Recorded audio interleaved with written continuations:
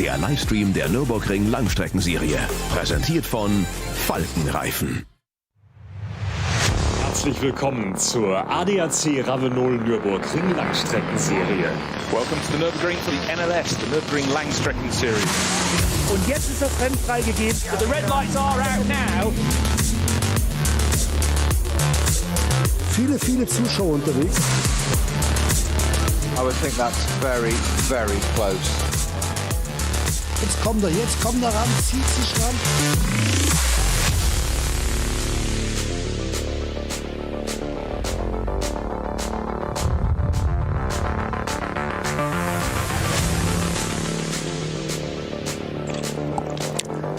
Hello everybody and a warm welcome to the Nürburgring for a first race in the NLS Championship, which continues after a thoroughly entertaining 24 hours of the Nürburgring last month.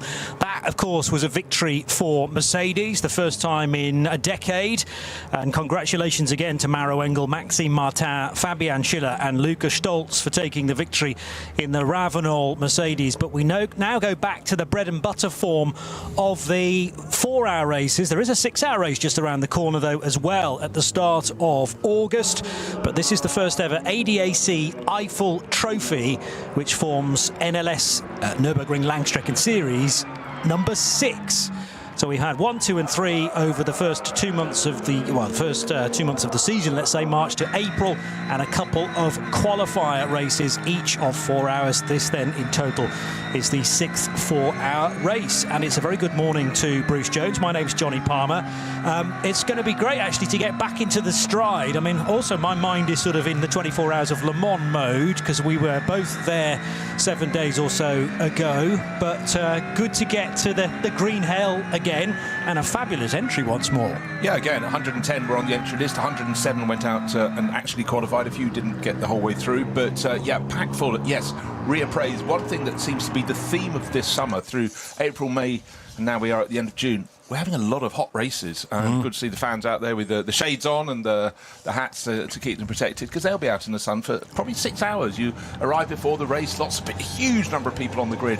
As always is a feature for the NLS. But at these points, it's for a lot of drivers not just to go about their racing, but to go about their racing considering how they get affected by the heat inside the cockpit. Does their performance drop off? Have they got the right amount of drinks? But of course, the other issue, the key issue, is what are your tyres going to be doing to you, or what are you going to be doing to your tyres, and how can you keep them sweet through your run? So that'll be a massive feature. And again, it's another reason why the Nürburgring Langstrecken Series is so adored by the tyre manufacturers.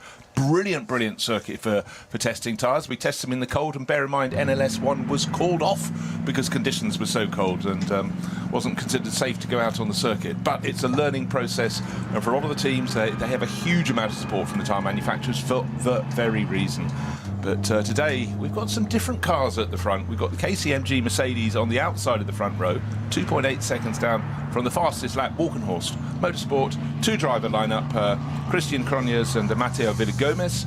One of the very rare number of drivers from Ecuador competing on the global scene, and they're out front on the grid in their Aston Martin. So it's a real mix of cars. Actually, the grid goes Aston Martin, Mercedes, Porsche, Mercedes, BMW. So the first BMW down in 5th place, but of the 3 races that have been completed, there have been 2 BMW victories in NLS 2 from the Rover Racing team, Schubert Motorsport won NLS 3, and then a victory for Audi in NLS 5 last time out for Shearer Sport. So it's been really mixed around, and the other manufacturers have been very keen to get in to their act. But I would say, Johnny, yes, we've had the long distance races, we've had the Nürburgring 24 hours, a lot of us are working at the Le Mans 24 hours. Still one more to come next weekend, probably going to be a hot one, the Spa 24 hours. Speaking of working at the 24 hours of Le Mans, we are delighted to say that this kind of domestic race meeting has attracted a couple of drivers who were working very hard at the 24 hours of Le Mans last weekend. Indeed, one of them was winning it, Kamui Kobayashi, who is here today racing for KCMG, the 47 car that Bruce has already mentioned, but also Robin Freins in the entry, who finished second for BMW. So a Toyota winner, a BMW runner who finished second and actually led the race for a significant chunk of time. We will dive into both of those drivers just as soon as we get the opportunity to. But glorious conditions. Obviously, we're very close to the longest day of the year as well. So prime conditions for quali earlier as well. It's always quick fire qualifying here. People go scrambling out, and of course, with the lap being 25 kilometres, you don't get a lot of laps in. And an early pace was set by, in fact, the car we were just talking about. It was the 47 KCMG Mercedes that Kamui Kobayashi is driving. Conditions really, really fine. But, of course, inevitably there would be some yellow flags. A spinner sitting across the track, but the marshals do such a brilliant job. All the fan favourites were out there on the circuit. The little Dacia being passed by some of the quicker cars in the SP9 class. Unfortunately, not everybody stayed away from the barriers, but generally a very good, tidy session for all. And Cup 2 Porsches getting right in the mix. Cup 3 also, there's an estate car. Why not have an estate car out there? It is the weekend.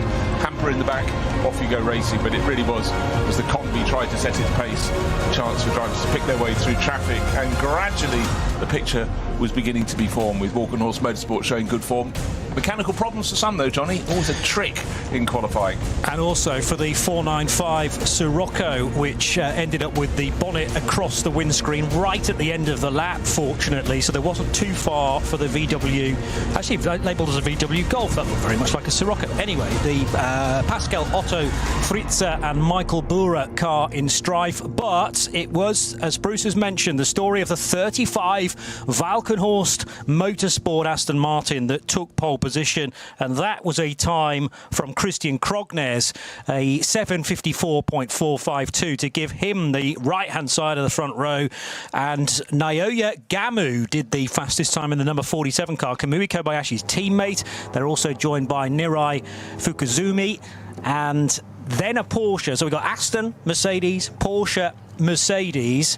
I know for a fact that it was Jake Hill that did the quickest time of 7:57.6, and the 44 Porsche's fastest time was set by Klaus Bachler on his final opportunity. That is a Golf 495. Apologies for misidentifying it, and it has reached the end of, well, one of the installation laps. We will be doing a rolling lap at roughly 20 to 12 local time because of the length of this circuit, although it's not quite as long as the configuration we were using for the 24 hours of the Nürburgring. Instead, we're using all of the AMG Arena. So you turn right and you turn right a bit more, and then there's 3 left-handers.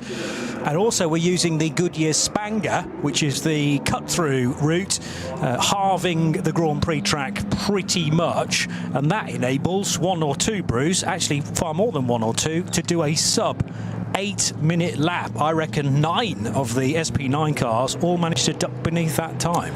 Yeah, and okay, it was cooler first thing this morning, but temperatures are certainly on the warm side. So again, you know, how hard do you want to push? It's always an interesting one, qualifying ahead of a long distance race. How much does it count? Of course, somewhere like Le Mans 24 Hours, massive kudos from getting pole position. Here, it proves your car's working well, but as long as you're on the first handful of rows, you're not going to get caught up, you hope, in anyone else's tangles on the opening run through the arena section of the circuit, and then the field will necessarily string out. But it's nice to know you're going well, and Christian Krognes has been going so well for so long here at the Nürburgring. It's no surprise he's at the top, and it's nice to have an Aston Martin at the top of the pile. So let's talk a little bit about Kamui Kobayashi, straight away back into the race seat. I'm sure he's had a bit of room for celebrating over the last week or so. It was a tremendous result for Toyota, coming back with their new TR010 for 2026, which is a sort of revised version of the old car from last year. But Mike Conway might be on his way out from Toyota, possibly. There are some rumours, at least, and Nick de Vries also taking victory, just only the 3rd Dutchman to take victory at the long history of the 24 hours of Le Mans. But Kobayashi says, well, his quote, business first, pleasure second, and he's got a job to do for the 47 Mercedes AMG GT3. So it's not a car from the Toyota family. I did wonder whether he may be at the wheel of a Lexus, but joined by some very quick drivers, fellow Japanese drivers in the 47 car, and the first job he's done, they qualified on the front row. Exactly, so that has to really augment their chances. But you look at KCMG, a team based out in Hong Kong. They have been such long-term supporters of the long-distance races at the Nürburgring, and certainly there's been this eternal fascination from drivers of the Far East. A lot of Japanese drivers come to race here, Chinese drivers are getting into it, and a rich history of drivers from Thailand come into play. There is something about endurance racing that just seems to really appeal to them, and why would you not come and do it here? Bear in mind, a lot of those countries, Japan's got circuits galore. China, they've probably built 3 new circuits since last week. Thailand is now getting a smattering of circuits, including the wonderful Chang International Raceway. Been there several times, that's got a lot to recommend it, but nothing anywhere in the world can come close to the Nürburgring Nordschleife, and that is why it has the draw. That's why they come to play. And for KCMG, they really are due a top result in this. They've put in some really strong runs, but you know, generally they're not the ones on the top step of the podium. So today, starting outside the front row, very good opportunity. 17 Dunlop Porsche will start from 8th position, so that was put there by Nico Menzel. He's driving with Sven Müller. For Schnabel, both sides of the garage, remember they have a Dunlop car this year and they have a Falcon Motorsports car this year, but unfortunately both retired in the 24 hours of the Nürburgring in the night. There was a big hit, I remember, for Dorian Boccalacci, who went headlong into the barrier. And what I don't know is whether this is the same car or they've had to source a new one. I mean, it's great, first of all, to have 2 completely different tyre manufacturers from the same team. When they were both Falcon, they used to have a BMW and a Porsche. There's something about Schnabel saying, listen, we can prepare kind of anything you want us to. They've gone for 2 Porsches, but on 2 very different tyre manufacturers. They're just hoping for a result for one of their cars today. They've got their bases covered. Yeah, much more of a head scratch, but it does seem to be in their modus operandi, make life difficult. But then again, when they were fully Falcon Motorsport, run by Schnabel, they... You know, it was a calling card for them, because for Falcon, it gave them twice the chance of developing their tyres.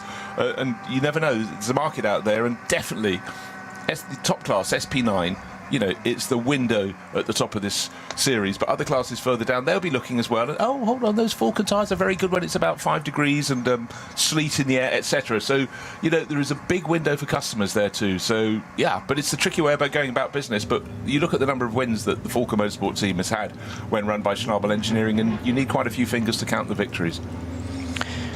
You also mentioned during our build-up that Scott Speed is here, making a debut on the Nordschleife, so he won't be able to go straight into SP9, and indeed he hasn't. It's a Cup 3 Porsche 718 Cayman. That is a one-make category, remember, for those cars, and he runs in the treble 9 car with no co-driver. Tim Heinemann, I think, is the driver. Okay. No, sorry, Tim Tramnitz, I beg your pardon. Tim Tramnitz, a sort of late addition there, so obviously the desire for Scott Speed to come and play over here, and then you find a driver to go with you. Well, Tramnitz is here, but he's not in the treble 9. He's in the 650 BMW, according to my info from qualifying. He's going to be joining Nano Lopez and Lars Harbeck in the 650 BMW. That is a good point, well made. So, but you're right about Tim Tramnitz. I mean, he's 21 years old, Hamburg, born and raised, and has just gone into GT World Challenge racing.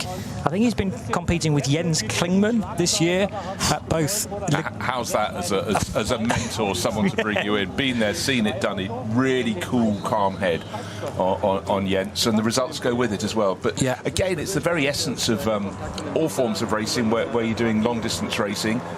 Is you've got the young guns coming in, but let's face it, if there are mistakes to be made and you're coming in hot, you're likely to make them, and it's the ones with experience, winning experience, and be able just to be a mentor in a way that you understand your young driver, and you've got to sort of ease their fears and sort of maybe suppress their desire to charge at everything. But someone like Jens, I mean, no one has been a works driver for so long. He's just a very, very wide head. So yeah, young Tim Tramnitz, chance to see what he can do. But really this year, as you say, stepping up to GT World Challenge, it is a big step up, because the level in that is very, very high at the top, and you know the gaps between the cars are tiny. I think at Monza early this year they had best part of 50 cars covered by a second after qualifying. Really? Just completely bonkers. Yeah, well, his best result in the World Challenge, well, he's only been in 2 races so far, but I think it was 10th position at Ricard when he was sharing a car with Jens Klingmann, who is also in this race, just not in the same car as Tim Tramnitz, because Tramnitz needs to go through the preliminary getting your license around the ring, because remember that racing at the Nordschleife kind of ignores any other racing you may have done, even for Scott Speed, who must still be a platinum, I would imagine, being a super license holder, and his former Formula One experience. He's also driven in NASCAR as well. So he'll compete for Mühlner Motorsport in the treble 9 car. He qualified only down in 94th position. Yes. But he's not listed as having a teammate. So it's possible to do it. It is do possible 4 hours. to do. Maybe he just does the first 2. Who knows? But, you know, he's here to gain experience. He's not here to necessarily think his heart's desire is to race in the Cup 3 category. No. And that is the beauty of doing it on your own, is that you're certainly not short of any track time, because he will have done all of qualifying as well. So there is a great way of sort of ticking off the ring in one fell swoop, and then he'll be looking for future opportunities. So they are 2 debuting drivers, but a decent GT3 field with a couple of new cars. There's an alternatively fueled Premiere as well for Equipe Vitesse. Now, Equipe Vitesse are no strangers to racing like this with their Audi, but the fact that that is now in the AT1 class is new. And it's been entered by, well, the number 11 car, the 11 Audi's been entered by Max Cruiser Racing, but as I say, Equipe Vitesse, which will be the number 18 car, is an addition to the AT1 division, and they are the cars that don't pit in the normal pit lane. There is a special lay-by, so as soon as you come into pit lane, you then immediately veer right, and there are some special tanks, some special fillers there that are completely different fuel, and there's LPG and others as well. I'm not actually sure what the number 18 car is running on this weekend, but I can tell you that it's Kari Schreiner, Andreas Ziegler and Roland Frosa who are driving the number 18 car. But yes, an impressive amount of GT3/SP9 cars, particularly bearing in mind there is sometimes a natural drop-off after the 24 hours of the Nürburgring, because it is so busy. The calendar is so busy in the GT3 world. You already mentioned the Spa 24 hours is, what, next weekend? Next weekend, yeah. No, I mean, it really is. But actually, I've noticed over the last handful of years, as the star of the Nürburgring 24 hours just seems to burn ever more brightly, is the drop-off isn't as great as it used to be. Because I think an awful lot of people are going, hold on, we really did learnt a lot in those races we did, you know, as a sort of preamble to competing in the Nürburgring 24 hours. And I think they're increasingly going to keep it on as part of their regular season, alongside everything else, to come and do as many races on the Nürburgring Langstrecken Series as they can. They can see the benefit of being here. And you know, just the very fact that Kamui Kobayashi, no time off for him. Robin Freitz, no time off him. Fresh off the podium, or maybe not so fresh, on the podium at Le Mans, and then up here, you know, to get here to the circuit for Friday for testing, and then to get qualifying and racing. And again, if you're new to the NLS, it's got an extraordinary format. The racing is on Saturday, makes it unusual in its own right. Practice on Friday, but on the Saturday alone, you have qualifying first thing, bam, then it's the race. It's an incredibly simple format, and clearly the fact that we had an entry list of 110 cars, 107 of which were due to start this race, the proof is in the pudding. And as the grid begins to clear, we'll get to see the cars in all their finest in the sunlight here.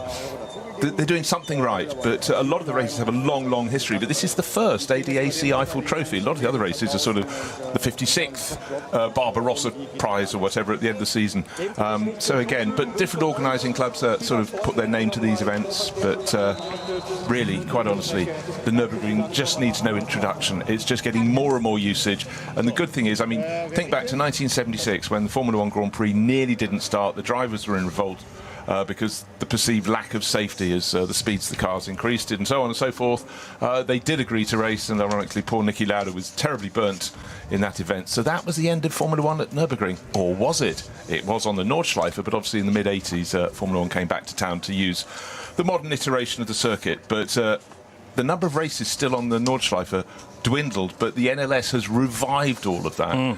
And, you know, for a lot of people, and also, particularly, Johnny, you've had comments from people during COVID, during the lockdown, during the pandemic, where almost immediately there was a fantastic series, the digital NLS, the DNLS, and in commentating on, the graphics were so amazing. After a few laps, I'd forgotten I wasn't looking at the real world. But a lot of people looked at it and just presumed that the Nürburgring at Nordschleife was a made-up event, a made-up circuit, an imagined one, just created for video gaming. It seems extraordinary. But, well, let's face it is extraordinary. Unusual thing today, a huge number of flags on the grid.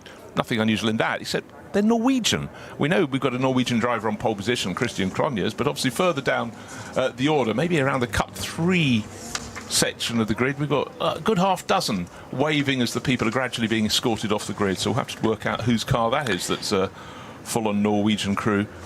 Well, no doubt they'll be flocking to the 801 Audi RS3 from the TCR class, because that is an all Norwegian lineup for Moller Bill Motorsport. So Hakon Scherin, I'm probably totally mispronouncing these names, so apologies. Atle Gulbrandsen and Kenneth Ostvold.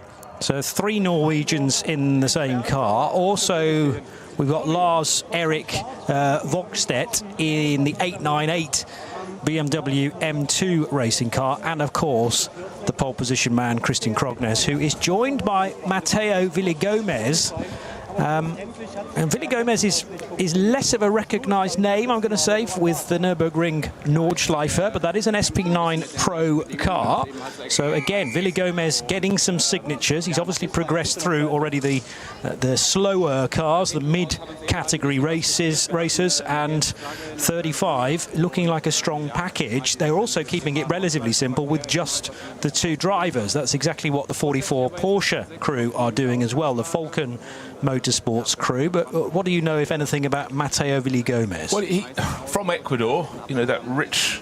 Well, actually, there is a racing scene over there. We just don't know so much about it. But he's been over in Europe for quite a while. He came over in 2022 and raced in the German prototype series for LMP3 cars.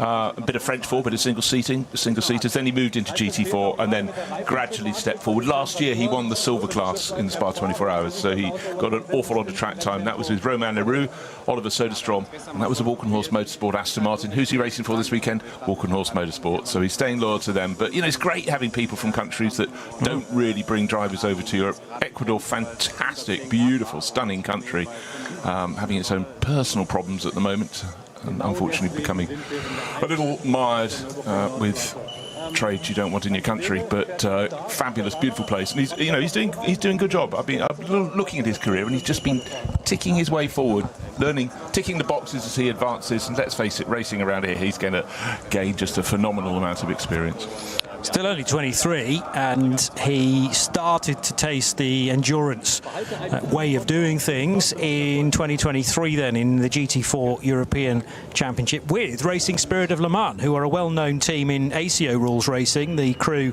based very close to Geneva, but was a champion in FFSA GT4 France as well for the same team. After only a couple of podiums, but that was enough through the rest of the consistency that he was able to produce in 2024. So excited to see how Matteo Villigomez gets on in the Aston Martin. He's certainly got a lot of experience alongside him in the form of Christian Krognes. Let's talk a moment as well about the 4th placed car, because, funnily enough, I've been in touch last night and this morning with a young man known as Simon Hill, because his son Jake, the 2024 British Touring Car Champion, is again racing with Kyle Tilley, but neither of them have raced a Mercedes AMG before. So Jake, I think first time around the track in this car, in any AMG this morning, and he set the time, a 7:57.614. So thoroughly chuffed with that, or the whole Hill family, because it's put them on the Pro-Am pole. I asked his dad, was there a deliberate decision from the team not to put anyone else in that car? And I said, well, in fairness, Adam Christodoulou's probably got not anything else to learn in an AMG. Kyle Tilley, the man from the southwest of England, from Somerset originally, although he's well recognised for racing in the United States as well, and of course his connections with Era Motorsport. But they've made a slight departure to pro sport racing, and that's a great first-time effort from Jake. As soon as I dialed up to see how qualifying had gone, I thought, I wonder how Jake did. Would he be driving? And there he was. And I think that's an astonishing effort. And I'm sure there was an awful lot of practicing on a sim or anything just to get that. But also in the Hill family, they'd have been doing that anyhow. That's what floats their boat. But, you know, really, really good outcome for that. But that's qualifying. Then he's going to have the experience of the race, because obviously qualifying, there'll be traffic. In the race, there will be traffic. Always the interesting thing for me is when the front-running cars, and bear in mind, we'll have 3 different grids of cars going away with a time delay between them.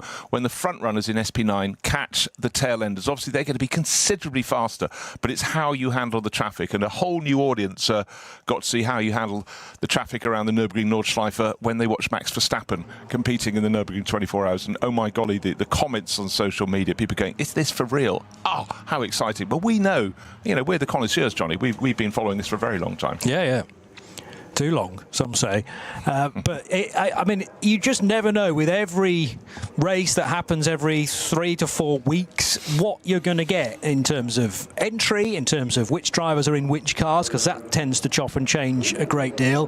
The weather can throw a massive curveball at times. It is behaving today, though. A beautiful day in the Eifel region for the first ever NLS ADAC Eifel Trophy.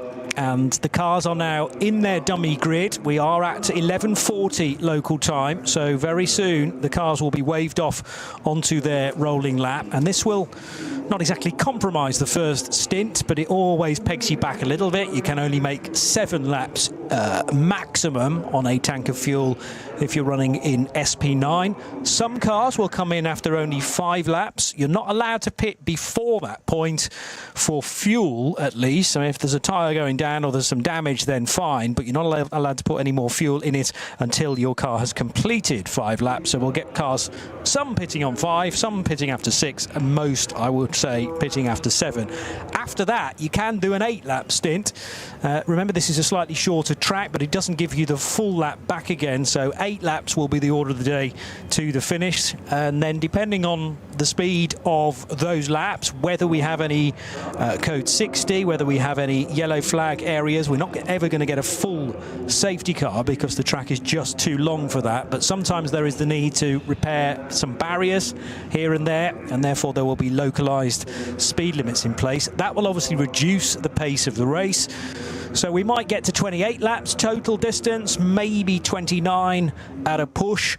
And remember that the strategists on the pit wall will be trying to work out when the end of the race is going to happen to make sure that their cars are in the best possible position. But the great thing about qualifying earlier today is that I can't see a clear manufacturer that is a sort of the standout performer.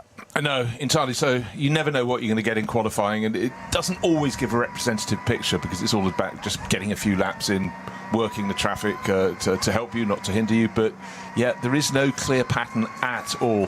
But you always get this, the first round of the NLS after the Nürburgring 25. You have, it's like the names have been put into a hat and you just pull one out because the driver combinations really change. But I really do think the accolade of having 2 drivers who were on the podium at Le Mans, Kamui Kobayashi as a winner for Toyota and Robin Freitz second last weekend for BMW, to have them competing this soon after that event, they'll be tired. It does, you know, however fit you are, it does really knock 7 bells out of you doing the Le Mans 24 hours. To be here, that shows their intent and it shows the draw of this race. But will a pattern unfold?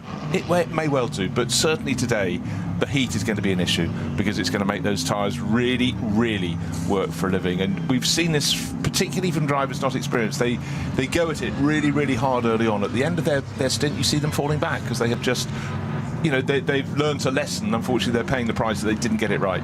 So the car's using the full Nordschleife plus only a tiny bit of the regular Grand Prix circuit, as Johnny's explained. You go through the arena section at the start, which is effectively 4 turns, and just as you're starting to dip down the hill, you need to jink through a cut through in the barriers, and then you've got 3 more corners where you drop into the compression, rise to the chicane, and then you turn left to the green hell and beyond. That is the draw.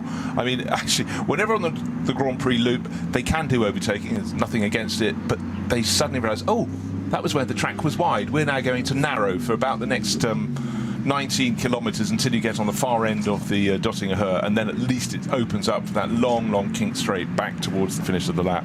And it's also overtaking down there, and heart in mouth moments too. Certainly several top drivers don't seem to care if they're driving on the grass or the tarmac at the kink on the way back in. But what a place to go. And you forget when you have races like this, you're talking about tyre temperatures in the soaring heat. You forget that a lot of races at the start of the season and the end can have snow almost over Nürburgring village. So again, same circuit throughout the year, but very, very different playing field. I was talking a short moment ago about the Equipe Vitesse Audi, which will start from 14th position for Kari Schreiner, Andreas Ziegler and Roland Frozer. I'm only going to mention this now because I've found the right bit of paper, and I'm fearful that it'll go missing if I don't talk about the alternative fuel for this GT car. So this is the first time it will have run on the Racing E-Fuel 98 E10, and Jill Herbst, who is the team principal, says that synthetic fuels of motorsport and therefore very important to Equipe Vitesse. So they are keen to do a first race with that fuel. They'll have to remember, whoever's at the wheel, either Kari, Andreas or Roland, that the pit stop happens in an entirely different position. Also, if you're new to NLS racing, or indeed you missed the Nürburgring 24 hours last month, maybe you saw that and thought, where can I get a bit more of this type of racing? Well, welcome back. 3 different grids, independent of one another, set off at 2-minute intervals, start the race, because we had 109 cars start qualifying earlier on today. Sadly, 2 of them did not finish qualifying.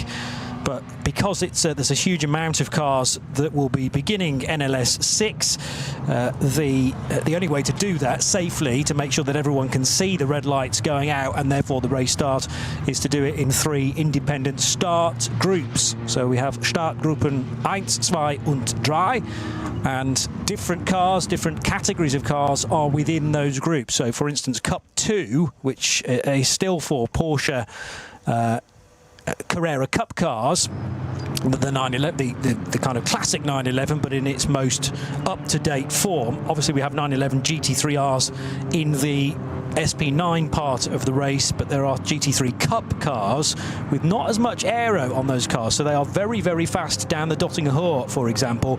But the Cup 2 front qualifiers, indeed all of those cars, will start from the second group, as will the Cup 3s as well. Cup 3 very well subscribed this weekend, with as many as 17 entries, and it does feel like the popularity has maybe shifted to Cup 3 from the old days of Cup 2, and prior to that it used to be known as SP7, and now I'm typing in SP7 to see how many of those cars we have. There are a few actually, a couple of them in fact, from 27th place RPM Racing, and also the Hopfer Benedict car, which is for Jacek Pedix and a driver known as Marco Vittonelli, but it's one of those in inverted commas, so that is a pseudonym, starting from 71st. This series has a long, rich history of drivers with pseudonyms. We've got Selv, yes, who's racing near the front. We've got Dieter Schmidtmann, which seems like a very standard name to put there, but it's always been in inverted commas. And I dare say when you go up and down the order, there are plenty more than could be found. I don't know the desire, but it's just a game, isn't it, to just be a little bit different. We can give their real names if we really remember asked. Well, yes, yeah, it doesn't take a great deal of research possibly to find out their real names, but if anything, Selv and Dieter Schmidtmann are more memorable. Yes.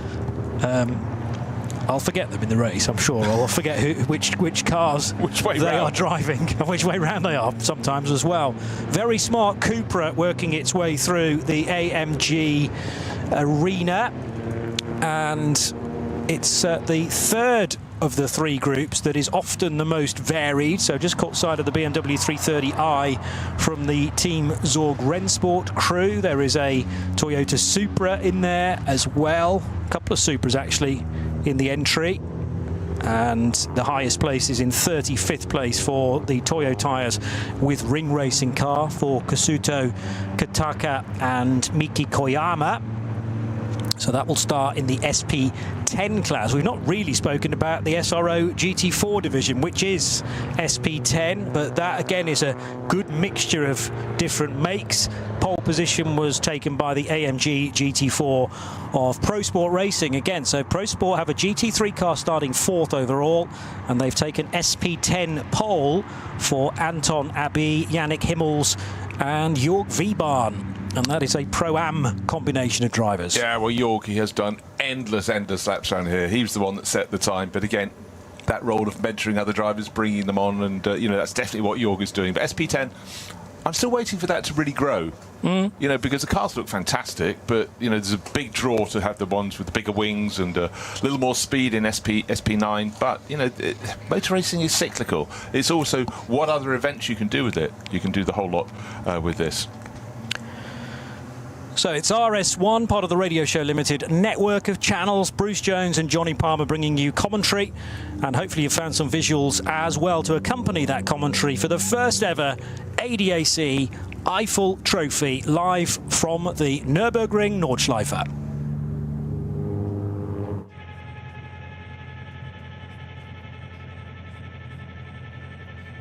Einmal im Rennwagen über die Nordschleife.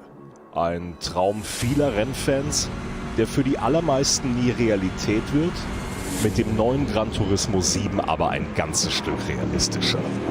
Mit der neuesten Auflage des Kultspiels für die Konsole fahren wir zu den wichtigsten Streckenabschnitten der grünen Hölle. Die AMG Arena.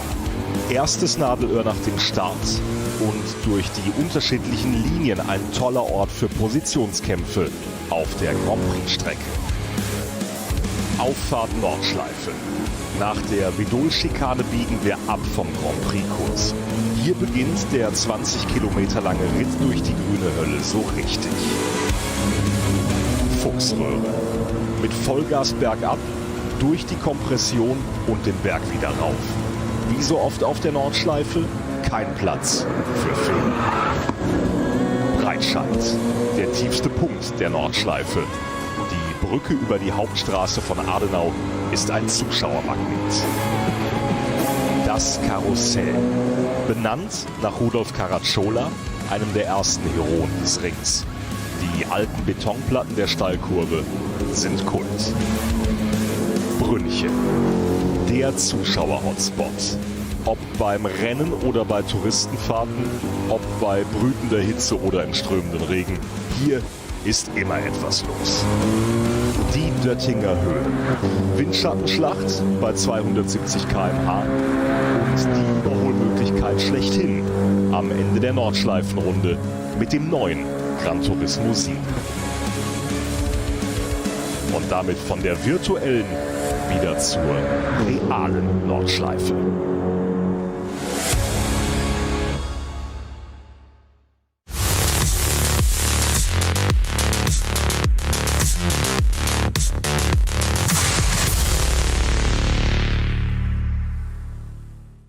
This place leaves no room for error. No escape. Just asphalt, adrenaline, and the legend. The green hell never forgets. It never forgives. Every corner, a fight. No room for weakness. The Nordschleife is no place for empty promises. It is the place where they are delivered. Engineered for the green hell. Official partner of the NLS. Die Legenden der Nürburgring Nordschleife sind unterwegs. Und zwar direkt zu dir nach Hause. Dank CK Model Cars sicherst du dir deine exklusive Erinnerung an den Besuch an der Rennstrecke. Unzählige Modelle findest du auf ckmodelcars.de oder im Shop direkt in Adenau.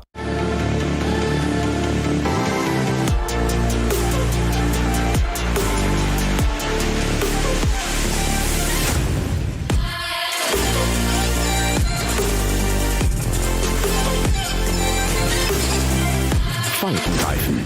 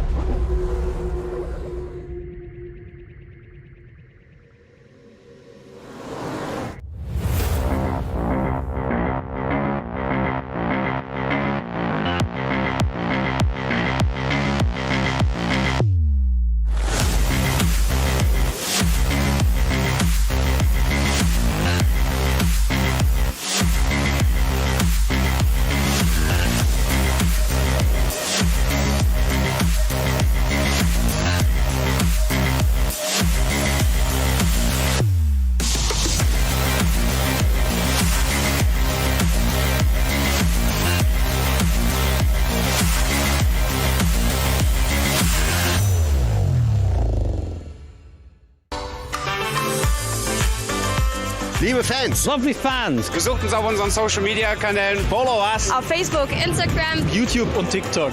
Willkommen bei der NLS.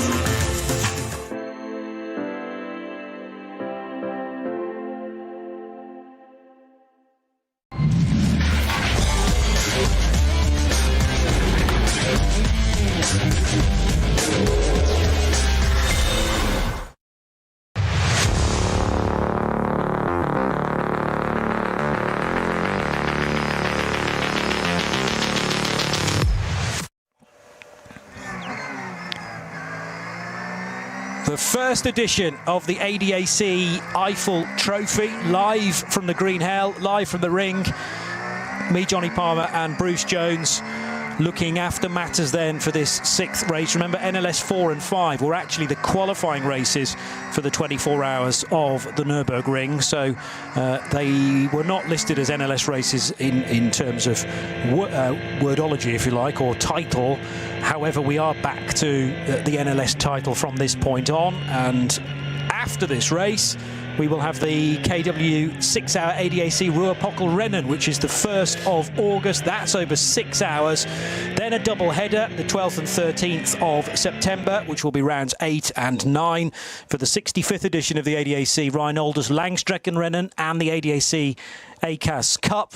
And the season will end with only the 2nd version of the NLS Sportwarte Trophy.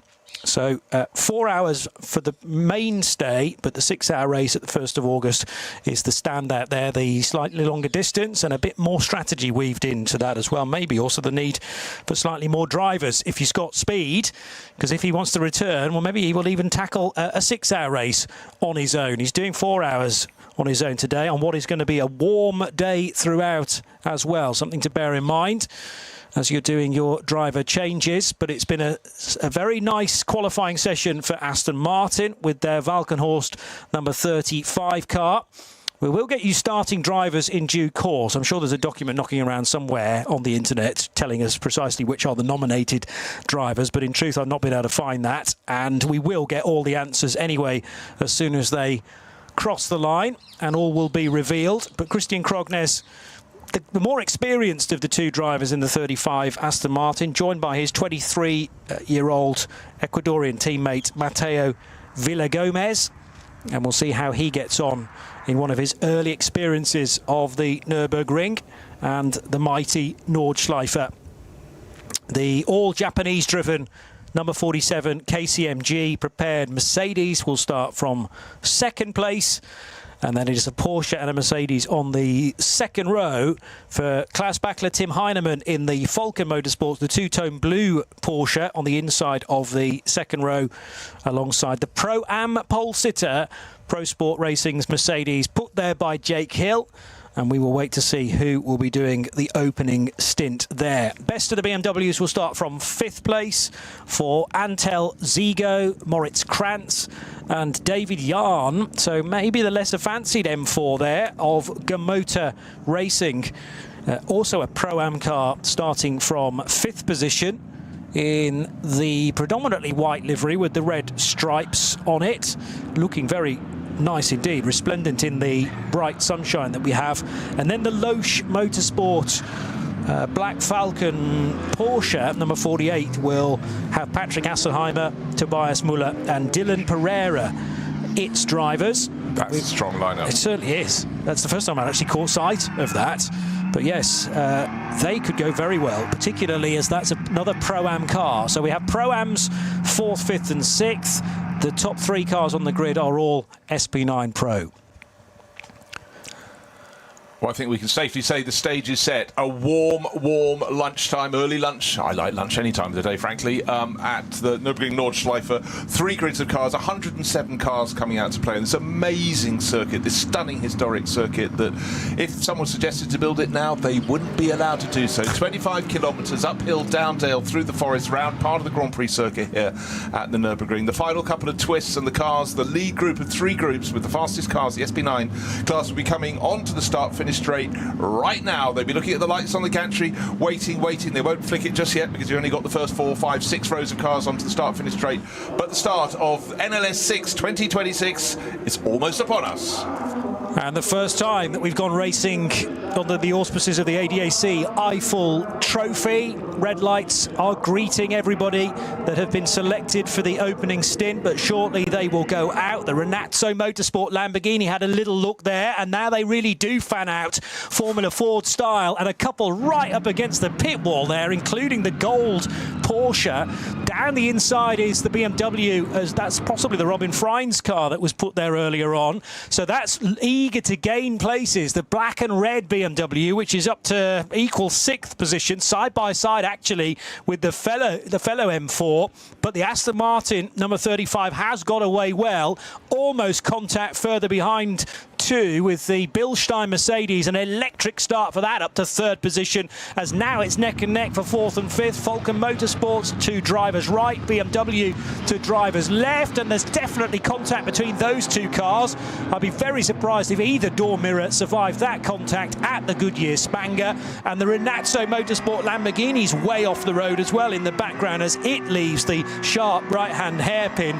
One thing I can tell you for sure, though, is the Volkenhorst Aston Martin has stayed in front, as there was a limited amount of carnage in behind, and that's still not settled yet, Bruce Jones. No, it isn't. The driver of the black and red BMW has gained 1 position, 2 positions, now is up into 4th place overall. It's been tough, and back down to 5th, back down to 6th, in fact. So any position gained was handed back, but I would say that's as competitive at a start I've seen in NLS for a long time. Very, very close, really remarkably clean.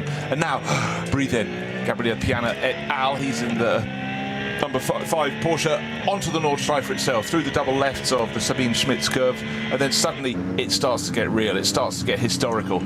It starts to get beautiful, and you get to Hatzbach. Meanwhile, cars go around corners slowly. That's because the second batch of cars, the second starting grid, is only now weaving through into the final couple of corners, so they can get onto the start-finish straight, and then they get to start their race. And there's still a further grid, another 2 minutes down the road behind them, probably just at the far end of the Dossingher, the long straight, the run back to the start-finish to take their start. So we've got one start out of the way. It was fantastic, but for Christian Cronjes from pole position, he held it under some duress. It was those from about 6th to 10th positions on the grid that were fanning out wide before the lights went red, had to get back in grid order, then they burst forward. Now, looking at the second time of asking, that the batch led away by the Cup 3 Porsches. Those are the Porsche 17 Cayman, 718 Caymans, and looks neat and tidy, but again, a long hold. A long hold is the theme of the day.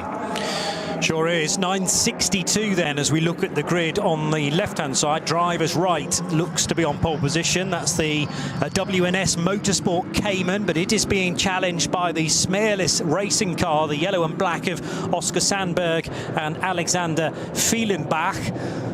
3 wide as they go into the first corner of the AMG Arena, and this group then dominated by Porsches, mainly from the Cup 3 class. And as I say, Cup 3 pole position was taken by Lawrence Stegman and Moritz Oberheim in their Cup 3 Pro car earlier on today. And I'll tell you in a moment or two just exactly who is starting that car, but it was an Oberheim time to put him onto pole position. So, and it is Moritz Oberheim indeed to start that. Oscar Sandberg having a good little arm wrestle with him in the opening stages. This, a more considered and more calm start, I have to say, than the SP9 antics. Let's just tell you who, though, is at the sharp end of SP9. Christian Krognes starting the 35 Aston Martin for Volkenhorst Motorsport. Kamui Kobayashi, last weekend's 24-hour Le Mans co-winner, along with Nick de Vries and Mike Conway. He's straight back onto the horse then, this time in a number 47 Mercedes from KCMG, and Kobayashi running second on the road ahead of Adam Christodoulou, who's moved up a spot in the 26 Pro Sport Racing Mercedes. Klaus Bachler for Falcon Motorsports was 4th as they left the scene and on to Hatzenbach, and then it's David Yarn and Dylan Pereira for Motor Racing and 48 Loesch Motorsports. But already the third starting group is heading out of Tiergarten and Hohenrhein and onto the start-finish straight for the third and final start from the last group of cars, and it's a significant one as well, probably about 50 odd in this field, maybe slightly fewer than that, but as they head out onto the start-finish straight, still being held, have to go through the grid hatchings as centrally as possible before the lights turn green, and now you can kind of go wherever you wish. And the Audi S3, well over to the right-hand side, has had a good getaway. In fact, it's going to try and lead the race. This is the Dupre Motorsport car. Indeed, it is the last of the late breakers. Can it then make the corner? Jürgen and Joachim Nett, and the red Audi will slot through. That's a four-wheel drive S3 and is very good off the corners, managing to stay ahead of the Supra in behind, and a Porsche to its outside as well. Also not that far away is the 470 Cupra, and 470 running in fourth position is the Cupra Leon for Tobias Young, Michael Eichhorn, Marcus Weinstock and Marcel Unland, as now the Dupre Audi loses the group lead.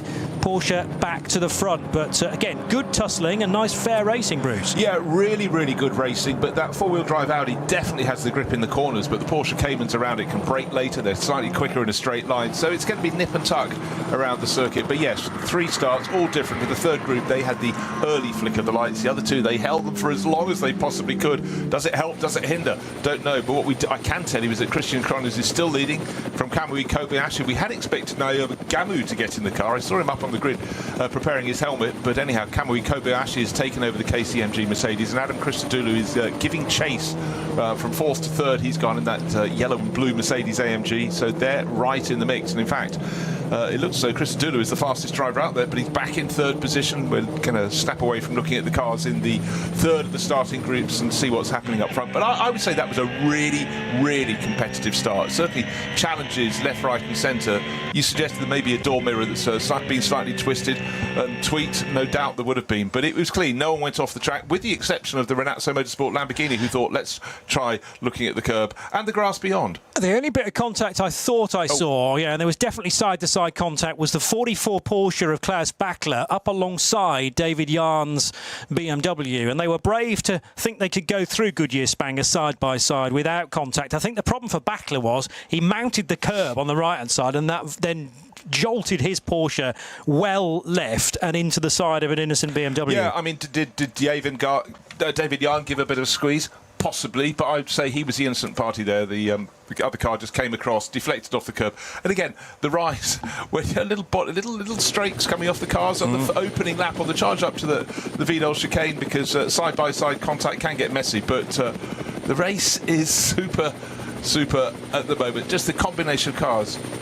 Mercedes, Porsche, BMW, Porsche, all in the mix, but they're not in the lead of the race. It's Christian Cronjes that's leading the Aston Martin, and now Kamui Kobayashi is being passed by one of the Porsches, and that's the one with Klaus Bachler on board. That's the Falcon livery car. You know, it's such a livery that's been here forever and a day, but in behind, three abreast, why not? The Gamoto BMW between a pair of Porsches. One on the outside is the Dunlop model, and another BMW is coming to the mix, and that's Robin Freitz. The black and red Schubert Motorsport car came from about 4 car lengths back. Johnny sat back in the commentary position, because that moment as a commentator you think, oh no, this isn't going to work, is it? But somehow it has. Aston Martin through in the lead of the race. Adam Christodoulou got into second place and is giving chase, but in behind it's that KCMG Mercedes that was second, has fallen to fourth. Now the Klaus Bachler Porsche has come past it, but the running down to the first corner of the second lap is almost as tight as it was for everyone from fourth place back to 10th as it was on the opening lap. This time though, no body damage. That was tremendous racing. It was Dylan Pereira who was out in the weeds, and he nearly lost the car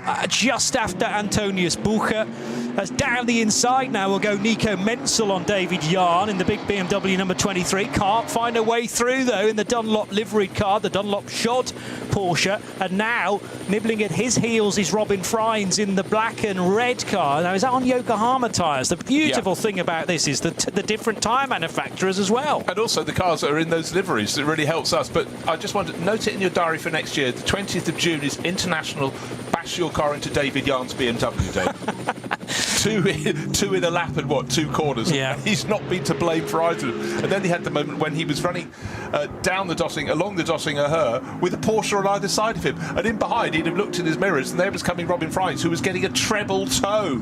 And again, when you first race on the Nürburgring Nordschleife, you think about the corners, you think about the ups and downs, but so many is getting out of Schwalbenschwanz and getting onto the Dottinger and getting a toe. And when you get a multiple toe, it's astonishing. It seems to be a slow gain, but you get to the end of a straight, and suddenly a car can gain 3 car lengths, and maybe that will put them into a position to make a move. Once you go onto the Nordschleife itself, the sort of the start of the Nordschleife, you're going towards Hatzenbach. It's more line astern, but it's also just setting yourself up for when you've got through the Hatzenbachs, but you really have no time to think. Those corners that come at you thick and fast, you're dropping down the slope. It's a gentle decline, but the curbs are really sharp there. Many a time, Johnny, we've seen cars just get it slightly too close to a curb on the right-hand side and get spat into the barriers on the left. Super tricky part of the circuit. And then it starts to open out at Flugplatz. Pereira on the grass at the end of the previous lap, and what I wasn't sure of at the time was how many cars were alongside him. David Jarn's BMW was there, the 17 Dunlop car of Nico Menzel was there, and Robin Freins was perfectly placed to then gain the spot on Pereira, and he tried to get ahead of a couple of other cars as well that might have been delayed. Unfortunately, there is an early pit caller, and now this goes against my rule that you're not able to refuel a car, but that's because this car is not in the SP9 division. That is exclusively an SP9 rule, that fueling prior to the end of lap 5 is not allowed. Jarn now charging his way by the Mercedes of Kamui Kobayashi. So Christodoulou, well, Krognes and Christodoulou have cleared off, and the new second place car I make as David Jarn in his BMW. No, Klaus Bachler is, there are 2 more cars in between. Klaus Bachler moved up to 3rd. Good spot. But yeah, David Jarn, everybody assault David Jarn Day. He sort of made of robust stuff, so he's now ahead of the KCMG Mercedes. Then it's a sort of Porsche BMW train, but just seeing Robin Freins starting to wake up into this race, it's almost goes, right, hold on, we've done them more, now we're doing this. Roll up the sleeves metaphorically in the cockpit and press on. But that's really impressive from David Jarn. He's, in many ways, I remember seeing him about 10 years ago in Germany thinking, oh, this guy's good. Didn't seem to have the money, dropped away, and in recent years he seems to be back on board, and he's lost none of his pace, but he must have been thinking, hey, racecraft has got a lot worse since I was last competing at this level. But the last couple of years he's sort of come back into the mix. But I'm really pleased to see, you know, him getting a bit of a charge on this morning. It certainly is, and the key thing, I suppose, is putting the car in a good position on the grid as well, so that you are ready to fight from the off, and that has been the case for the 35-year-old German. So yeah, he's pushing on. 10 years ago, he was second in the runner-up in the ADAC GT series, sharing with Kevin Estra in a Porsche for Team Bernard. Well, he did do all of the races in NLS last year, but that wasn't in the top level. He raced with Arne Hofmeister and Tim Scheerbart in the 921 Mühlner Motorsport car. I have a feeling that they did rather well in the championship as well. Yeah, lots of class victories for David Jarn and his teammates. Right, the car we saw in the pits, they weren't doing refueling or anything, they were clearing something out of the grille, so clearly it had been off on the dirt, but unfortunately that car's been pushed back into the garage. So for start driver Alexander Hart, I think the instruction, get out the car, will be coming, because there was a lot of smoke coming from the engine bay. So perhaps it went on the grass having been rear-ended, that's a thought at some point, but obviously the first thing you do is clear out the grille, see what's happening. I'm afraid that might be the first retirement. Yeah, so that's the 900 Porsche from the Cup 2 division, an entry from Black Falcon Team Zimmermann. And Alexander Hart, as you said, started that car. Benjamin Heaters and Ben Kozlowski were due to drive, but it might be that they will have to sit out the rest of the race, unfortunately. And yeah, contact is probably the most likely scenario there. It was getting busy in that second start group. I'm pretty sure the 900 car will have started in Group 2, and we might be able to work out precisely what's gone on there in due course. Anyway, Kamui Kobayashi now being chased by Nico Menzel. They're at the Caracciola Carousel, and that Mercedes is moving around on the road a great deal, whereas the Dunlop Porsche seems a lot more planted. Yeah, it really does. I think it's Kamui just dialing himself into becoming accustomed, you know, to race a prototype one weekend and then race, which would handle so completely differently to an SP9 car. He'll be going, God, this is really, really physical. My prototype's quicker, but you've got to work, and oh God, the corners keep coming at me. But certainly Klaus Bachler tucked in behind is going to be just... Sorry, I meant Nico Menzel. Of course, I meant Nico Menzel, but he's being chased very, very hard by Robin Freins, the Yokohama liveried BMW M4 GT3, and he in turn behind Robin Fries, has got Dylan Pereira in the Losch Motorsport Porsche. Fabulous looking cars, the series of them. What I love here, there's an aerial shot, and each car has an entirely different livery from the whole way across the rainbow, so it really helps. There was a time in motor racing where everyone decided, actually this was back in about the 1990s, that white and blue were the colours that showed up best on TV. It was a survey done in the DTM, so German based, and then all the cars that went that way, and all the liveries became very similar. And just look, think a few years ago in the World Endurance Championship, all the top 3 manufacturers in the top class, they decided red, white and black would be our corporate colours, our working colours. Wind the clock back a long time ago, let's say 10 years ago, Blancpain GT Series, that was the series that was the forerunner to the GT World Challenge. They actually went to the teams and said, do any of you mind changing colours? Anyone want to be pale blue? Because then you'll stand out, because there are too many white cars. There aren't many champions that do that. Many may ask, but there's one team went, yeah, all right, we'll be pale blue.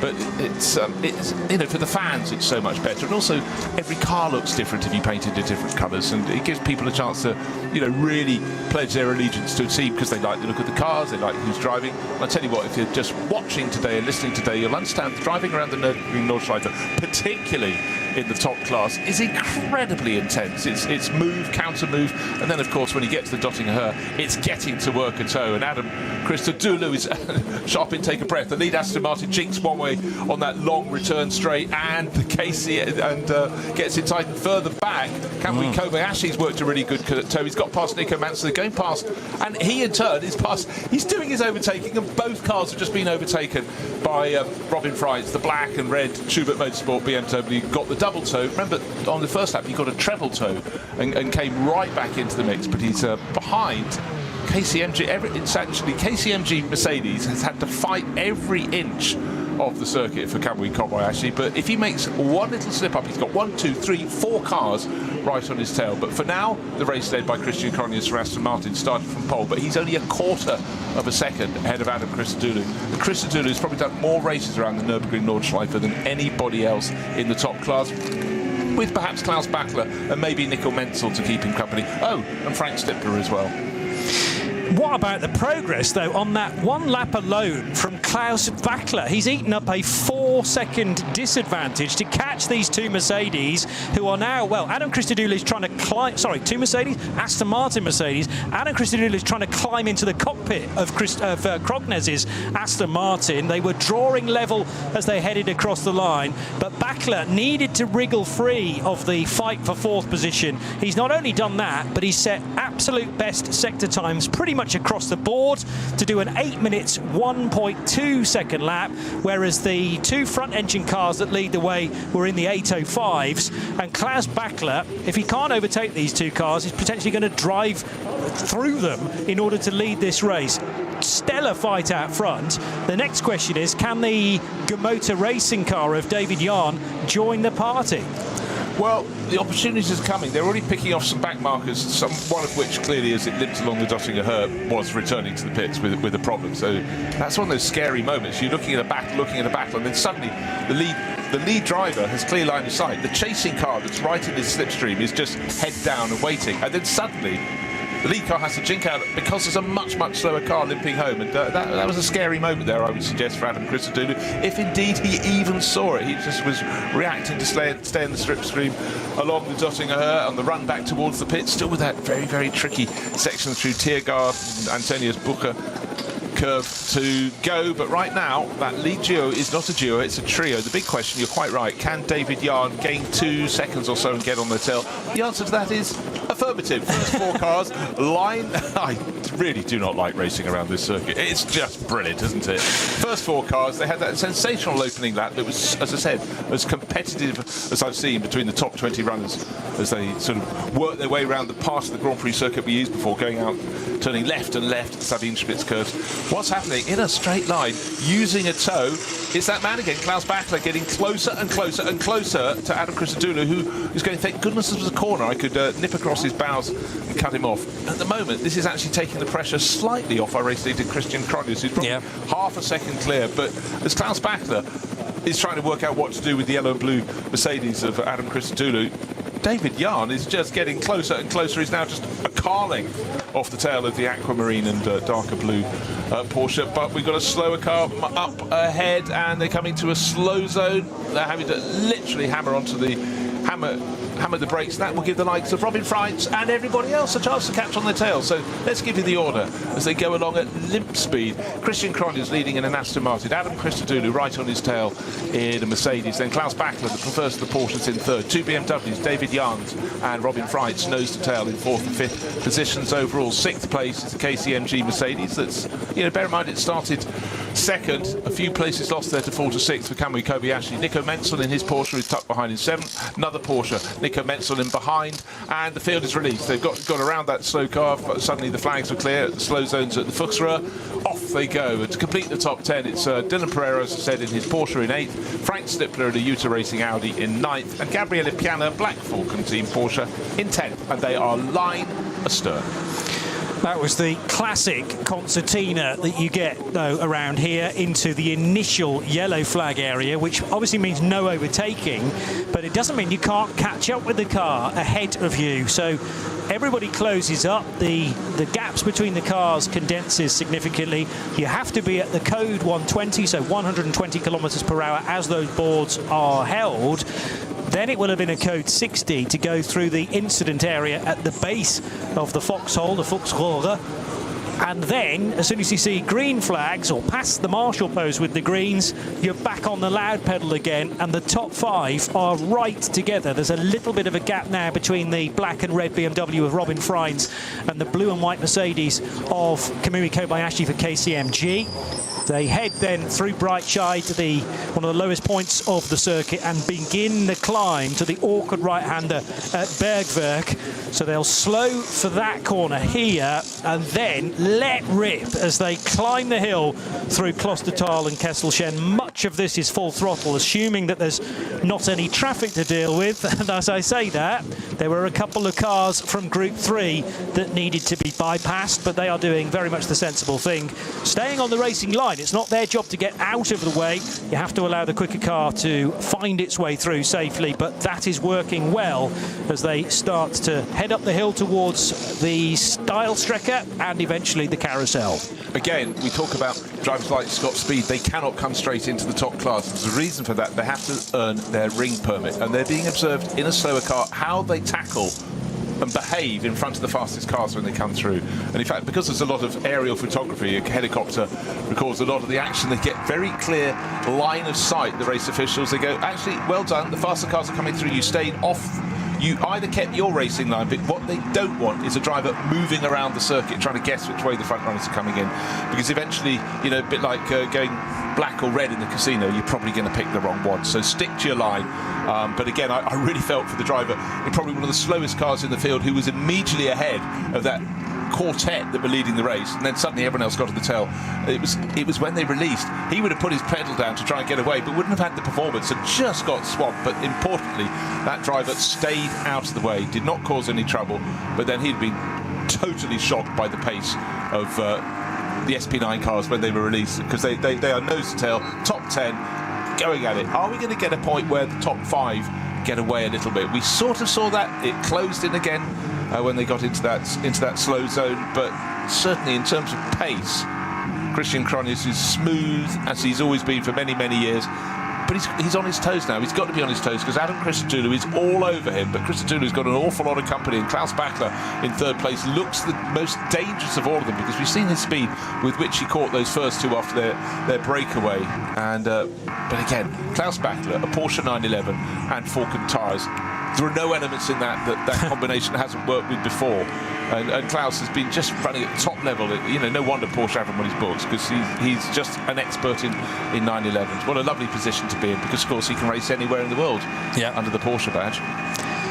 Robin Freitz still very much part of this leading quintet as well, but then there is a gap of a second or so, or at least it started as a second at the beginning of this lap. Kamui Kobayashi much more concerned about Nico Menzel snapping at his heels. Dylan Pereira's in that queue, along with Frank Stippler as well for Jutta, who maybe didn't have the best of qualifying earlier in the day. So 2 BMWs nose to tail. Different tyre manufacturers, though, for those M4s. David Yarn just ahead of Robin Freins, as now onto the Dottinger Hoor. The Aston Martin will arrive first for Christian Krognes. Now, what about Adam Christodoulou's distance to the Vantage? It's maybe slightly more than it was a lap ago, but I'm not sure whether the Bilstein AMG is going to be able to pick up the toe to the extent that it did 15 kilometres or so ago. Two people going to make a move. One I can see in shot at the moment is Nico Menzel. He's got the drag. He's already moved past Kamui Kobayashi to go up a position. The other one is the black and red BMW going ahead of the white BMW. That means Robin Freins has used the toe to get past David Yarn. So Schubert Motorsport now has the bragging rights in 4th place, and for Motor Racing back to 5th. But obviously Robin Freins didn't read the script. On the way past David Yarn, he's supposed to at least remove a door mirror. I joke, but David will be going, guys, leave me alone. But another lap coming on the board. That'll be 3 laps. Last time around, the gap between first and second was it was a quarter of a second. Now it's 3/4 of a second. That's because Adam Christodoulou's coming under pressure from Klaus Bachler. He's got to keep looking in his mirrors. But the one I like in this race at the moment is Yarn. Into the first turn, took a look at Robin Freins, who had to hurl his black and red Schubert Motorsport BMW across his bows. I'm liking the progress of Robin Freins. I think he's looked, listened and learnt. 4th place, will he still be in 4th at the end of the lap? His target is Klaus Bachler. And I'm beginning to wonder if Klaus went a little bit too soon on his tyres, because it certainly seems, I expected he was going to continue that progress, his rate of gain, but right now he's suddenly become not the hunter, he's the hunted now, because that's Robin Freins on the move, closing in. So tad wide for David Yarn as he begins the next lap. When I said 15 kilometres, of course I meant 15 miles. It's actually 24 kilometres, 24.3 on this configuration. We've had nearly half an hour then of the first ever ADAC Eifel Trophy as the Aston Martin can't run out wide on the downhill stretch towards the very fast right hand, the Bogan right hand kink, and then onto the Vidal chicane. BMW of Robin Freins having to dodge through traffic. In fact, it went to the right, then into the left, and there's contact for David Yarn with one of the back markers. That's the 471 car that has gone at the Vidal chicane, and maybe a bit of indecision from David Yarn or just misunderstanding has put the Cupra Leon from VT2 for Rotov off the road and spinning as well. Now, is there some oil down? Because oil all of a sudden violently arriving onto the same scene is one of the Audi R8s. That was car number 6, I think. No, it's not the 6 car. 6. That's the 6 or 8. But I tell you what, that Cupra driver did a stunning job, because he was punted around, went in the gravel in the middle of the chicane, and then was sitting broadside to the circuit. And he suddenly managed to get it off the circuit, get it on the grass, get off the track, because everyone else could have come piling into him. And I think those in behind, it was that classic concertina effect, and the bright yellow Audi just went rotating across. I don't know if there's a great deal of damage, but he could have been broadsided. Imagine knowing in a field of 107 starters, but the fastest 20, there are 4 ahead of you, they've gone past you, and you're waiting for the rest, you're side on across the track. And the hardest thing at the Vidal chicane, if you drop it on the way in, people can see you. If you drop it on the way out, they can't, because as they're approaching, they're looking at their turning point and they're not looking at where you are. So he did a really, really good job getting that 471 Cupra off the track. Wow. So that was Chris Rotov for without a team name, but the Cupra Leon runs in VT2 for front and 4-wheel drive cars, so that'll be a front-wheel drive Cupra. And it was Alexander Croker in the number 6 Audi arriving, and I don't quite know how Alex ended up at that angle. The 8 car is the Frank Stippler Jutta Racing car, so that's still going well. But an SP9 AM entrant is another Audi R8 LMS for Alex Croker and Pierre Lemets. Meanwhile, Flugplatz, double right-hander for the 902 Cup car, and it's having a good dice with, is that the Equipe Vitesse Audi, which is running, no, it's not the Equipe Vitesse Audi, it's the number 50 car, and then in front of it is the Equipe Vitesse number 18 on the alternative fuels for the first time, but actually being picked off, just showing you how much straight line speed a Porsche Cup car has in these rules. Team Liquimoli by Black Falcon, and piloting for this stint is Raphael Renhofer. Yeah, that was a really, really interesting piece of footage there, just because we talk about it every round. Everyone just thinks SP9, they're the ones who are going to win. Invariably they do. But in a straight line, most notably, the Cup 2 Porsches are astonishingly quick. But Raphael Renhofer driving beautifully there, because he'd have, a move you make on the Nordschleife isn't, you know, I'll do a bit of overtaking. It's something you plan from a huge distance back, and then of course you're not just scanning to see which way the corners go. Still hard to learn, about 160 plus corners around the lap. It's also what's up ahead, what's slower, what's that car in front of me going to be doing as I come up on it. But the fact he picked off 2 SP9 class cars shows that Raphael going very well for the Black Falcon team. And actually, I was right that the first one was an Equipe Vitesse car as well, because the 2 Equipe Vitesse teammates are running nose to tail. So Arno Klassen doing the opening stint in number 50, and Kari Schreiner is in car number 18. And they were right together heading for Schwedenkreuz. The 471 Chris Rothoff driven car then, that was the car that received contact from David Yarn's BMW. Next question is, how bad is the damage on the M4? But Chris Rothoff was in a situation where he knew, I can pit here and not be stranded out on the Nordschleife. It looks like quite a lot of work is being done by the team, front left and rear left though.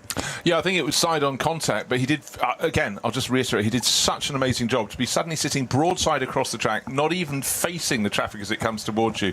He knew he had to get off the track. He got onto the grass on the far side, and as soon as there was a gap, he cut back across the track and went to pit in. But basically, he was given a shove left-hand side of his car. The left front was a braking point, a turning point. David Yarn just came from a long way back. The 2 BMWs, Robin Freitz in the red and black car from Schubert, and then David Yarn, I'm afraid, undid. He was the one who kept getting assaulted early on. He hit the left rear wheel of that Cupra and pitched it off the circuit. He didn't really go off the circuit himself, but you know, his car's bigger, heavier, faster, and therefore that's always going to shift a smaller Cupra out of the way. And I do feel for the Cupra team, but at least they managed to get it back, as Johnny pointed out, without having to do an extra 24 kilometres around the Nordschleife with a car that clearly would not be handling as it ought. And I now think I've realised the reason why Alex Croker spun at such high speed. There's so much gravel across the road there.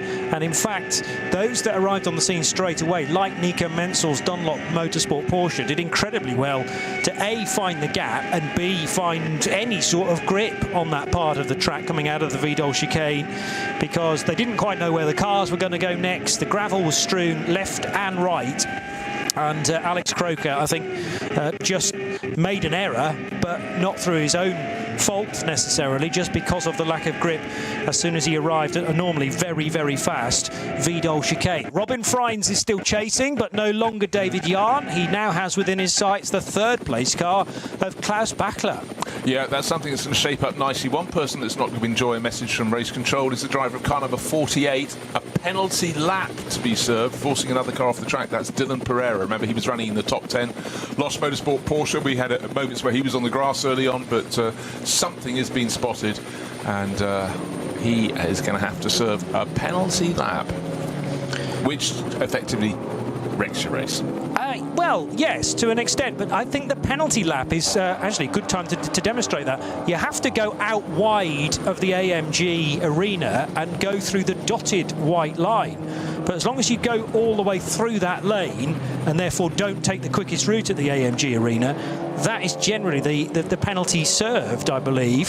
So it's not like a drive-through penalty. It's a much more minor, not offence, but yeah, the thing dictated by race control means that there's far less time lost. It's used in bike racing a lot as well, so I wonder whether we can catch the moment that the 48 car does that. I'm sure our directors will try their level best. Well, the contact was with a fellow Porsche racer. It was with Nico Menzel's Porsche. Remember, in the early laps of the race, we had them sort of 3 abreast and getting very, very close and slightly on the grass and slightly not. So there may well be a moment, but the moment that we've been predicting may be about to happen, because Robin Freitz is right under the tail as they run in 3rd and 4th positions towards the end of the lap. Christian Cronjes turns in the penultimate corner, turns him out of it. Adam Christodoulou giving chase, but Bachler this time has held on, but certainly very, very close from Robin Freitz. Top 4 cars will be covered by little over 2 seconds after 4 laps of racing, but it's still Christian Cronjes led every lap of the race. The real racing has been in behind him, and that is because Christian Cronjes is doing such a good job in the lead.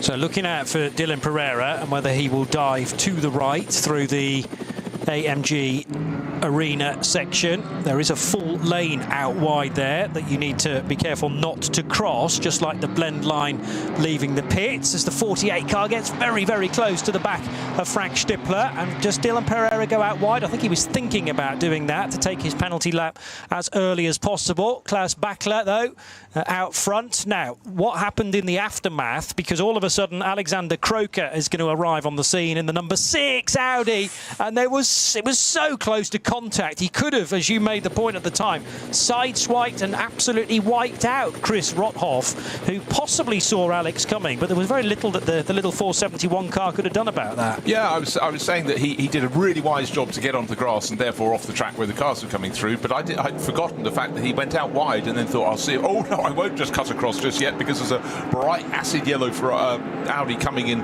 rotating across the grass in front of me. Right, I tell you, there could be a change. I thought it was going to be Bachler being passed by Robin Freitz, but as they go to the Sabine Schmitz curve, he's dropped Freitz by about half a second. He's all over the tail of Adam Christodoulou, but we all know the second you get to turn through the 2 Sabine Schmitz curves and you go out into the country, then life gets harder. There is so much gravel on the track just there as the tail end of the top 10 comes rushing through. Gabriele Piana in Black Falcon Porsche, he's in 10th. Dylan Pereira, that's the car that's got the penalty lap. And Frank Stippler's now gone past him. Frank Stippler due to racing Audi.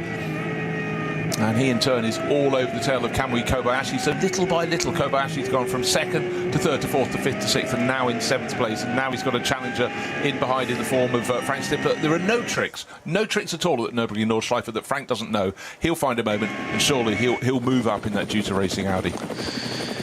The mixing pot is well and truly stirred, let's say, between SP9 Pro, Pro-Am and Am. So there's quite a lot of overlap between those 3 sub-categories. The overall race leader does indeed lead SP9 Pro, Christian Krognes, but Adam Christodoulou is leading the Pro-Am division. That's the car he shares with Jake Hill and Kyle Tilley for both drivers' first opportunity to experience an AMG in race trim and race format. SP9 Am, led by Gabriele Piana. Now, he is a winner in the past of the 24 hours of the Nürburgring overall, so certainly no slouch. And Gabriele Piana may be the quickest driver in that driving combination in car number 5. He's doing very well to run 10th and to keep Marek Bachmann at a decent distance. 2nd place in SP9 Am for Bachmann, but he's about 6 seconds down compared to the Black Falcon class leader. So into Adenauer-Forst for the race leaders, Christian Krognes, the yellow and blue Mercedes of Adam Christodoulou, Klaus Bachler, Robin Freins, and they're all making a bit of a jump now from David Jahn as he recovers after that contact with the Rothoff Cupra. Yeah, David Jahn's getting on towards 3 seconds behind this lead quartet, and suddenly we're going to be up to the world of when you decide to make your first pit stop.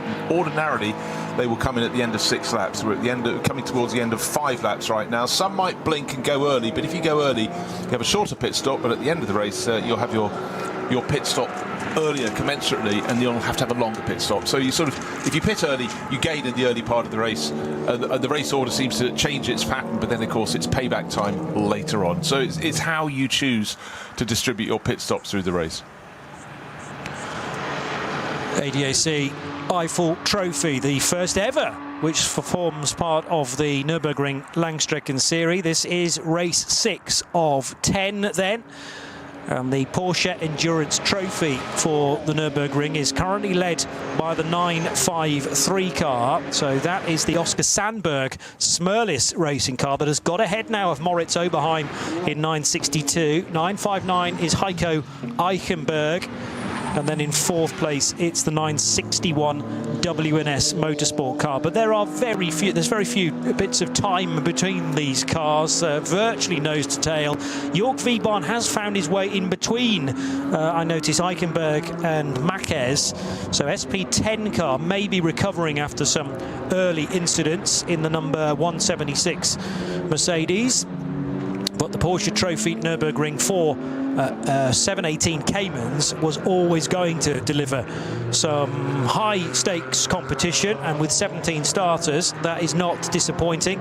In Cup 2, the leader in that part of the race is the 902 car which is Raphael Renhofer. Well, he was managing to get by a couple of Equipe Vitesse Audis not that long ago, just before Schwedenkreuz. But Martin Rump is involved as well in the 904 car.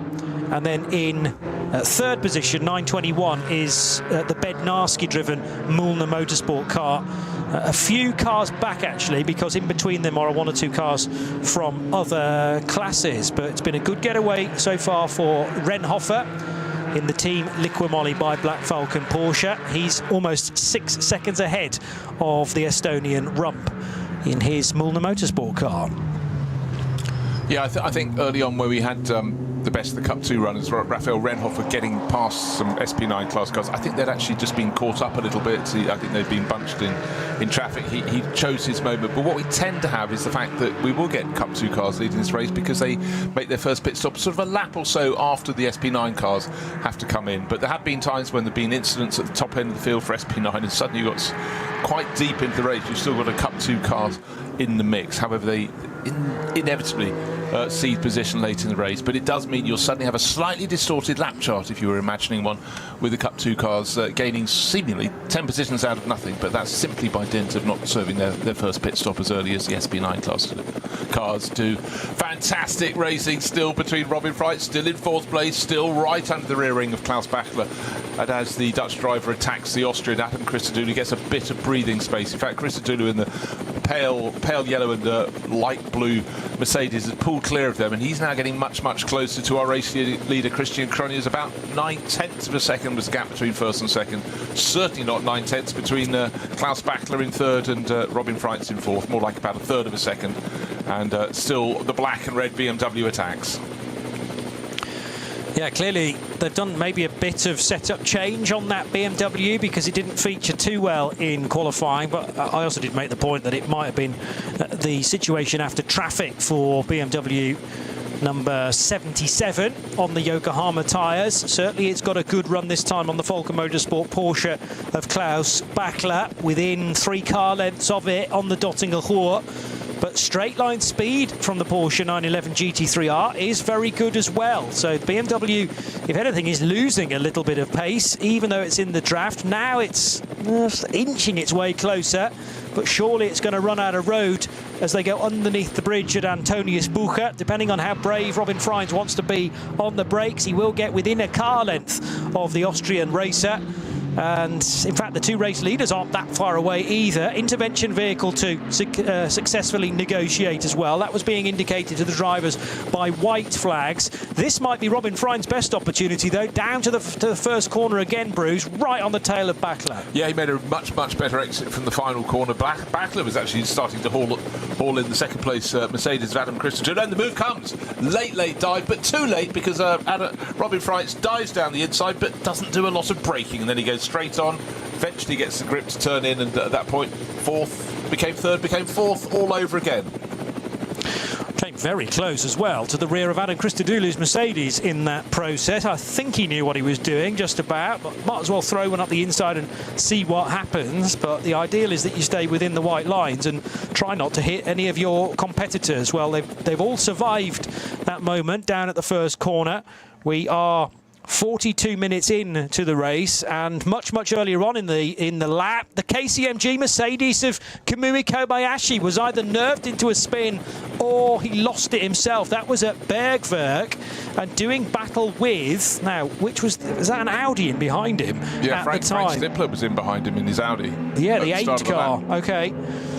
So it was maybe Stippler with some contact, or did Kamui Kobayashi just lose it on maybe some gravel there or a bit of fluid? I'd like to be able to describe that to you again to be sure. There has been a change, however, between David Jahn and Nico Menzel, and Menzel is now up to 5th position in potentially a damaged BMW for Gamota Racing after its clash with the Cupra just at the end of the Vidal chicane. So still plenty happening, and we're a good probably 17 minutes or so away from the end of these first stints. Remember, these are going to be shorter because of the rolling lap and the amount of fuel that you do burn through, even though it's at a much reduced pace.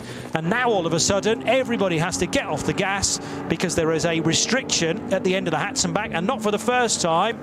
Alex Alex Croker, thank you, has another spin coming out of the Vidal chicane. So that's car number 6 again. Yeah, it was tight between Robin Freins and the rear of Adam Christodoulou's Mercedes, as Freins almost uncontrollably trying to bypass Klaus Bachler at the first corner. He certainly struggled to make the corner, and Adam Christodoulou, had there been contact there, wouldn't have known a great deal about it. Now Christo, as he starts to launch the Mercedes out of the latest Code 60, almost caught Christian Krognes napping there, but the Aston stays in front. Yeah, Robin Freins appears to have actually fallen off the tail of that lead battle. He may be just out of camera shot. Christian Krognes has always just had that little buffer. It's slowed up again, where we just came into that slow zone. He had to hit the brakes, everyone else bunched up behind. So every time Christian Krognes, this super successful Norwegian racer on the Nürburgring Nordschleife, just ekes out a bit of an advantage. There seems to be a slow zone or something where everyone else closes onto his tail as they go, and it's often how drivers in front react to the slow zone, because of course there is a speed limit there, so nobody should gain anything. But on the way in and on the way out, you often find a car can lose a valuable time. But right now, it's Christian Krognes leading from Aston Christodouloulo by half a second.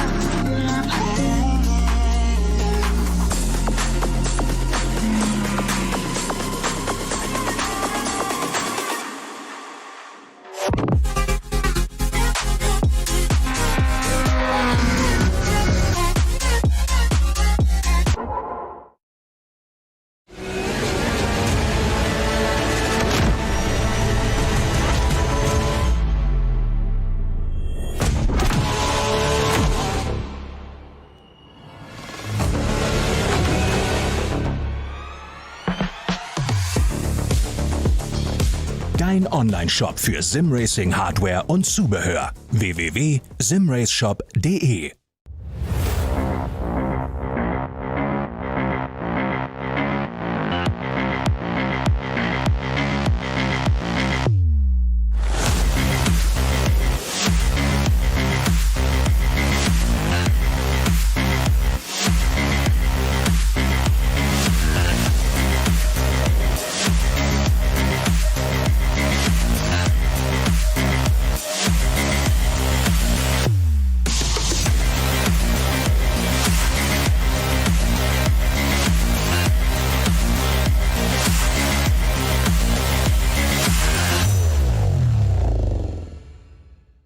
This place leaves no room for error. No escape. Just asphalt, adrenaline, and the legend. The green hell never forgets. It never forgives. Every corner, a fight. No room for weakness. The Nordschleife is no place for empty promises. It is the place where they are delivered. Engineered for the green hell. Official partner of the NLS. Liebe Fans, Lovely fans. besucht uns auf unseren Social Media Kanälen. Follow us. Auf Facebook, Instagram, YouTube und TikTok. Willkommen bei der NLS.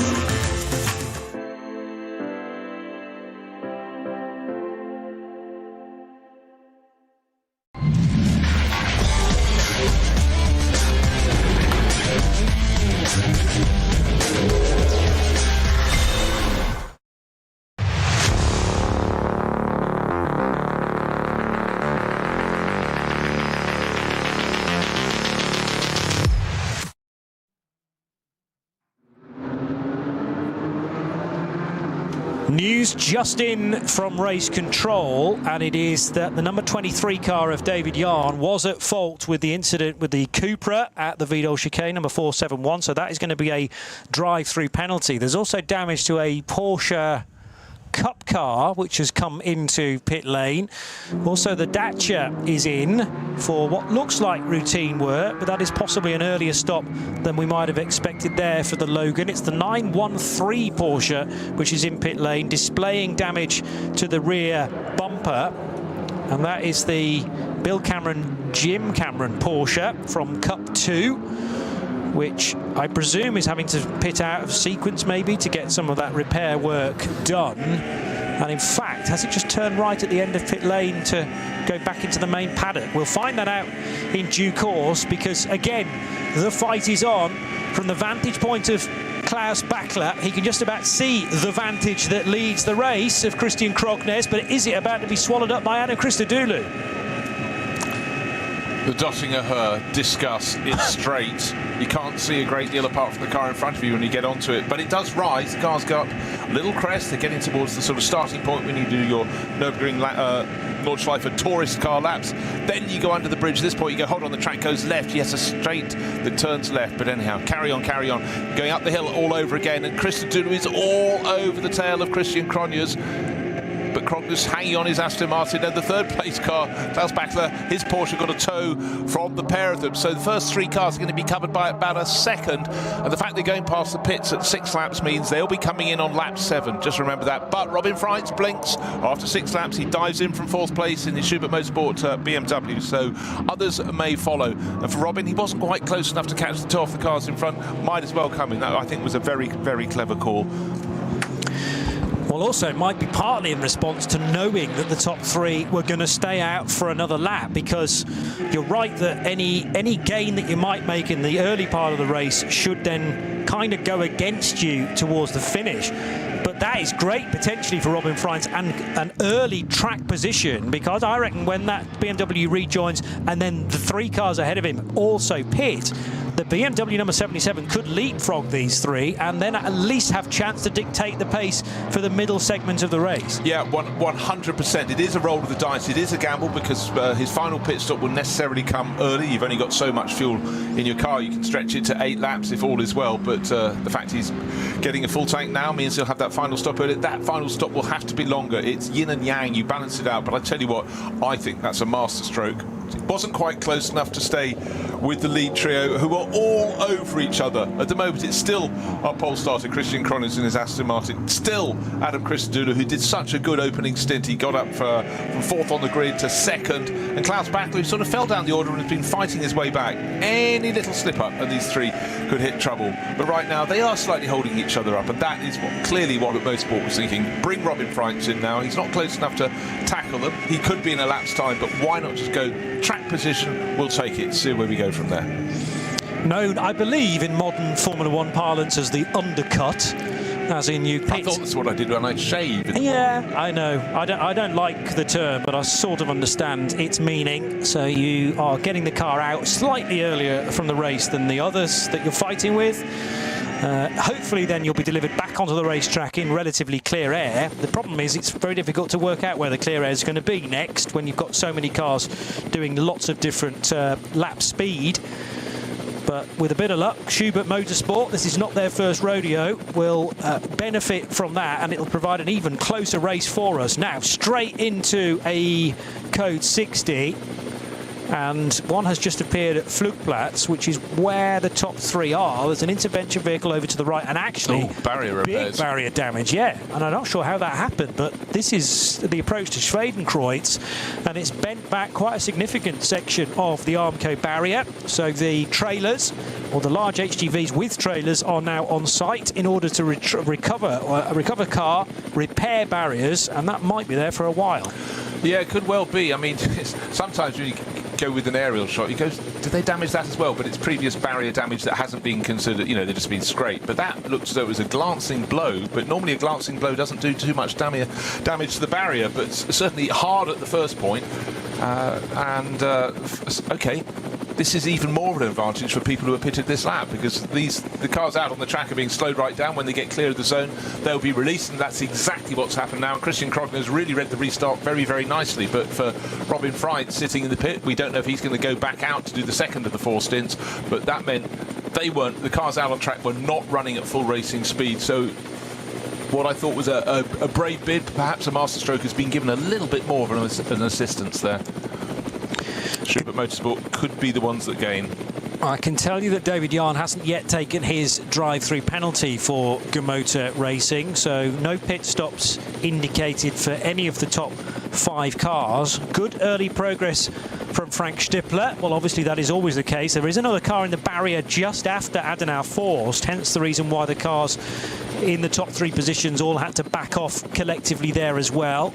Now they're going towards Metzgersfeld, which is the double left-hander. And the first of those lefts much more open compared to the second one.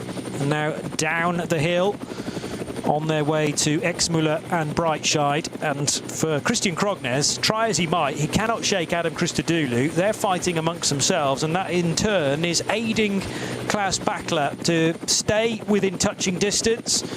Problem is, I don't think the Porsche's quite got the straight line speed compared to the Aston Martin and the Mercedes, but all he can do is stick with them and wait for a potential opportunity.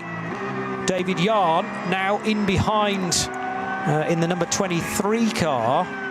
Is he in behind the yellow and black Dunlop Motorsport Porsche? No, because that's made a stop, hasn't it? So it's Frank Stippler maybe that's now ahead of car 23.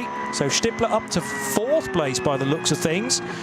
And the gold liveried Porsche of Gabriele Piana running right in behind the all-white BMW. Remember, pitting on that lap was Robin Freitz, who has returned. He's obviously going to do the first half of the race. I think that's the better way of doing it, rather than the 2-driver lineup going the first, the third, the other driver's the second and fourth. But you know, Robin's in the mood, in the mode, and certainly helped by that slow zone. For those that were still out on track, they were delayed.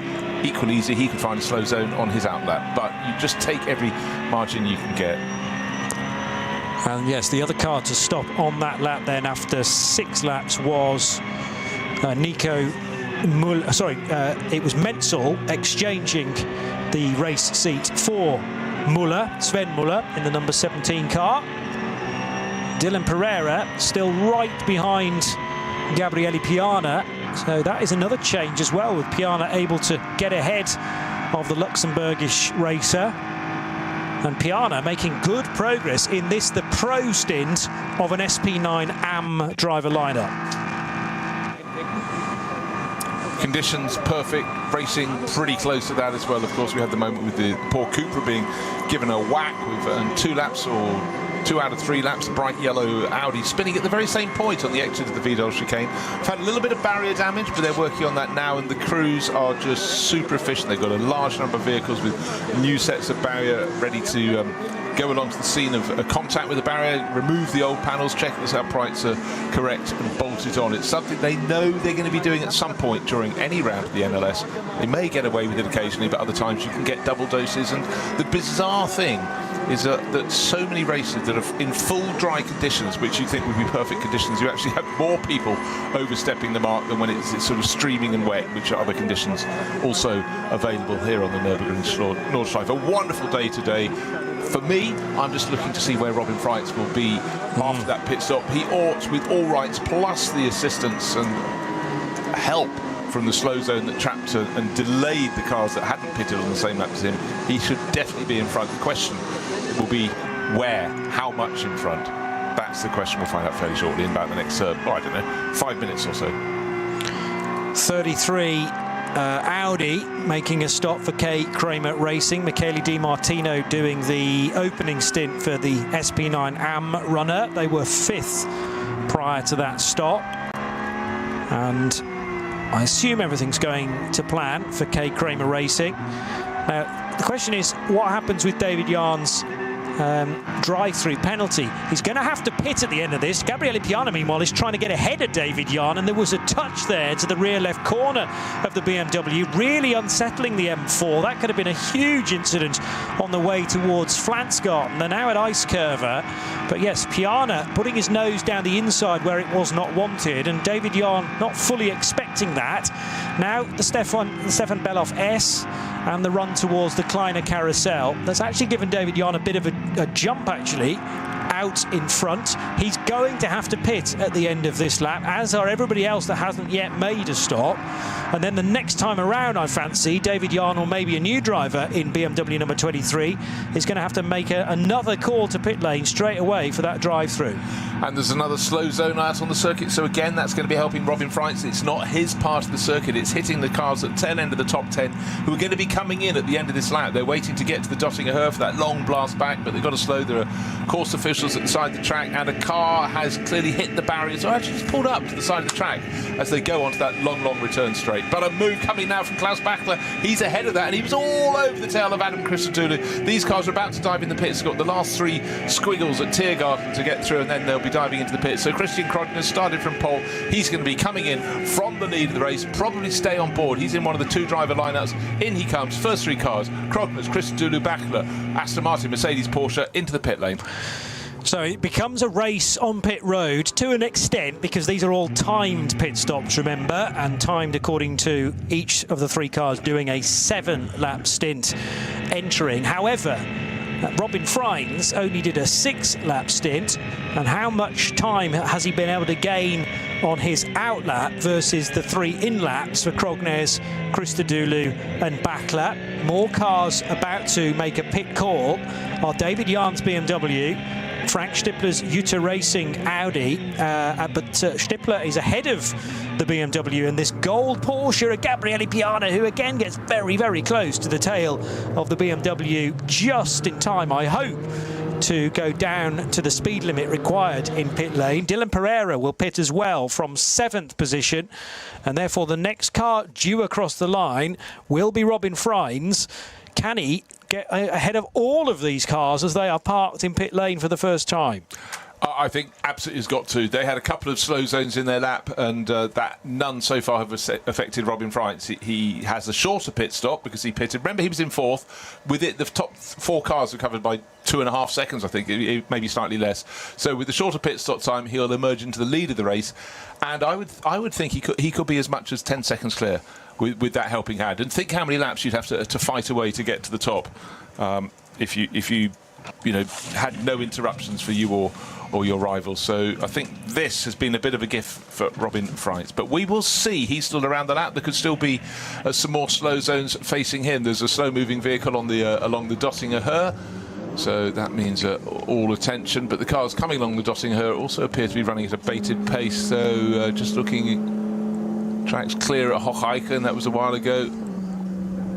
Well, we'll see, but I still think it's a position that's a position of comfort for Robin Freitz in his Schubert Motorsport BMW. Now, don't be confused and think that there is an additional class in NLS 6 for karts. Might be quite fun, I suppose, but it looks like that whole quadrant where the old Formula 1 garages and pits are and were has been turned into a kart track for this weekend, so that's a lot of fun. I assume for the youngsters who aspire to be on the full-size Nordschleife in years to come. Frankly, I think they should be saving that money and spending it on buying painted metal signs from the shops alongside to give to their parents or grandparents. I'm just putting a bid out there. There's some cracking books there as well, which you were able to leave behind for the majority. Oh, it hurts. It hurts. I love old books and I love old models. I love many things in those shops. But if you do visit the Nürburgring Nordschleife, give yourself half an hour. Pop in. There's a bar alongside, a place you can get a coffee, but the store, a couple of stores in there, they're real treasure troves.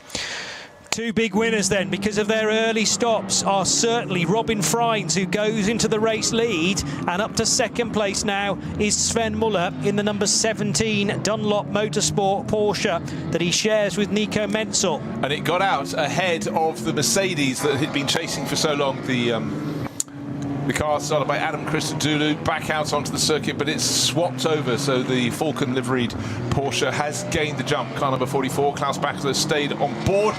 but he's not behind the Mercedes, he's in front. But he will know, the team would have said, you did notice the fourth guy in our group in the opening stint of the race went out of your rear view mirrors. He pitted a lap earlier. We had some slow zones, and therefore certainly that Schubert Motorsport BMW will be at the top of the charts. And you know, it is a roll of the dice. Anything you do on the Nordschleife is a roll of the dice, but certainly done very, very well indeed by Schubert. Was it inspired? I think it was very well guided, but it was given a helping hand. But you know, it's possible. Now, don't forget, if you're enjoying our coverage in both sound and vision, the scoring tower will now be slightly inaccurate for the next lap, because remember that the Aston Martin technically led into pit lane. It cuts the beam as the race leader at the end of lap 7, but it pitted, whereas the BMW of Robin Freins stays out because it pitted a lap before, and therefore the red and black BMW number 77 is the new race leader. That'll be reflected next time around. Up to second place, as I say, is Sven Muller in the car that you can hear in the background, the 17 Dunlop Motorsport Porsche from Schnabel Engineering. And then into third position should slot the Valkenhorst Motorsport Aston Martin of Matteo Villagomez. And like you said, getting the jump on Kyle Tilley is Klaus Bachler. He'll now be fourth on the road in car 44 ahead of the 26 Pro Sport Racing Mercedes. High-speed chess. Just a bit. In a beautiful environment. You know, so there are so many elements. And as we say that, our race leader, Robin Fries, almost has to, well, he has to stamp on the brakes, and he suddenly got that Dunlop Porsche right behind him, because course vehicles and barrier repairs to be passed. And again, so many course vehicles are needed, because you've got not only a truck, but a truck with a trailer. You've got lifting gear, another flatbed for moving cars. We've got a car off on the left-hand side, possibly two cars on the left-hand side. So I think that, I don't know if they're the cars that hit the barriers on one side and came back across the circuit, but certainly this is going to be a slow zone that will affect every single driver out there, because it's going to be a while that is in place. But for our race leader, just waiting to see when he can put the throttle to the floor, and that's Matteo Villagomez.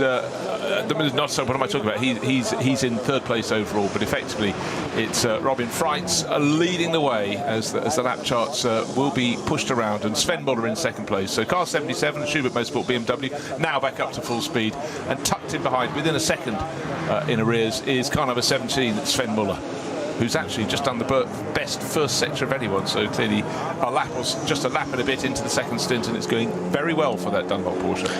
The other car to look out for the time being is Robin Cherzinovsky in the 919 Cup 2 class lead, because he hasn't pitted at all yet. We did mention that the Porsche Cup cars can go a bit further on fuel, and the Klick Versicherung.de entered car is sort of matching the pace now with Robin Freins and Sven Muller. I wonder whether actually the 919 is the race leader currently, by virtue of the fact that it hasn't stopped yet.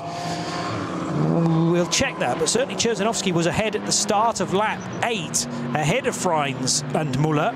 But I would expect Cherzinovsky to have to pit at the end of 8 laps. SP9s can't do 8 laps during their first stint. Aston Martin up against Porsche, so Klaus Bachler jumping ahead of Kyle Tilley. Remember, that is an SP9 Pro-Am entered car, the Pro Sport Mercedes, so we wouldn't expect it to be able to keep pace with the SP9 Pros all the way through the race. Absolutely nose to tail then for the net lead in SP9, and it'll possibly stay as a net lead all the way to the closing stops, about an hour or 65 minutes out from the checkered flag at 4 o'clock this afternoon. Aston Martin bouncing all around the road there, having to deal with one of the intervention vehicles. It's hard enough keeping a car on the island racing around the Nordschleife, trying to carry your speed, not scrub momentum, avoiding back markers. But course vehicles, it's something that is so unusual in most racing circuits to have them out on track very much at all, because simply tracks are safer, the barriers do what they need to do. But here, not only do they come out because there are moments, but it's the fact you don't have much line of sight for a lot of the circuit, and so you have to be absolutely on your toes. And so for the Ecuadorian racer Matteo Villagomez, again, it's a learning process. He had to react, he did react, but you simply cannot ever afford to back out and stuff like that. It's really, really very tricky indeed. Remember again, on the bottom of the screen, The graphics are slightly askew because of the early pit stop for Robin Freins, promoting BMW number 77 to the lead of the race as things stand. But it's useful to know that the Aston Martin's having a good fight with the 44 Porsche, just to know how those cars that pitted after 7 laps are.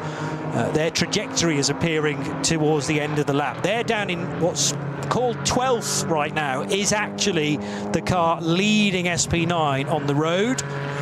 And the correct order will be established at the end of this lap, so probably in the next 4 minutes or so.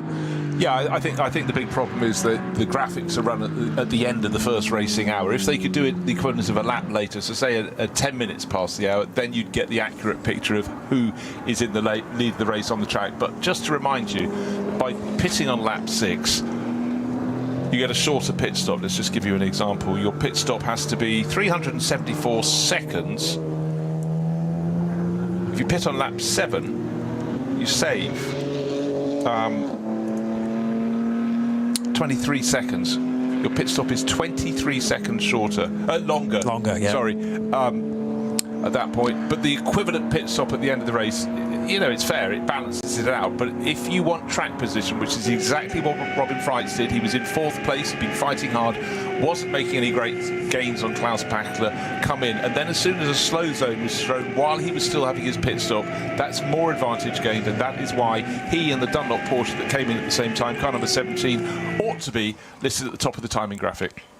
And they will be. What happened a moment or two ago between the Aston Martin of Matteo Villagomez and the Porsche of Klaus Bachler. Villagomez spat out from the carousel up wide, and that opened the door for Klaus Bachler to get ahead and effectively take the net race lead. Once all this unwinds, the Austrian is definitely ahead of the Aston Martin Vantage. Did that just before this current slow zone as well, which sees a car off to the left and sadly in the barrier. That looks to be Porsche shaped, maybe a Cayman. Yeah.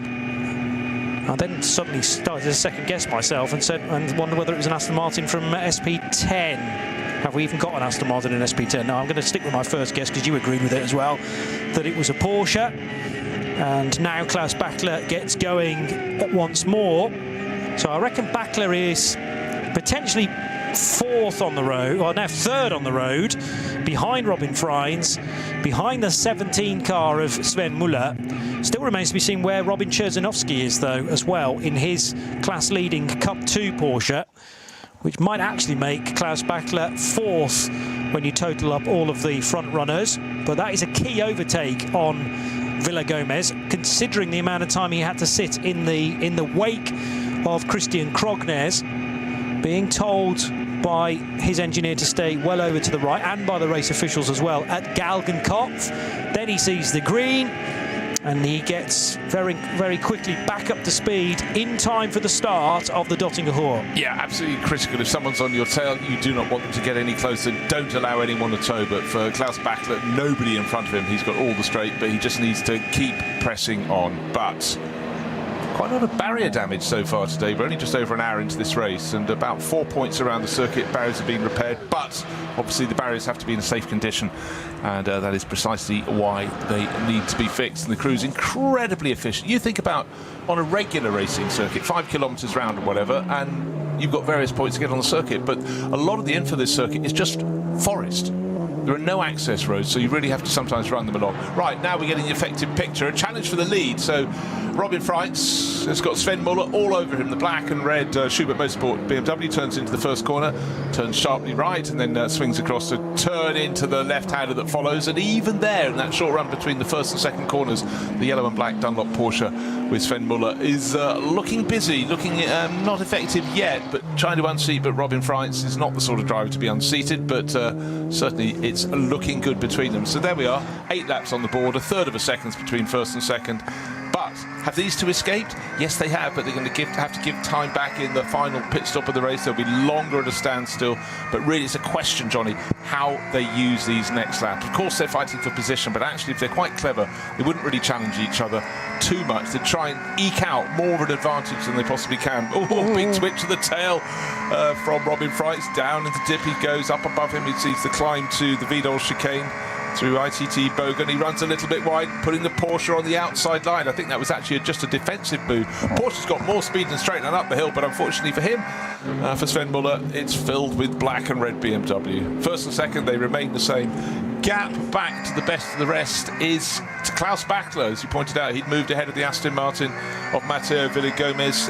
19 seconds the gap between the first duo and the best of the rest. 19.19. That was all from a very tiny error from Robin Freins that then magnified the sort of butterfly effect, which meant that the 17 car was able to draw level into the braking area for the Vidal chicane. Now they're having to deal with one or two middle order cars in the awkward areas on hats and back. Plenty of dust being kicked up as well by the Dutchman's BMW into the face of Sven Muller. I was right about Robin Cherzinovsky as well, who I think was third as he then pitted. So Klaus Bachler got immediately ahead and was called as third position as they went through the timing loop. But Robin Cherzinovsky making full use of the fuel economy of a Porsche 911 GT3 Cup car, pitting from the lead of Cup 2 in the 919 car. Klaus Bachler in the secondary group, those that pitted after 7 laps, but he made the killer overtake on Mateo Villagomez before the end of lap 8, and therefore Bachler is well positioned as well to attempt to eat into what is actually a 19-second lead now. Now, you said it was a 23-second difference between pitting after 6 laps and pitting after 7 laps in the favour of the shorter stint. But like you say, that'll swing back in, well, the designers of the regulations say it'll swing back to the tune of exactly 23 seconds by the end of it, and should be completely equal. We'll see how well those calculations have gone. White flags being displayed. Everybody slowed down.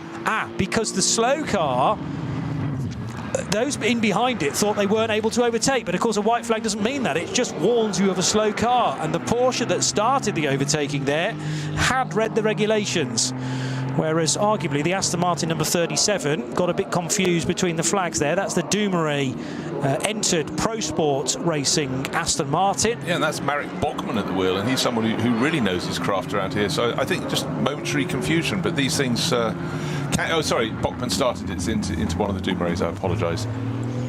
They had swapped around. Yeah, so Bachmann out of the car, but may go back in before the finish. So it's Maxime and Guido Dumoulin that are also driving that SP9 AM car on the Dunlop tyres, it looks like, or the yellow sidewalls. And yeah, pretty sure there are some Dunlop badges on the front of that car. Well, it might be Goodyear, I suppose, as well.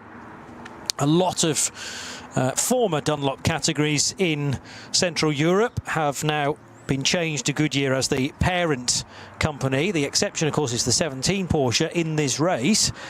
There's now a big gaggle of cars all head on to the Dottinger Hoor, and these look suspiciously like the Cup 3 leaders. Certainly the cars darting around one BMW and one maybe Supra. So Cup 3, remember, was led away, the front of the second group. Oscar Sandberg, Moritz Oberheim and Heiko Eichenberg. I wonder whether they've all found one another now on the long Dottinger Hoor. They have top 3 in class covered by about 1.6 seconds, and that was the previous timing bar. So the yellow, it was a pair of yellow and black livery cars that started on the front row of their second batch of cars, but they're being joined, and I'd reckon it's under a second between the first 3 as they sweep through. This is Cup 3. Again, you have all these internal battles. One make races in the overall pattern of this class in the NLS. There's so many classes together, but just as they cross the line in 17th, 18th and 19th positions overall, it's still Moritz Sandberg leading, but by just a third of a second from Oberheim and Eichenberg. This one will rumble on, but their pit stops will be coming up soon. They'll fall back down the order. True. They'll stay together. That's the important element. Yes, well, let's hope so, because this is glorious stuff. Well over an hour into this race. So the 953 car, which is the Smerlis entered machine for Oscar Sandberg, just ahead of Moritz Oberheim, and there's the blue and white 959 of the chasing Heiko Eichenberg. He's sharing with Calvin de Groot of the Netherlands, and that is a 959 Cup 3 Pro entry. I'm pretty sure all these are pros, actually. Certainly the Sandberg car is the Smurlis racing car, but yes, this Cayman battle, they're all 718 Caymans in Cup 3, showing no signs of letting up. Robin Freins, meanwhile, began the lap with just 0.4 of a second in his back pocket over Sven Müller, and there are still a significant number of areas of this track affected by yellows, or more pertinently, code 60s, as significant barrier repair is taking place, not least at Galgenkopf. So that means that the start run onto the Dottinger Hoor is slightly more complicated than it would normally be. Yeah, you can go around that final corner onto that long run on various lines.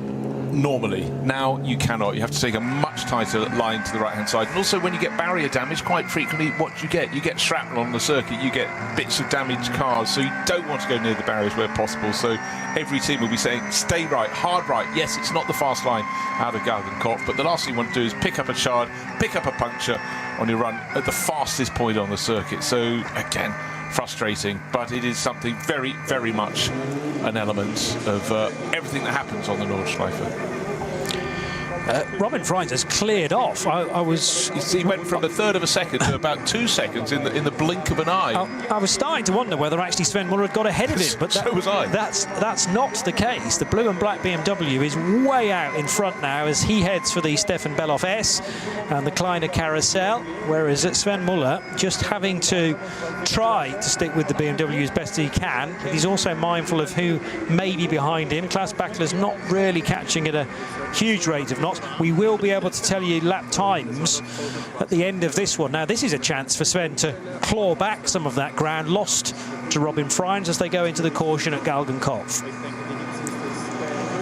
A gentle climb, run at an incredibly gentle pace, but not in normal racing conditions, but through the corner they go. A course vehicle and a stranded car on the left-hand side of the circuit. It's one of the junior class BMWs, and then the flag is waved green. The corner is still arcing to the right. They still can't see line of sight up the straight. Not yet. Now they can.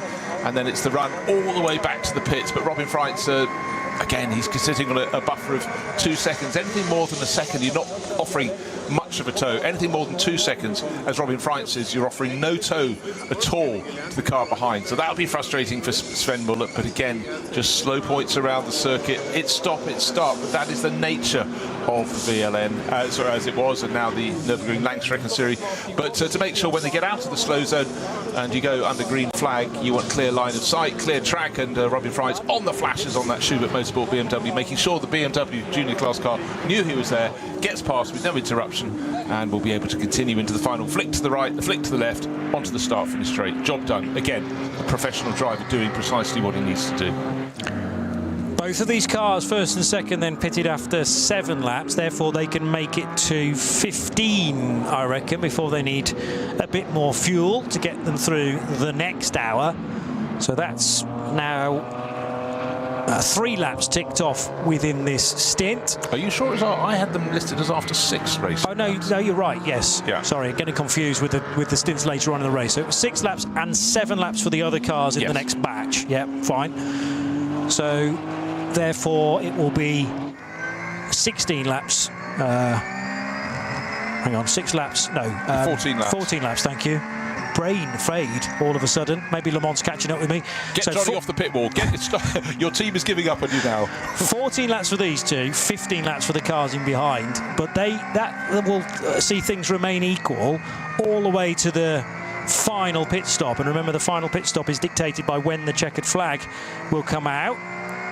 So the remaining minutes from when you pit to the end of the race. Therefore, those cars that pit closer to the checkered flag can take a shorter stop.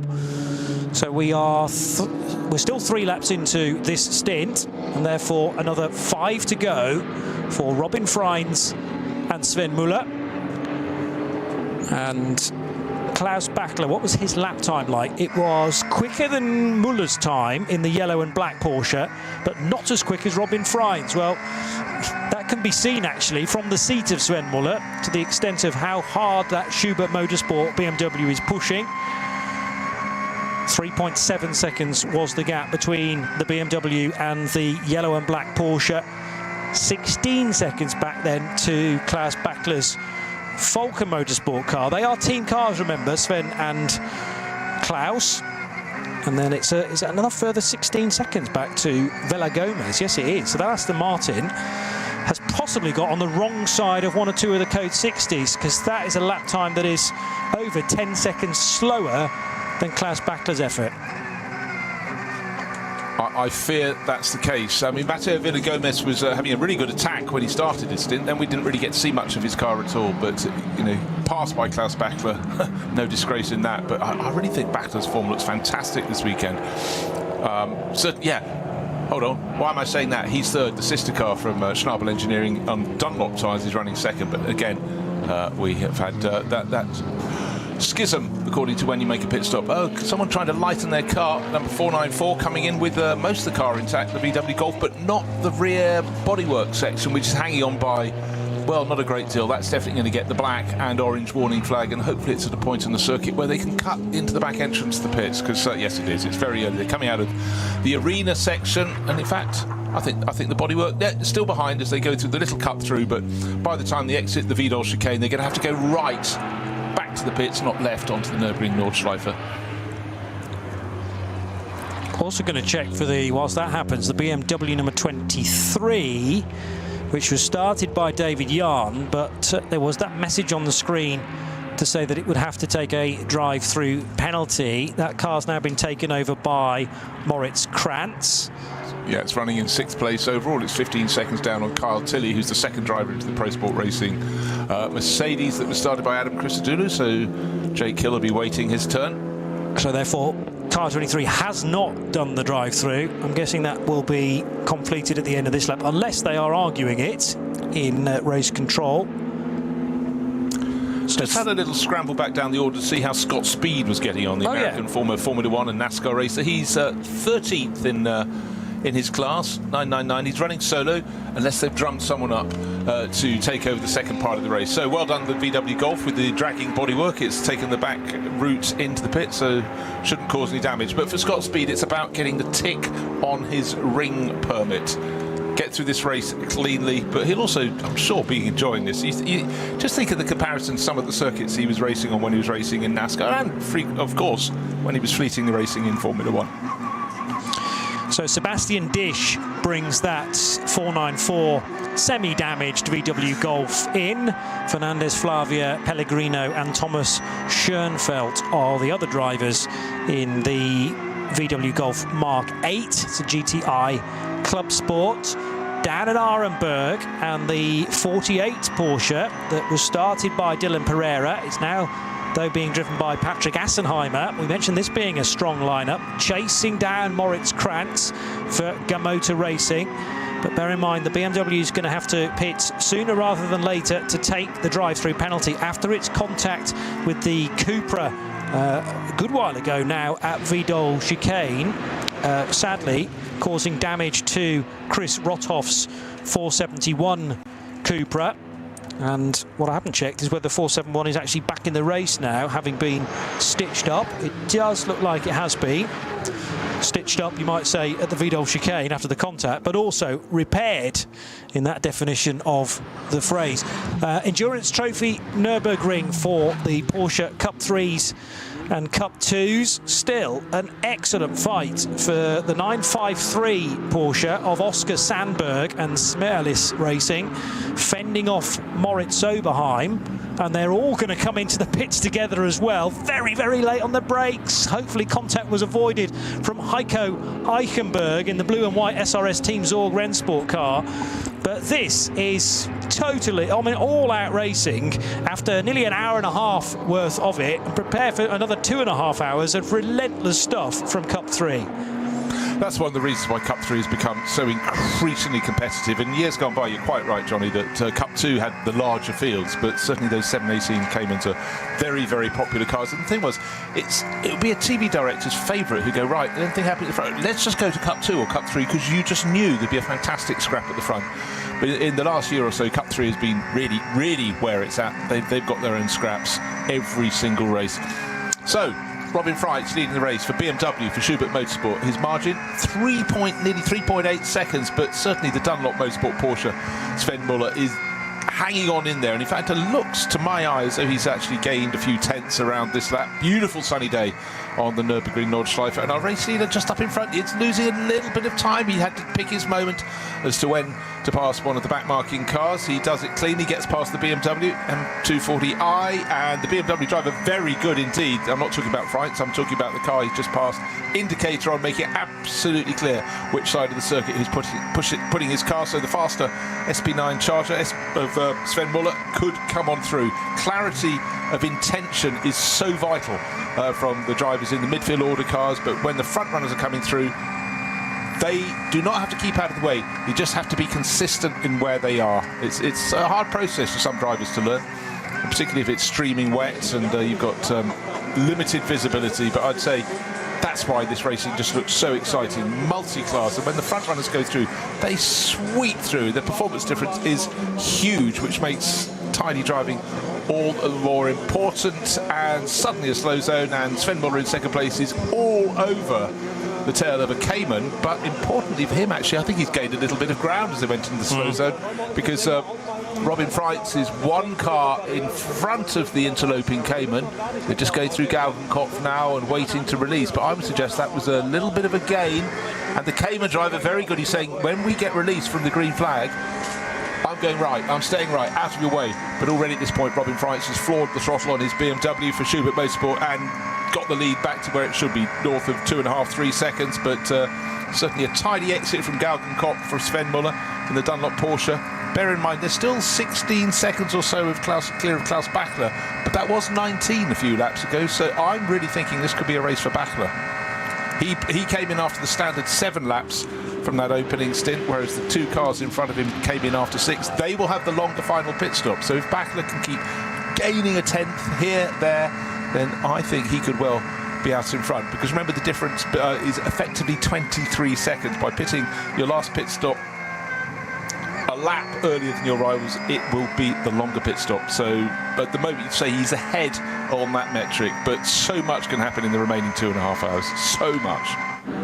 Every credit to Peder Saltfeld then in the Smerlis Racing Porsche that tucked in nice and tightly at Galgenkopf. Don't get that Smerlis Racing car confused with the one that leads the Cup 3 category. That's the sister car, number 952, for also Christian Kraus and Fidel Leib later on in the race.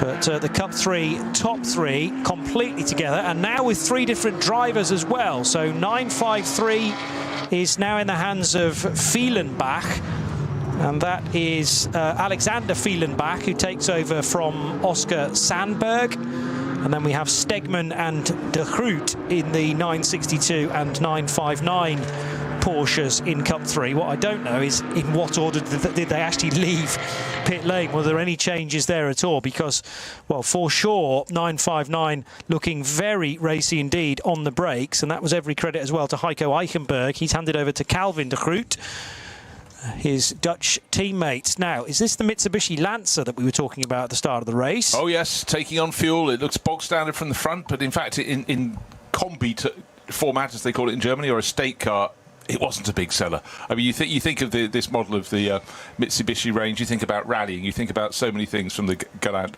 But it's nice to see something different, and it's becoming really quite a rich tradition of the Nürburgring 24 Hours, and certainly the NLS, to have cars that are estate cars, something different. And I tell you what, for the fans, you know, it was lapped up. We saw what BMW achieved with its, well, it was called the M3 Touring. It was an M4 GT3 with an M3 bodywork on it with that estate shape. It just made people smile. And the fact that it was so quick, 4th overall, you said, Johnny. And of course, after Nürburgring 24 Hours, a short while ago, the car that finished 2nd, the Lamborghini, that got a penalty, so everyone else moved up a place or 2. But very, very much in the mix, the M3 Touring during the 24 Hours. And this Mitsubishi, don't know how long it's been racing, but it does look great.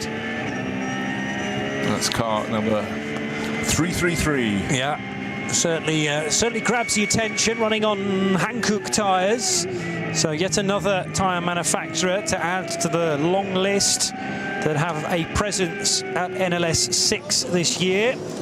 NLS 6, not a new thing, but certainly the ADAC Eifel Trophy, which is the title of the race, is. It's the first ever edition, in fact, of that. Sorry, I got a little hot under the collar there. It wasn't a Galant. I panicked. A Mitsubishi. It's a Lancer. The Lancer CT9A to give its nomenclature, but here it's the pink combi. I think that makes it much simpler for the fans. But, you know, something different. Great to have it. SP3T leader is the Schmickler Performance Porsche 982 Turbo. So that in the sky blue and white colours at the AMG Arena. And heading out of that corner and down towards the Goodyear Spanger then. Good to have that car in the entry as well for Achim Valver right now. Claudius Karch co-driving at certain points as well. In fact, it might have been Karch who started that car. They may be flip-flopping through the course of the 4 hours. Right, I'm having the metaphorical crumpling of a sheet of paper here because Klaus Bachler, instead of being 16, 19 seconds down, thereabouts, he's 34 seconds down. He's lost out. He got the wrong side of a slow zone that clearly the first two cars, the BMW of Robin Freitz, the Sven Muller Porsche from Schubert Motorsport and Dunlop Motorsport respectively, they got through, the slow zone was thrown, and it's caught Klaus Bachler. In the blink of an eye, he's lost about 17 to 18 seconds. That is huge. It could easily go the other way, but that is a big swing, making the decision to come in after only 6 laps for their first pit stop all the better for cars 77 and 17 that are running first and second. That's the Schubert Motorsport BMW and the number 17 Dunlop Motorsport Porsche. Course vehicles still out at various points around the circuit. Barrier repairs still at various points around the circuit. But it's when you get a slow zone and a rival does not have to have it because they've either gone through or it's cleared before they get to that point that you really get this huge swing of a pendulum. And I guess over the course of several seasons it all averages out, but that doesn't matter a jot because all you care about right now if you're on the track is this particular race.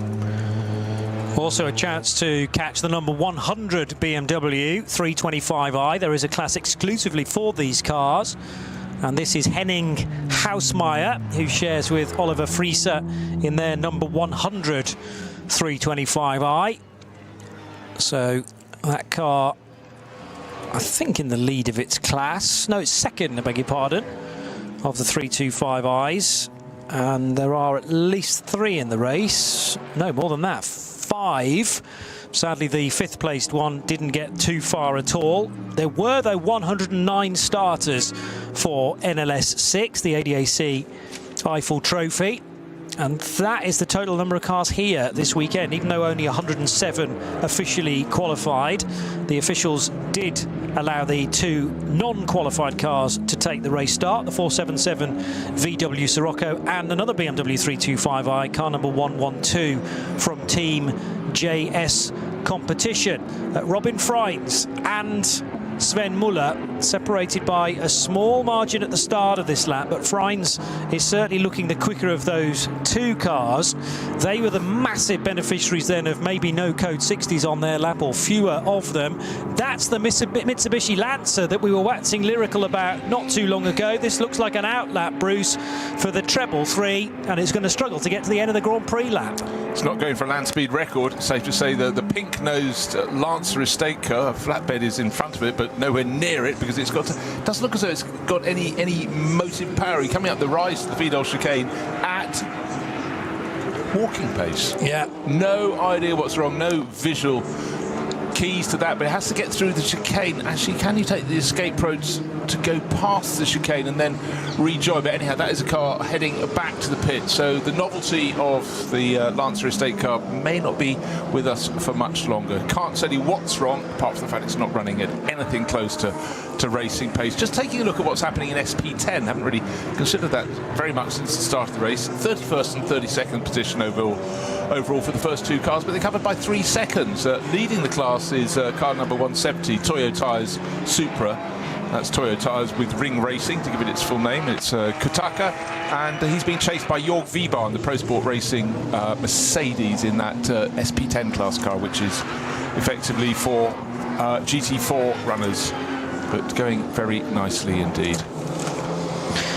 I'm just a bit concerned whether they were able to get any fuel into the Lancer. They were clearly filling it up, but is that now a fuel pickup problem, or it was a tank issue, as in the nozzle may have gone in, but was it deploying any fuel into the belly of the Mitsubishi Lancer? So it had been going absolutely fine to that point, but now Eugen Weber is going to struggle to get the car back to the sanctuary of pit lane. It runs in SP3T, that car. Robin Freins is in the longest of the 5 sectors currently, and still not that far away from the chasing Sven Muller car, because also there was a gain from Muller at the end of the previous lap, a gain of about 2 seconds. Frantic work begins then down at the treble 3 gang. Remember that so many teams sharing garages, sometimes you get as many as 6 cars all in the same garage. So what you don't want is dramas for you and your fellow runners in the same space, because it becomes a real premium after a little while. SP10 third place car is the Vasilescu driven AV Racing by Black Falcon BMW M4 GT4, but still keeping my eye out for Robin Freins and Sven Muller. They will be on the Dottinger Hohe right now, the long straight towards the end of the lap, and there are 22 more minutes to go before we reach half distance in NLS 6. It's extraordinary, covering this championship over many years now. No 2 races are alike, not just because you get the constant shuffling of drivers being rotated through, works drivers being joined to race in the Pro-Am class by AMs and so on and so forth. The weather is often different, but here it is. It's to be divided by the simple fact that 4 cars from the top class pitted after 6 laps rather than 7, and 2 of them have broken clear, and there are race leaders Robin Freins and Sven Muller. The others are trying to play catch up, and as another lap goes on the board, Sven Muller's trying not to be left any further behind. It's now 2.6 seconds between the pair of them. It's about negotiating traffic, but they roll the dice. Coming in early does cost you late in the race, but it does give you track position. On top of that, there was a slow zone, and clearly a further slow zone later. That's why Klaus Bachler is more than 30 seconds down in third place. That means they've got that slower final pit stop, the longer final pit stop that cars 77 and 17, our first and second place cars, have to serve. They've got it covered off. One more slow zone advantage will make it comfortable for them, but it could go the other way. It really could at any particular point in the race. But for now, Robin Freins, Sven Muller, they're way clear of the rest. Gap is now even more so. It's now 43 seconds from second place to third. So again, Klaus Bachler running third in the Falcon Motorsport Porsche. My fault. I said I thought he had a very good chance in this race. In fact, I might have said he could win it, but he's clearly been losing out all the time. He's comfortable in that position in third because Matteo Villagome is not able to match his pace in the Vulcanhorst Motorsport Aston Martin. But, you know, Villagome is just learning the circuit. Klaus Bachler has done it in every single format, I would reckon. Yeah, Villagomez was a bit faster in sector 4, which is about a 3.5 minute lap, so gained a couple of seconds there, but had already lost 2 seconds, Villagomez, to Bachler in the previous sector. So it's all balanced out to being about the same, 1.5 seconds between the two of them for the time of each of their laps, favouring slightly Klaus Bachler. Meanwhile, the number 23 Moritz Krantz driven BMW still hasn't come in to serve its drive-through penalty, not showing as an extra pit stop there for car 23, but it was definitely told that it would need to do a drive-through after the contact at the Wiedel chicane. Nose to tail for the Pro-Am lead then between Moritz Krantz and Kyle Tilley. Yeah, a quarter of a second is what it says on the timing screen. You don't need a timing screen to tell you that it's effectively 1 to 2 car lengths at any point. And in fact, a rather early application of the throttle from Moritz Krantz in the Motor Racing BMW as he left the arena section. You can see the BMW scrabbling for grip before we get on back on the track properly. But Kyle Tilley, a much cleaner line tucked in behind in that yellow and pale blue Mercedes, but in turn they've got a very, very small gap to a certain Patrick Assenheimer, the most experienced of the lot of them. He's third in class, so Pro-Am in SP9 is covered by 1.1 seconds first through to third. And Assenheimer in the Losch Motorsport Porsche is doing that little trick. It might be a bright day, so maybe no one will notice, but flashing his lights to try and just unsettle Carl Tilley. But Carl has got his head down, he's chasing after Moritz Krantz, seeing what he can do. But it's good to have Motor Racing on board, newish team, and you know they're really starting to show good form. In the first stint, of course, everyone was, as I joked, it was attack David Yarn Day, because certainly Contact, the first two versions of that were not his fault, but something later on clearly was, because he picked up that penalty lap, as it was called. Now, how's your German, Bruce Jones? Because there's just a message on the screen for car 23, which says Mindestboxenzeit unterschritten wird untersucht. And that means that there is potential for that car to be under the minimum pit stop time. Exactly, that's what I just...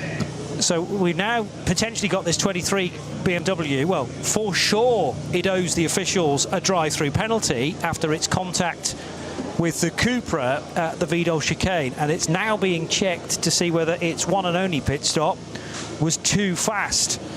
And that might be a double whammy there for Moritz Krantz et al. Meanwhile, what was Krantz's restart like coming out of Galgenkopf? It got the jump on Kyle Tilley, so that's how they exchanged positions, and that is a straight fight for SP9 Pro-Am as things stand. But unfortunately, as the rest of this race develops, I think it's not going to look too good for car 23, which might be in arrears of a couple of penalties by the time we get to, well, another hour into the race, let's say. OK, I'll swing back to my previous comment. It's great to have Motor Racing here, but they're clearly learning on the hoof, and it's about staying the right side of the rule book. But I must say, for the way that the restart was read, it's very difficult going to Galgenkopf. You know the final straight, the Dottinghoe, the longest straight of the circuit is around the corner, but you can't see exactly where the green flag post is to wave. And Carl Tilley wasn't quite up to the task there, because certainly the Motor Racing BMW went past very, very quickly. And it's the ins and outs of slow zones and your application to see, can you be right on the money? And in events as tight as this, it can make a big difference. And right there, it certainly did. So for Carl Tilley, suddenly place lost. Two different strategies being utilised so far then. For the two leading cars, they pitted after 6 laps. Robin Frein's BMW and Sven Muller's Porsche. Everybody else pitted after 7 laps, so can go to lap 15 of NLS 6.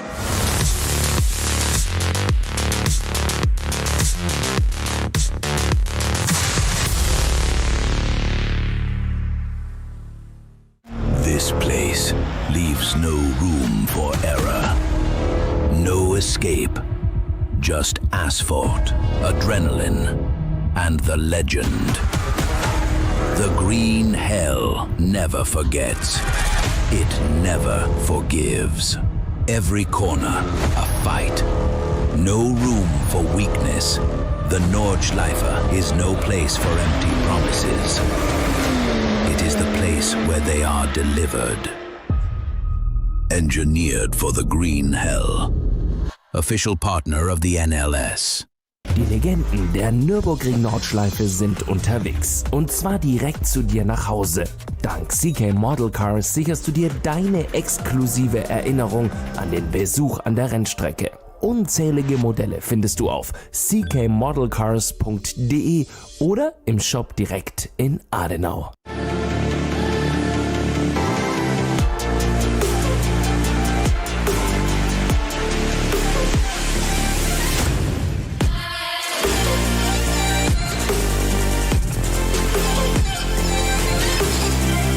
Reifen.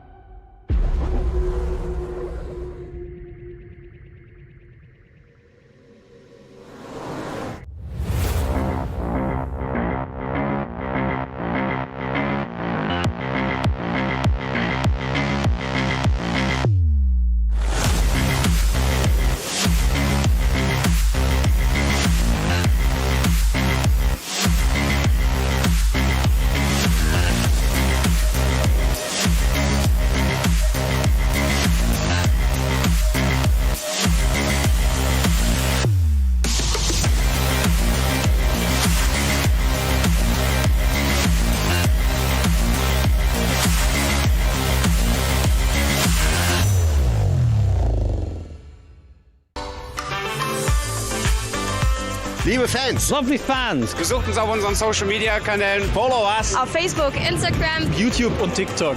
Willkommen bei der NLS.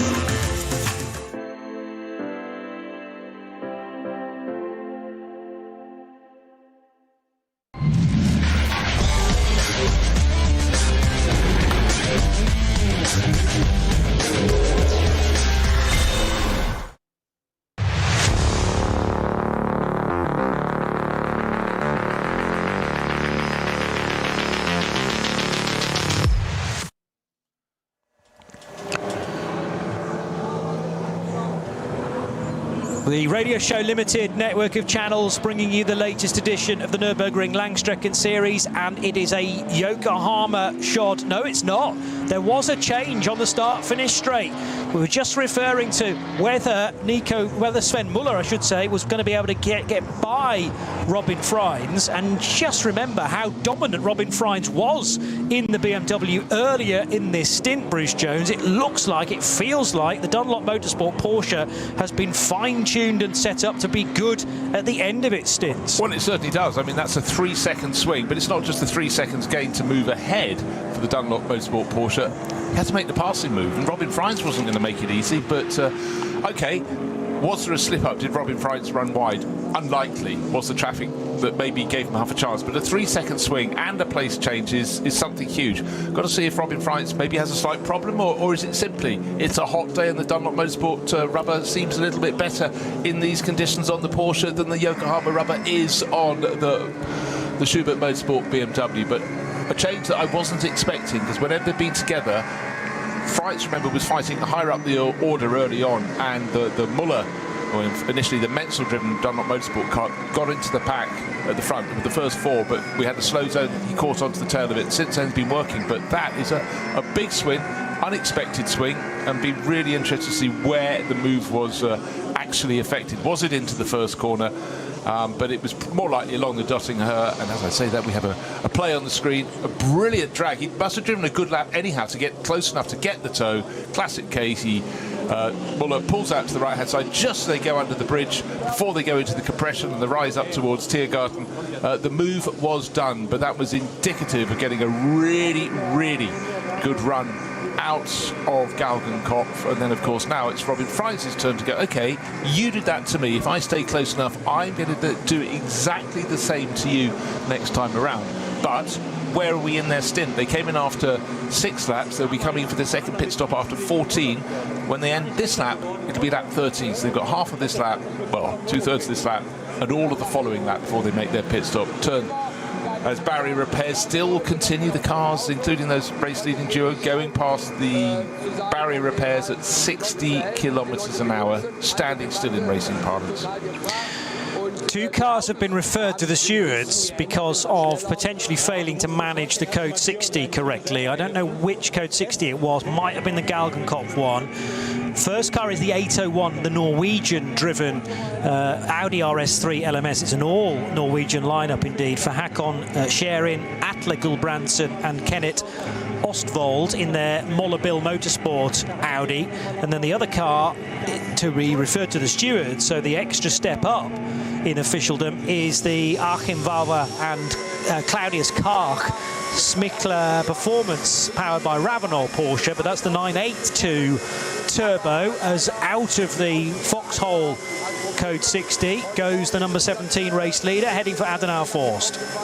Going through the slow zone that he's just escaped from, Sven Muller's just escaped from, he was getting hugely frustrated by the car in front of him, which is doing 60 kph. What can the other driver do? Car 60, 670 is the up to race.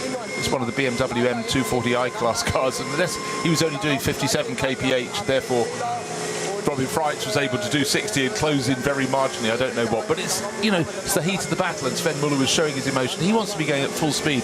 It's so hard. It's like being in an urban area where you're never really sure what a speed limit is. That's enough about London for now. But out on the track, you just want everyone in front of you to read the situation as clearly as you can, and also maybe be on the side of the track that where you expect the green flag to be, and you can go back to full speed racing. You as the SP9 race leader, just want to have the shortest line through the corner. You don't want the 240i BMW just in that place. But anyhow, frustration, but it's still Sven Muller in the lead, only by, well, 0.4 of a second or so. Might have come down very slightly. So cars in shot diving into the pits. We don't expect our front runners in until another lap and a half from now. Dacia Logan back into the race, which will please many, number 300, and it's there's an interesting tussle down at the first corner as well, involving the 520 numbered Supra. Had 4 of those 5 letters correct. And the 801, now this is the one potentially in hot water being referred to the stewards, but the Kawabata Toyo tyres with ring racing Toyota Supra runs second in the rear-wheel drive VT2 class. Also good to see that the KCMG Mercedes is still running. That's car number 47. It was spinning the last time I caught sight of it at Bergwerk with Kamui Kobayashi at the wheel. Well, there's been a change of driver now, and Nirai Fukuzumi has taken over. So Fukuzumi in for the second stint. That car, though, is down in 13th position. Yeah, and it's a minute and a half down on the next car ahead of it, which is Dieter Schmidtmann's AM-class Renazzo Motorsport Lamborghini. So it's really, I'm afraid, at this point for them, overall they're 4 3/4 minutes down on the race leader. So it's just continuing for experience, well, and also the pleasure of racing at the ring. But for KCMG, as I said, they've been supporting Langstrecken races for forever and a day, really. Now it must be a good decade, and you know, as I said, they often show good form, but you know, results continue by and large to elude them. But today, nothing that can be done. I'm fairly sure that it didn't go in the barriers on its own in the early laps of the race, and for the gang, frustration. But I'm sure their pit stop was a bit longer than planned. They probably had bodywork repairs to do as well when that one came in. But for Kamui Kobayashi, glory at Le Mans one weekend victory, outright victory for Toyota. And here a little bit of frustration, but hey, it's still quite a good place to be frustrated. Very beautiful, brilliant circuit. A perfect lap around here is apparently possible, but I don't think any driver that has come here through the decades can necessarily claim that they've had it, and certainly by extrapolation you can't have a perfect race either. And Bergwerk's always an awkward corner as well, especially if there's a little bit of traffic in and around. It remains to be seen what's going on with the 23 BMW of Moritz Krantz. Yes, it's leading SP9 Pro-Am, but it still has the potential of a couple of penalties hanging over its head. One penalty which still has yet to be served is a drive-through. That is hook, line and sinker for me. It was delivered by race control, assessed, and the drive-through still has not been served because it's had one pit stop, and that was its regular pit stop to switch drivers. And then the other one that's being checked was its pit stop when Moritz Krantz took over from David Yarn. Was that pit stop too short? Because each pit stop here at the Nürburgring has to be governed by the stopwatch. 9:02 is the current Cup 2 race leader, the Liquimoly sponsored Black Falcon Porsche of Raphael Renhofer. So he stays at the wheel and is still ahead of the Cup 2 second place car of Leo Messenger. Now, having said that, yes, that should still be correct, because although this is an outlap for Renhofer, but it's not an outlap for Leo Messenger. So we might now see 909 in front, albeit briefly, taking the category lead for car number 909, 14th and 15th places. Still neck and neck for the overall lead in SP9. Also, of course, the lead for SP9 Pro. And Robin Freins didn't have as good an exit out of Galgenkopf compared to Sven Muller's Dunlop Motorsport Porsche. This, by my calculation, is not the in-lap. That'll be next time around. So this will tick off 13 laps and therefore 7 on the stint. Yeah, absolutely concur. Just spotting that Klaus Bachler, having gone down to 44 seconds in arrears, actually gained a bit last time. He gained about 7 of those seconds back. So it shows you can have these huge swings, but maybe the tide's turning for Klaus Bachler, but the last few laps have not been that kind. So first and second continue on to lap 14. That will be the one we expected them to come and make their pit stop. So 13 laps go on the board. The difference between them, 0.4 of a second. But of course, for a while it looks as though Robin Freins, the black and red Schubert Motorsport BMW, had this one under control, was sitting on a margin of a second or two in front of the pack. But there was that place change just over a lap ago And now he's in behind Sven Muller's yellow and black Dunlop Motorsport Porsche. And don't forget, of course, in the first stage of the race, the first stint of the race, we had Christian Krockners, not once but twice, pulled clear of the field, was brought back in by circumstances out on the circuit that bunched the field. But that car is running around the Walkenhorst Motorsport Aston Martin Vantage, still yet to complete 13 laps, but should do that any moment now. Mateo Villagomez, the driver from Ecuador, that has really fallen off the tail of Klaus Bachler, hasn't it? It really has dropped away.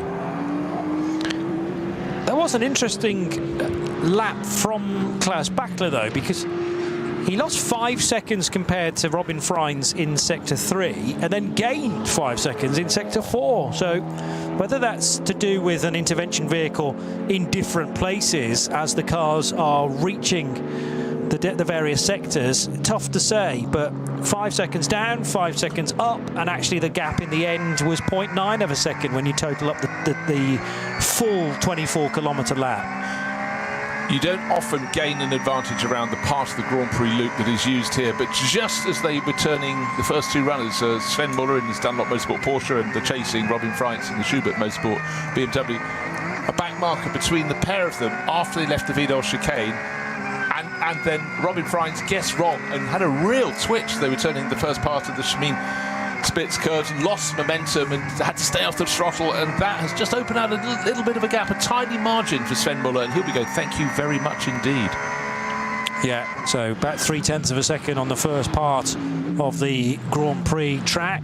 He's heading towards Flugplatz, is the race leader. Still Sven Muller for Dunlop Motorsport. There's been an awful lot happening, though, in the first half of this race. We very nearly had 2 hours of it.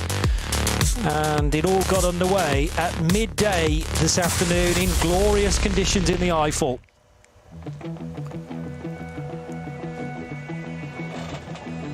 So at the head of the order, a good mixture of SP9 Pro and Pro-Am cars as they qualified. But it was the Walkenhorst Motorsport Aston Martin, put there by Christian Krockners, who would lead them away. Kamui Kobayashi to his outside, but Kobayashi didn't have the ideal run through the first corner. He was actually trying to get it ahead of the Aston Martin. First of all through turn 1, then turn 2, and actually the start for the Japanese was pretty handy. There was contact early on at the Goodyear Spanger between Klaus Bachler and David Yarn's white BMW. Both survived that scare, however, and then very, very wide for what was Nico Menzel to start the Dunlop shod Porsche of Schnabel Engineering.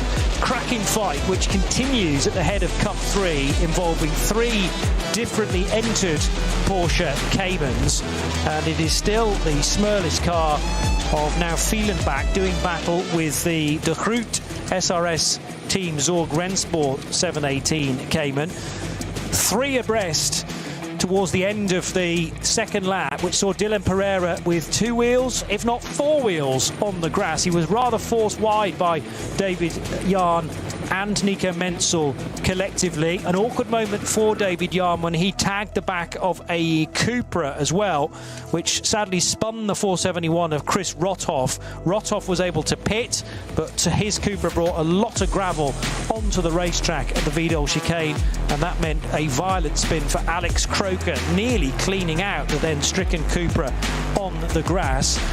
Terrific exchange as well from a strategic point of view, because 2 cars got out of rhythm fairly early on, they being Robin Freins' Yokohama shod BMW of Schubert Motorsport and the number 7 Dunlop Motorsport Porsche of Nico Menzel / Sven Muller.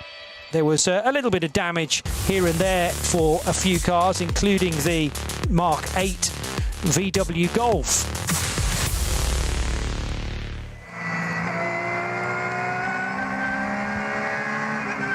The 17 car of Sven Muller and Dunlop Motorsport then. This is now an in-lap as he climbs the hill out of Breitscheid. There was a big squirm as he vaulted the curb, though, there, coming out of that tricky left and right-hand sequence. Down through the box in preparation for Bergwerk as well. And what you can't see, oh no, you can see actually, because there's an inset picture. Hopefully you're enjoying our coverage in both sound and vision on RS1, part of the Radio Show Limited network of channels. Robin Freins is right with Sven Muller as they climb through Klostertal and Kesselchen.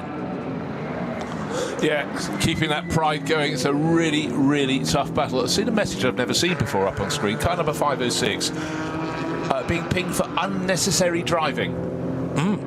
Okay. Under a code 60, referred to the stewards, and for the reference, that's the GT Tyres Motorsport by WS Racing BMW 228i. Unnecessary. That does sound as though the ruler is about to come down across the knuckles. There's going to be some form of punishment, I'm sure, to go with that. But add it to the lexicon of things you see on screens from race control. It's a two-horse race at the moment. Absolutely. BMW versus Porsche. Well, we've had many of those races across the decades here, but by dint of that first pit stop coming after 6 rather than going the full regular 7 laps on the opening stint, I thought at the time it was a masterstroke. I couldn't have predicted that they'd been given not 1, 2, possibly 3 gifts in getting clear of slow zones before their rivals, who are racing as hard as they can, came onto their heels. So Klaus Bachler, who is leading the charge from behind, but he's 38 seconds down on a race leader. And as I've said, if you have an earlier final pit stop, it's a longer one to the tune of around 23 seconds or so. And that's huge, but it's not as huge as the 38-second deficit between our race leader Sven Muller and his chasing teammate, albeit with a different livery on his car, Klaus Bachler in 3rd. So I've done the maths, Johnny. I think I'm on the right side of the law. Yeah. No, fully agree with that. Also, we can't quite give you an answer as to why Mateo Villagomez's pace has descended to quite the extent. I'm sure he was caught in a code 60 somewhere on that previous lap to have shed 19 seconds in a single lap. And the car in behind him, who is Moritz Krantz, doing a 9 minutes 20, so 10 seconds quicker than the Valkenhorst Aston Martin. But Villagomez certainly not showing the general speed of Christian Krognes, and why would he? Because he's still pretty new to this Nordschleife Lark. The one battle that's potentially going to change, and it might even change after the checkered flag, depending on how late Motor Racing want to leave these potential penalties. But Car 23 leads Pro-Am. However, it's got to do a drive-through, and it's maybe going to be pinged with a further penalty as well for being under the minimum pit stop time. So that battle in Pro-Am is slightly false at this point in time. Therefore, Patrick Assenheimer looks to be well placed in the number 48 Losch Motorsport Porsche. Jutta Racing's Alexei Veremenko in number 8, sharing with Frank Stippler, is in the 926s last time through. So that's matching those around him. But remember, Pro-Am involves, yes, some pro drivers in the rotation, but also some Pro-Am or Am drivers. So non-pros, gentlemen drivers. And here is the 47 KCMG Mercedes. Just done its second pit stop. So it has gone in earlier than you'd expect. It did its first pit stop after lap 5, therefore 13 was when it would come in.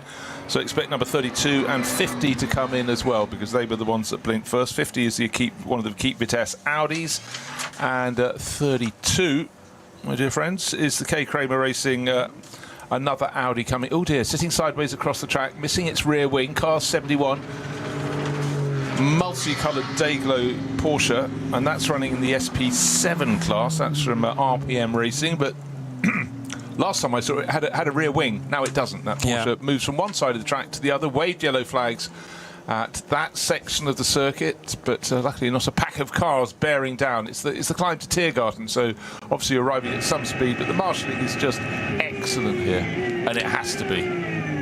Exactly right. The RPM racing car, therefore, for Milan Kodidek, and Chris Cool's Ralph Schall also in that number 71 lineup.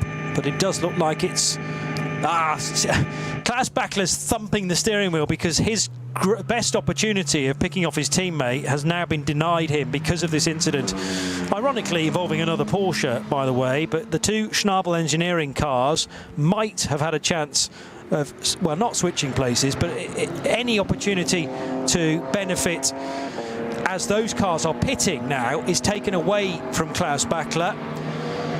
And he was already hemorrhaging hemorrhaging time. That might be a bit too strong a sentence, as the SP7 car now does get back into pit lane without its rear wing.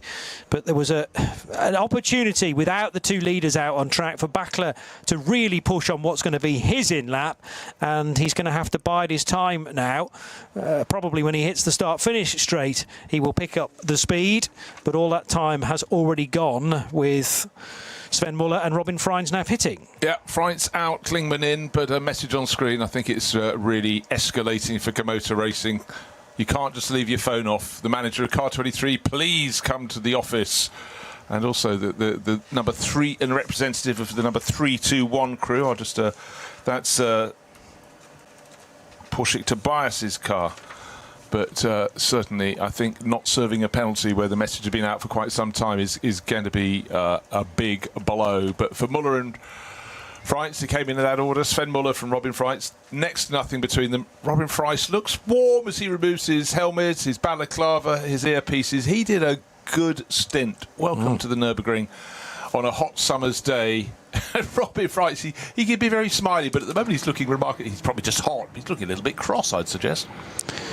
Yeah, well, it was going very nicely in the way of Schubert Motorsports. He'd made the break from the number 17 car of Sven Muller, and I'm sure he will be very disappointed not to be leading as they came into the pits, because the Dunlop car was ahead.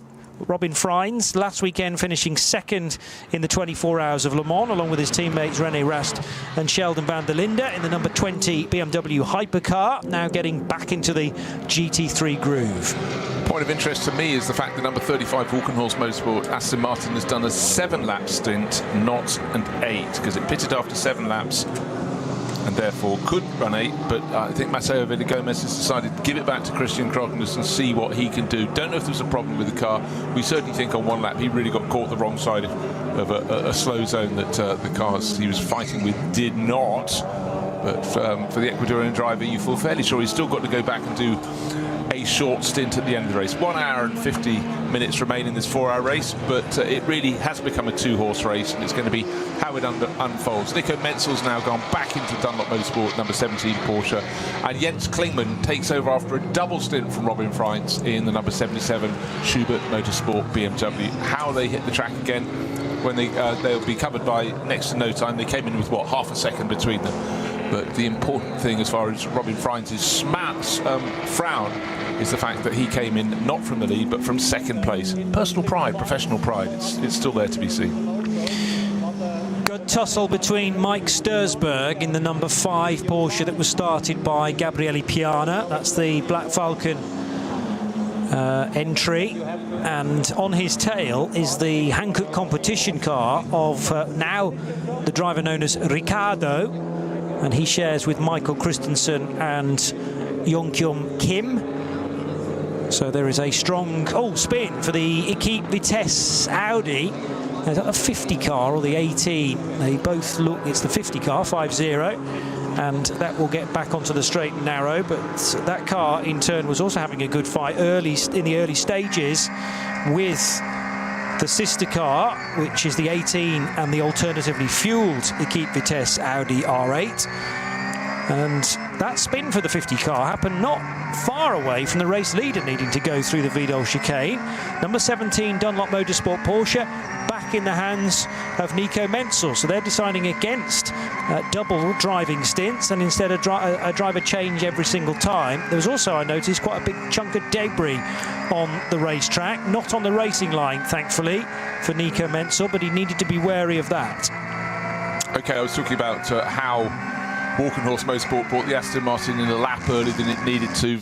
Villagomez has actually stayed on board, so it wasn't to get Christian Krognes back into the car. Another car that pitted after a 7-lap stint rather than 8-lap was Carl Tilley in the Pro Sport Racing Mercedes, but I guess that is to get Jake Hill a go in the car and see what he can do. But yeah, it's the Vidal chicane. I mean, what has happened since early in the race? You had the Cupra being pushed through the corner. There's been so much gravel that has not been cleared. If there was a point in the race where they had they could get some intervention out there, they could get that swept clear, but it's still catching out drivers, and we're at the point in the race where a lot of drivers are just going on their out laps. They don't even know it's there, or might have been told there's some gravel, and they go some gravel. There's half a beach here on the track, but I can't think of a race other than some extremely wet conditions where I've seen more spins out of the chicane there, and that's on the Grand Prix loop. That's the easy part of this event. So again, sometimes your guard's down a little bit.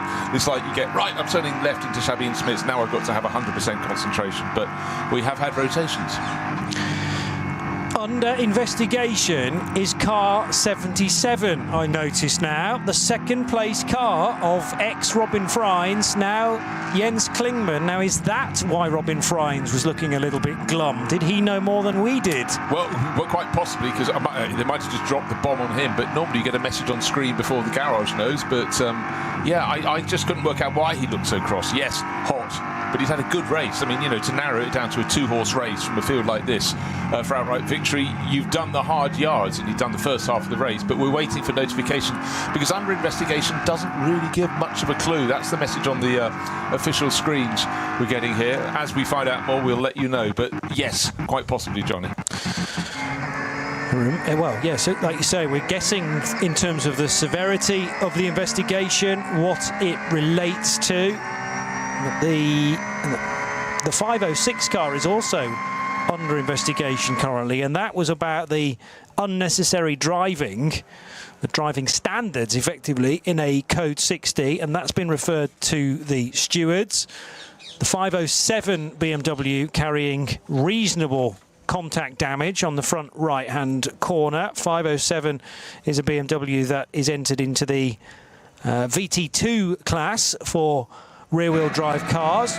It's just had a bit of the front right splitter pushed towards the guard, pushed towards the front right wheel, as Raphael Renhofer completes another lap in the 902 Porsche Cup 2 car. And Renhofer has been near the front, mainly at the front. And let's just see where Renhofer is currently. He's second in Cup 2, but having a good dice with Martin Rump, who currently leads that category for Mühlner. Right, just doing a bit of housekeeping. SP9 Proud class, it's still the Gamotta Racing BMW that's leading that category in 5th place overall, but with you know, a fairly large sword of Damocles hanging over it because of the team manager being required to erase control. Patrick Assenheimer is giving chase. He's 10 seconds down, but Patrick just knows this circuit so well. He's racing a Losch Motorsport Porsche today. Alexei Veremenko, due to racing Audis, in 3rd, but the interesting thing for me, Jake Hill into the Pro Sport Racing Mercedes, his first experience, but he's just quick everywhere, ancient and modern. We'll see what he can do. He's got a big time deficit to Veremenko's due to racing Audi. It's 17-18 seconds at the moment, but we'll see how he settles down, because for Carl Tilley coming in on that like a couple of other cars, he did a shorter stint. He did a 7-lap stint. Of course, Adam Christodoulou started, so maybe they'll have Jake in for this stint and Adam will come in for the final stint. But down in 4th place in SP9 Pro, 5th place in the class is a bit further back. Tim Santler, Toyo Tyres with Ring Racing Mercedes. He's down in 12th place overall. SP9 AM is being led by Mike Stursberg, Black Falcon Team Porsche. That's car number 5 in 9th position overall. And Mike's a good pair of hands to have around the ring here. So suitably clear, way clear in class actually. The best in rest in SP9 AM. In fact, you have to look back to the Dumoulin Aston Martin down in 33rd position to get the car that's second in SP. No, you don't. I've jumped past a couple higher up. Sorry, I've jumped past Dieter Schmidtmann. Don't know how I missed him. Longest name on the timing screen. His Renazzo Motorsport Lamborghini is second in SP9. Just 2 places, and albeit nearly 50 seconds behind the Black Falcon. Stursberg pedalled 911, which is car number 5. But out front, gap between Menzel and Klingmann, Porsche and BMW, 1.6 seconds, but we really need to see them at a timing interval around the circuit to see if Klingmann is gaining or losing in that battle for the lead. Bachler is pitting, as we would have expected, in his number 44 Porsche from Falcon Motorsports. That therefore means that Moritz Krantz should be due in as well in the number 23 BMW. Patrick Assenheimer in car 48 is doing the having pitted after 7 laps initially, now doing the more standard 8 laps, and therefore Jake Hill on his way for the pits as well. This will be an in-lap for the British racer. This will actually... No, he's just gone in. He's already come in. Car. Because they pitted a lap early. Beg your pardon, yes. Yeah. But I'm reading delayed messages from his dad, that's why. And it's throwing me off track. Come on, Simon, come on. No, Simon was bob on, and then I went and missed the stop. So Hill in after 7 laps, wasn't it? Did you say? Carl Tilley did 7 laps. Yes. And then, where he might ordinarily have gone to 8. So that puts... You made that point at the time, I'm just remembering now. Yeah, okay. Puts Jake in. Anyhow, interesting times. But Assenheimer is the one I'd be looking for because he's got so much experience on the ring. He's 6th overall. I think that car, regardless of what happens to the Motor Racing BMW that's leading SP9 Pro-Am, will pick its way up to lead that class. Motor Racing come in now. Car number 23 into the pits and possibly onto the naughty step. Who knows? And then we'll see what unfolds. Yes, the message read, Jake in, end of this lap. In the car, not into the pits. That's where I've got confused. Anyway, so Carl Tilley only did 7 laps. That's interesting. Now, is that the same reason why they got Villa Gomez out of... Mind you, Villa Gomez didn't get out, did he? Didn't get out. So he pitted after 7. Yeah, I don't understand. And we wondered whether Christian Krognes was going to go in to just increase the pace of the car. Because if it could do another 16 laps, which in theory it ought to... Well, actually, on today's pace, it's not going to do, but... yeah, maybe they think they can get away with 15, so do 7 laps in this stint, like the previous stint for Villa Gomez, and then 8 laps for the final stint to hand back to Christian Krognes, so he can use his speed and experience. But it was sort of a lap shorter than I thought for both of them, for Villa Gomez and for Carl Tilley. But Carl has handed over to Jake Hill, whereas Villa Gomez has stayed back on board. Are they seeing something on the data or the car placement around the racetrack where there's a little hole somewhere where they can gain some real estate, gain some road position, I wonder, both at Pro Sport with their Mercedes and at Aston Martin Valkenhorst Motorsport with the number 35 car? We'll wait and see. So the top 6 on the road have all pitted, and they were due for stops at the end of lap 15. Klaus Bachler, the net leader, therefore.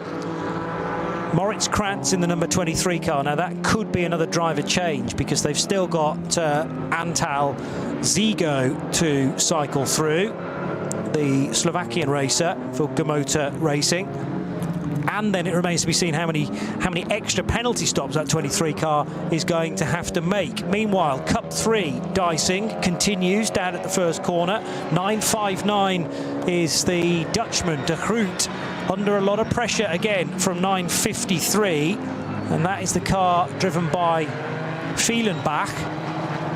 And they're about to be monstered by a rejoining Tim Heinemann, I should say. So Bachler out, Heinemann in to the Falken Motorsport Porsche. Yeah, and Heinemann clearly not wanting to waste any time at all. A couple of Cup 3 cars, I have to get past them. I have to get past them right now. He's got a GT4 class car there for an SP10 car up ahead of him. He wants to pick those off before he goes into the dip, up the rise to the Vidal chicane, and certainly before he gets the section where they turn onto the Nordschleife itself. But Heinemann doing a good, tidy job, as you'd expect. Just looking for changes. One thing I think I need to highlight is the fact that Martin Rump has had a sensational run to lead Cup 2. It's the class for the Porsche 911 GT3 Cup class.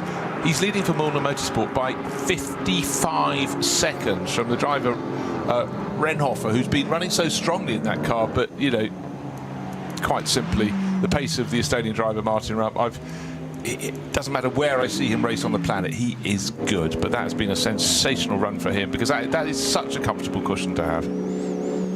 9 times out of 10, it is with Mühlner Motorsport as well, and Martin Rump has chiselled an opportunity with, and he's highly thought of within the Belgian squad. The Bilstein-sponsored Mercedes is now going to whip across the line. That's the number 26 car then, with Jake Hill now at the wheel, still early on in his stint, having taken over from Kyle Tilley. And then it remains to be seen who does the final stint. Maybe back to Adam Christodoulou in car 26. They're targeting a Pro-Am victory. And we'll allow the timing screen to reset to give us a rightful position for Jake just as soon as everyone else has completed their outlaps. But he is well positioned. Tim Heinemann in the number 44 car now having, well, his teammate won the race to be the first of the pit stoppers at the end of 15 laps. But obviously he's now going to drop down the order by 4 minutes or so, or 3 minutes or so.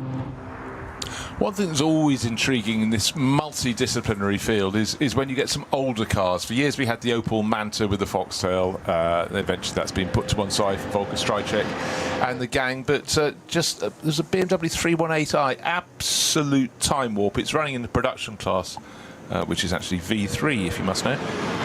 But it is a walk back in time. It's there in the sort of classic BMW racing livery, white background with the BMW racing colours on its flanks, but you know, you could be back in the early 1990s with that. But you know, it's still going well and it's still being driven nicely and kept out of the way. But again, there really is something for pretty much everyone when they come to an NLS race. What's left on the clock? Well, we've got time and plenty. We've still got an hour and 37 minutes in this race to go, but it does look as though that decision from two cars in particular to pit after only 6 laps, one short of the maximum they could really go to on the opening stint, has opened the door for them, and it seems penalties for others and slow zones on the circuit have just left 17 and 77 out front. But the big question to me is which one's going to win. But the other question is, oh, now we've got an answer. Stop and go penalty. Oh dear, their pit stop was under, but under by 16 or is that 18 seconds? Might be 18, yeah. 18 seconds under the point. So at that point, I don't think that's the frown on Robin Fries' face, because he did what drivers do. Out of the car, into the garage, get your helmet off. He was always cross at that point. They wouldn't say, oh, by the way, we're planning to undercut the stop by 16 seconds. Well, that's not the same BMW, remember. 77 is Robin Fry's car. Oh, sorry, I'm looking, but that's Motor Racing. I'm looking at the penalty for that. I apologise to all. Don't worry. I'm making several errors in this race as well, so I'm pleased that you've caught me up by one, at least. So 23 gets a stop and go. They've already got a server drive-through, which hasn't been done yet either. When are they going to do these penalties? Unless there's this rule that often stands in the 24 hours of the Nürburgring, whereby you just carry on to the end of the race and it's all added on at the end. But that seems a little unfair when we're talking about a 4-hour race. But car 23, to my mind, has not served the initial drive-through penalty. Car 23 has only visited the pits twice as the SP9 Pro-Am leader. Yeah, that's correct. It's back in the hands of its starting driver, David Jahn, who is the quickest driver in that car, quite clearly. It's up in second place overall. However, we're waiting for the adjustment for those that pitted a lap before them. When they come through at the end of the lap, that order should change. But the big question, who's going to be in front? 17 or 77. Nico Menzel is driving, still on board, is back on board the Dunlop Motorsport Porsche. And out around the track, he's actually opened a lead of 4.8 seconds over Jens Klingmann, who's got into that Schubert Motorsport BMW. And I just want to stress, that has no penalty for undercutting its pit stop. That was a mere chimera. The car of which we speak, Le Mans, is the 23 Motor Racing thing. But under investigation is still the message on our board for the Schubert Motorsport BMW. We know not for why and for when and for how, but at the moment we'll just keep an eye on the screen and I'll try and discern the difference between the numerals that give me a bit of a clue.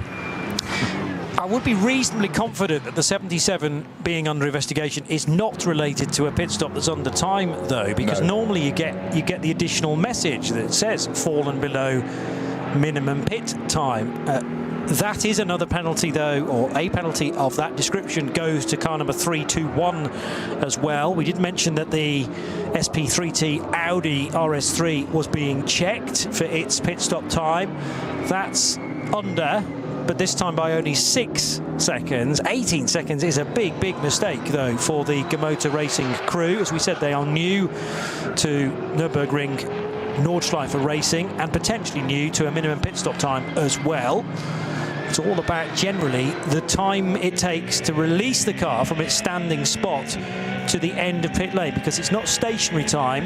The pit stop is timed from pit in to pit out. Still, this cracking fight between two Porsches continues. Gabriele Piana, now I thought this was Mike Stursberg in the number 5 car. It was, but it's now been handed back to Gabriele Piana, and he's having a cracking fight with the South Korean racer Kim in the number 30 Hankook competition Porsche, and heading for the really quick stuff now at Kesselchen.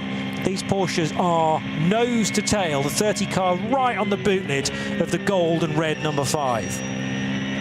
This is the stretch of the circuit, well, one of the many stretches that you just go, could I do that? I mean, it's the sheer speed from Kesselchen. Lots of other points, you've got a bit of speed, but then you go slow right down. But for Kesselchen, it's a sequence of bends that just need to come at you, and you just don't take your foot off the throttle, and you just got to have faith. But that's where experience comes in. But certainly Gabriele Piana, Italian by birth, but has been based in Germany for a long time. He is super quick. Waved yellow flags in front of him, double waved yellows, looking to see, is it still barrier repairs or is it something fresh? And will this be an area of the circuit where it's a slow zone where various coming? S-Bash, you've got one. And now first, we've got a car with the bonnets up, having clipped the barriers by looks. It's on the grass verge on the right-hand side from the driver's point of view, but waiting. They're not waiting. We're just waiting for a green flag to be waved. That's the point at which Gabriele Piana can floor the throttle and set off again in his Porsche. But you just can't afford to miss a single marshal flags warning, because they're warnings for all sorts of reasons.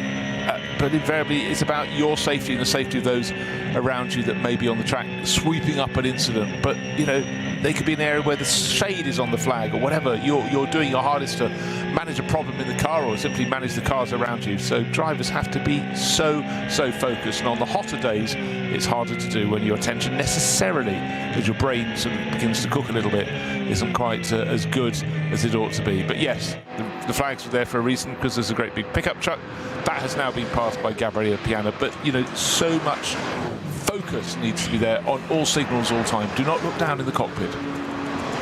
No, because that could be the last error that you make before sliding off and hitting the barrier pretty hard or tripping over a fellow runner. Cracking lap this time, it looks, for Calvin de Groot, who leads Cup 3 in 9.59, and that's the biggest gap I've seen so far for the SRS Team Zorg Rennsport 718 Cayman. He's really made the break from Alex Fielenbach's 9.53 Smurlis racing car. So de Groot, I don't have an age for Calvin, but I sense that he's pretty early on in his career, maybe early 20s or younger than that. Not done a great deal of kind of top-notch racing, although he is, I was just looking up, a champion in the next cup, is it called? The Next Gen Cup. Oh, in the States, it's what we used to call Indy Lights in the old days. Oh, okay, I do know exactly what that is. So he's been a champion of that in 2024, then seems to have gone missing on my stats in 2025, but now is running in the GT4 European Championship at Pro-Am level. So yes, single-seater star and champion, turns Nürburgring specialist potentially, but he's not done a great deal of NLS racing, unless he did all of last season. I'll check that as well. Sometimes NLS 2025 disappears off my radar briefly. He's doing the GT4 European Series this year. Yes. So he's doing that. He's getting experience in that. He obviously did the 24 hours of Nürburgring. I found him. Okay, so he did do NLS 2025, pretty much all the races as well. But that was in a BMW 330i G20, again for Zorg Rennsport. When you talk to the Next Gen Cup, I confused it with the American racing scene. It's something that happened in Germany. And okay. I think I now can picture it. I think these are little space frame cars. Yes. Effectively a small saloon style. I was getting a bit concerned that I hadn't identified him in something as big as the Next Gen Cup. Let's have a look. I found a website. Oh no, it's going to throw me a load of cookies at the same time. So I'll get to that eventually about the Next Cup for Calvin de Groot. Now, it looks like there's been an exchange of position between the Hankook competition number 30 Porsche. Is this how Gabriele Piana got ahead?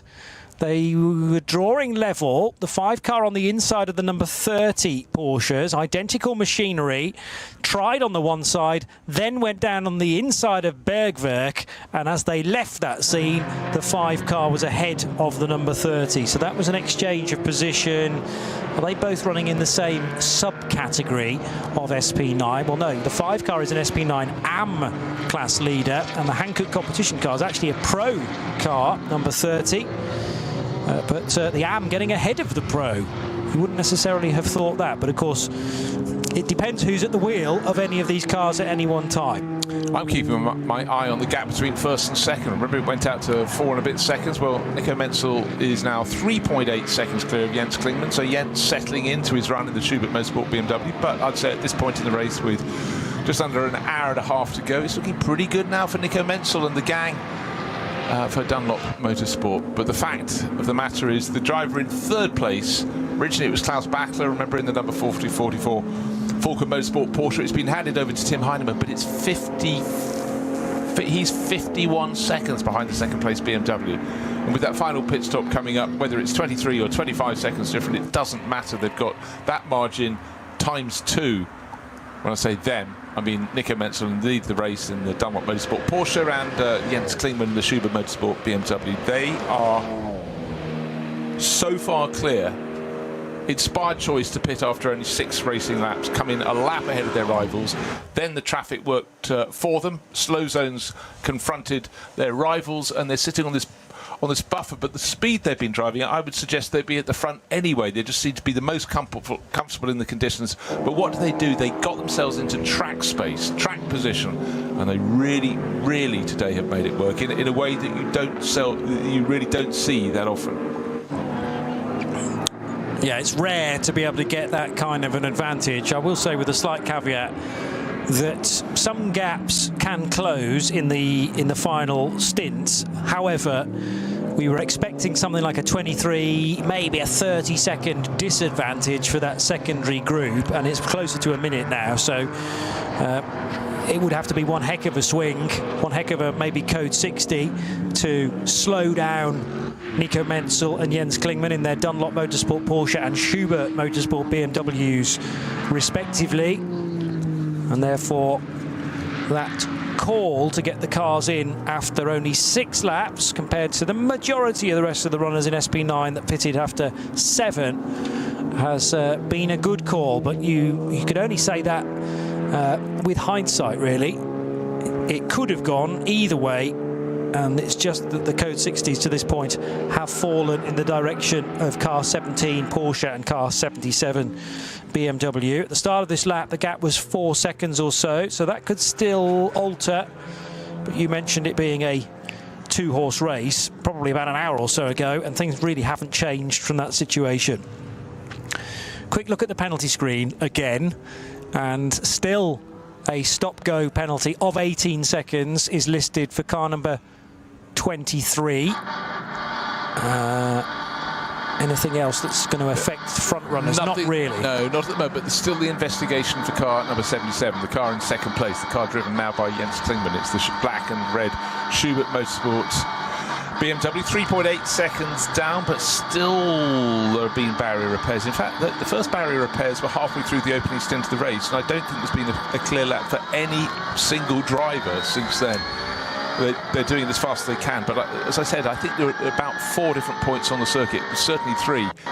There were concurrent works on the barriers. So in terms of people looking to boast at the end of this weekend, saying, hey, I did a lap in 8 minutes and 1 second, that's quite unlucky and unlikely at the moment, I'd say. 900 car of Ben Hites now, heading for the second of the concrete sections, the Kleiner Carousel.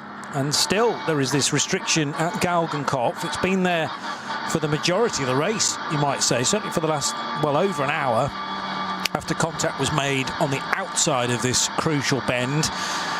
And it's denying a lot of the SP9 runners now their opportunity to get a good run out of this right-hander onto the Dottinger Hohe and to pick up the toe.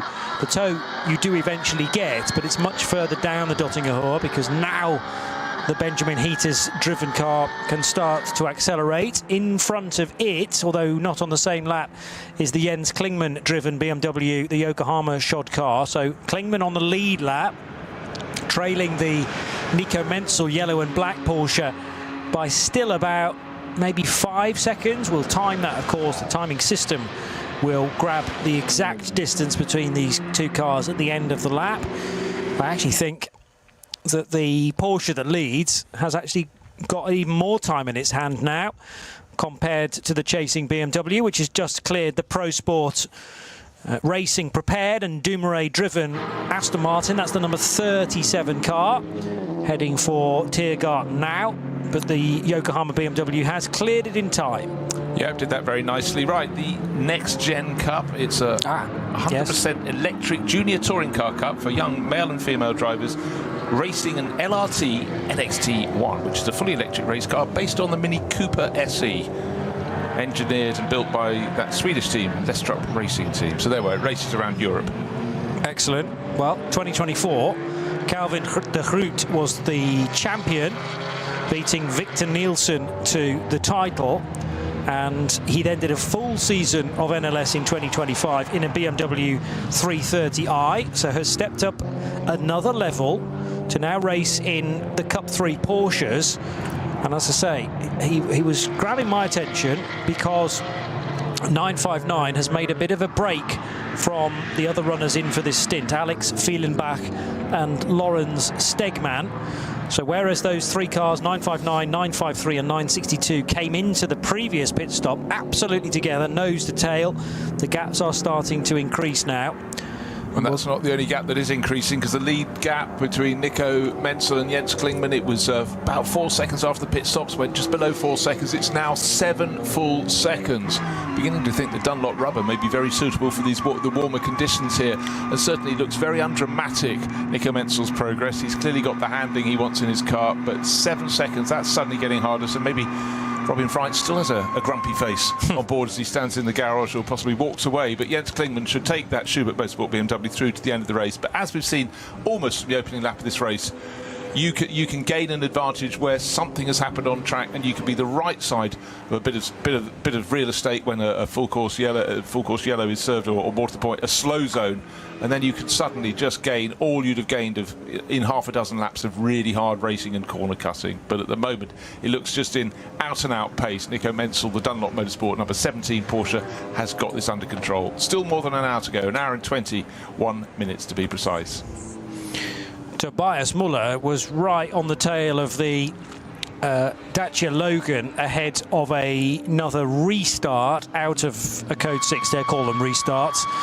It's not a safety car, of course, or a full course yellow, but it's the closest thing we might have to that.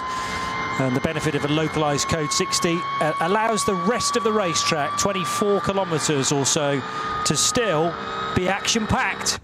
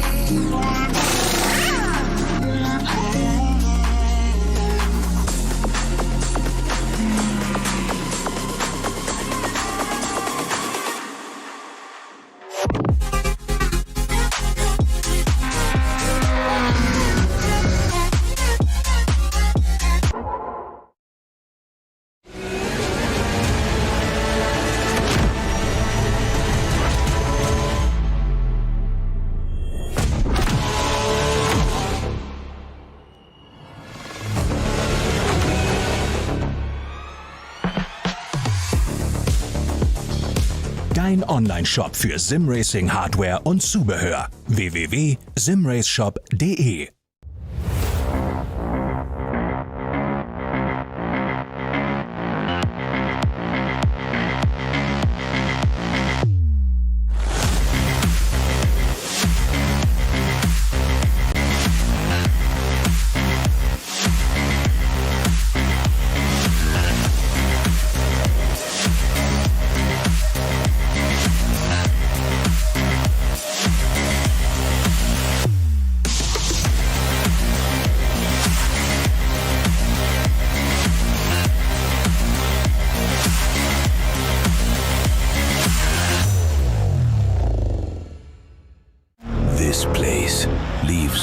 room for error. No escape. Just asphalt, adrenaline, and the legend. The green hell never forgets. It never forgives. Every corner, a fight. No room for weakness. The Nordschleife is no place for empty promises. It is the place where they are delivered. Engineered for the green hell. Official partner of the NLS. Liebe Fans, Lovely fans. Besucht uns auf unseren Social Media Kanälen. Follow us. Auf Facebook, Instagram, YouTube und TikTok. Willkommen bei der NLS.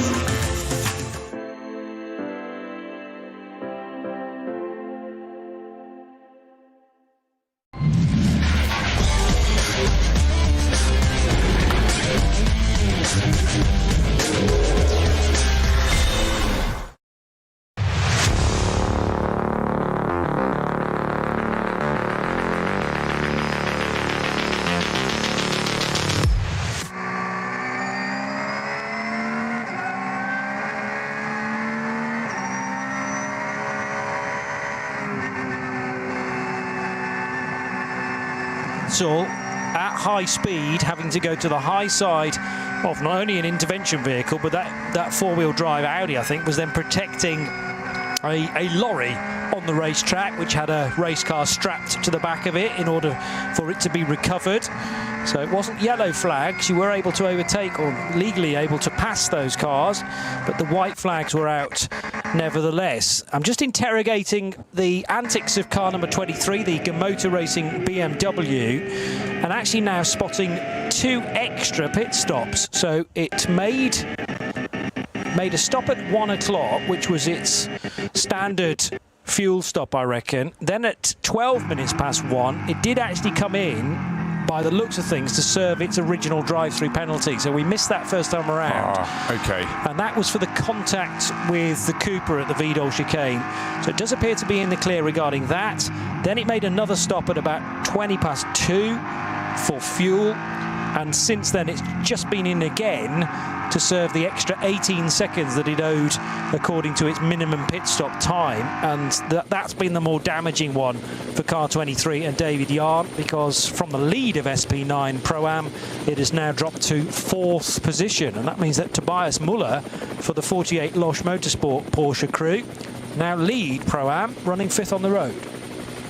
Gosh, I can't think of a meeting that's chopped and changed as much as this one. It's dry conditions. You think we'll have a standard race. The whole thing has been thrown by 2 of the front runners pitting 1 lap ahead of the accepted norm, therefore came in after 6 rather than 7 laps.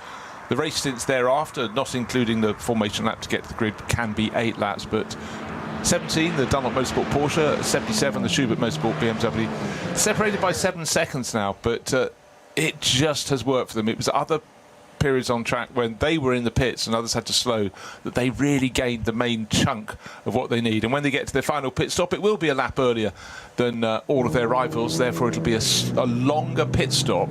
However, they've gained more than enough to cover that off. They had a shorter first pit stop, a longer final pit stop, but in between they've gained so much time they could fit in 2 final pit stops if they so chose.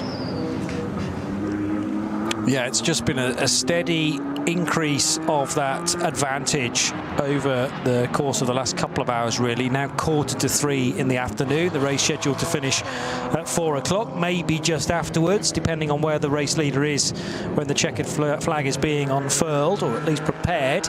We'll wait for the then race leader to complete the lap that it is on. And sometimes you can actually squeeze an extra lap out of this race. Not that you would want to do that. And the problem is for Nico Menzel, with a 2 and a bit second advantage, he's not in a position to manufacture the end of that race. It would be a different story if that was a 30-second advantage, but he's going to be pushed all the way, metaphorically, I hope, by the Schubert Motorsport BMW. Yeah, which in the course of the last lap gained 4.5 seconds and now looks to be way under 2 seconds. So I didn't understand why Jens Klingman had lost so much time. I think it might have been a moment of incident, but as they come out of the arena section and turn double back through the barriers to cut off some of the Grand Prix loop. The gap is coming right down. So let's see. Oh, there I was, blithely saying, well, maybe in this tempo the Dunlop tyres are better. Maybe at the start of their stint they're better, but certainly. But there are so many ifs and buts of maybes. It could have just been traffic induced, but not normally losing 4.5 seconds. So always on the lights, always flashing. Our race leader, Nico Menzel, trying to put as many cars between him and the chaser. The chaser in this instance is Jens Klingmann. And by the way, the gap behind them to third place, to the Falco Motorsport Porsche, sister car, if you will, to the Menzel car, is 41 seconds. Huge.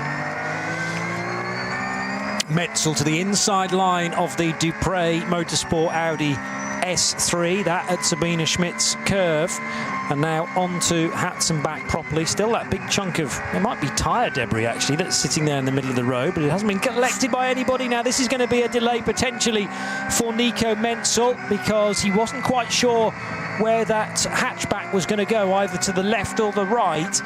And if Klingmann doesn't have as much of a delay through there, that'll be another second swallowed up. Bear in mind, Klingmann is only 2 seconds adrift of the race-leading Dunlop Porsche. That was happening at Hatzenbach. It's such a difficult sequence of curves, and he just had to guess where the little hatchback in front of him was going, and he guessed wrongly. So he went to its right. Suddenly that was going to the right of the circuit. Had to chink around it, and that would have given a little bit more impetus for the chasing Jens Klingmann. He might have been able to see that happening. He might have read the situation a little bit better. But again, it's part of the fabric of racing in the Nürburgring Langstrecke Series. But that was a heart-in-mouth moment there for our race leader, Nico Menzel. Got very, very close indeed. Sure was. And David Yarn, meanwhile, is getting very close to the Selv-driven Jutta Racing Audi, driver known as Selv, S-E-L-V, and the all-black, well, with the gold, conjuring up Lotus Formula 1 cars, perhaps, of yesteryear, now going over the start-finish line. And the other Audi just up ahead is not on the lead lap, but you could not be closer in the respect of David Yarn, virtually pushing that Audi across the start-finish line. It's one of the Equipe Vitesse R8s as well, which might pose the BMW a problem, no, but that car does the rightful thing of staying out of the battle for, what is that, third and fourth positions in SP9 Pro-Am. So Jake Hill in second in Pro-Am, and Tobias Muller in the 48 Loesch Motorsport car. The Porsche currently leads this subcategory. So David Yarn with some catching up to do. I do reckon he's got rid of both of those penalties, as in he's served the two of them. We still have the third and final driver to come in BMW number 23, who is Antal Seago. And that will be done, well, when this car comes in to make its final stop within the next 20 minutes, let's say. By the way, Selv is the shortened name of Vasily Selivanov, a Russian racer. But he's been racing under that pseudonym for quite a number of years now. And I do think the quality of pseudonyms has rather fallen. Some of the ones from the 1920s and 30s were absolutely fantastic, but then you had ones that were sort of strange translations of a name into another language, and thinking it would hide. But we all know some of the most famous people who hid behind pseudonyms did get caught out, and one of them, he made a mistake, and that was called winning the Le Mans 24 Hours. His photo was in the local papers, and only then did his mother, who was probably inadvertently financing it, did she find out who this chap who raced under the name of John Winter really was. BMW onto the Dottinger Hoor again. No, totally misidentified that from the overhead shot, but the 23 car still going strongly. We'll have one of the Toyo Tyres Supras now to deal with. This is, I don't know, forced perhaps. It does test my track knowledge when I start to see completely different angles. No, it's later on in the lap than that. Bear with me, folks. An hour and 9 minutes still to go. That might have been the bridge for Flugplatz, actually. So the racetrack going over the public road.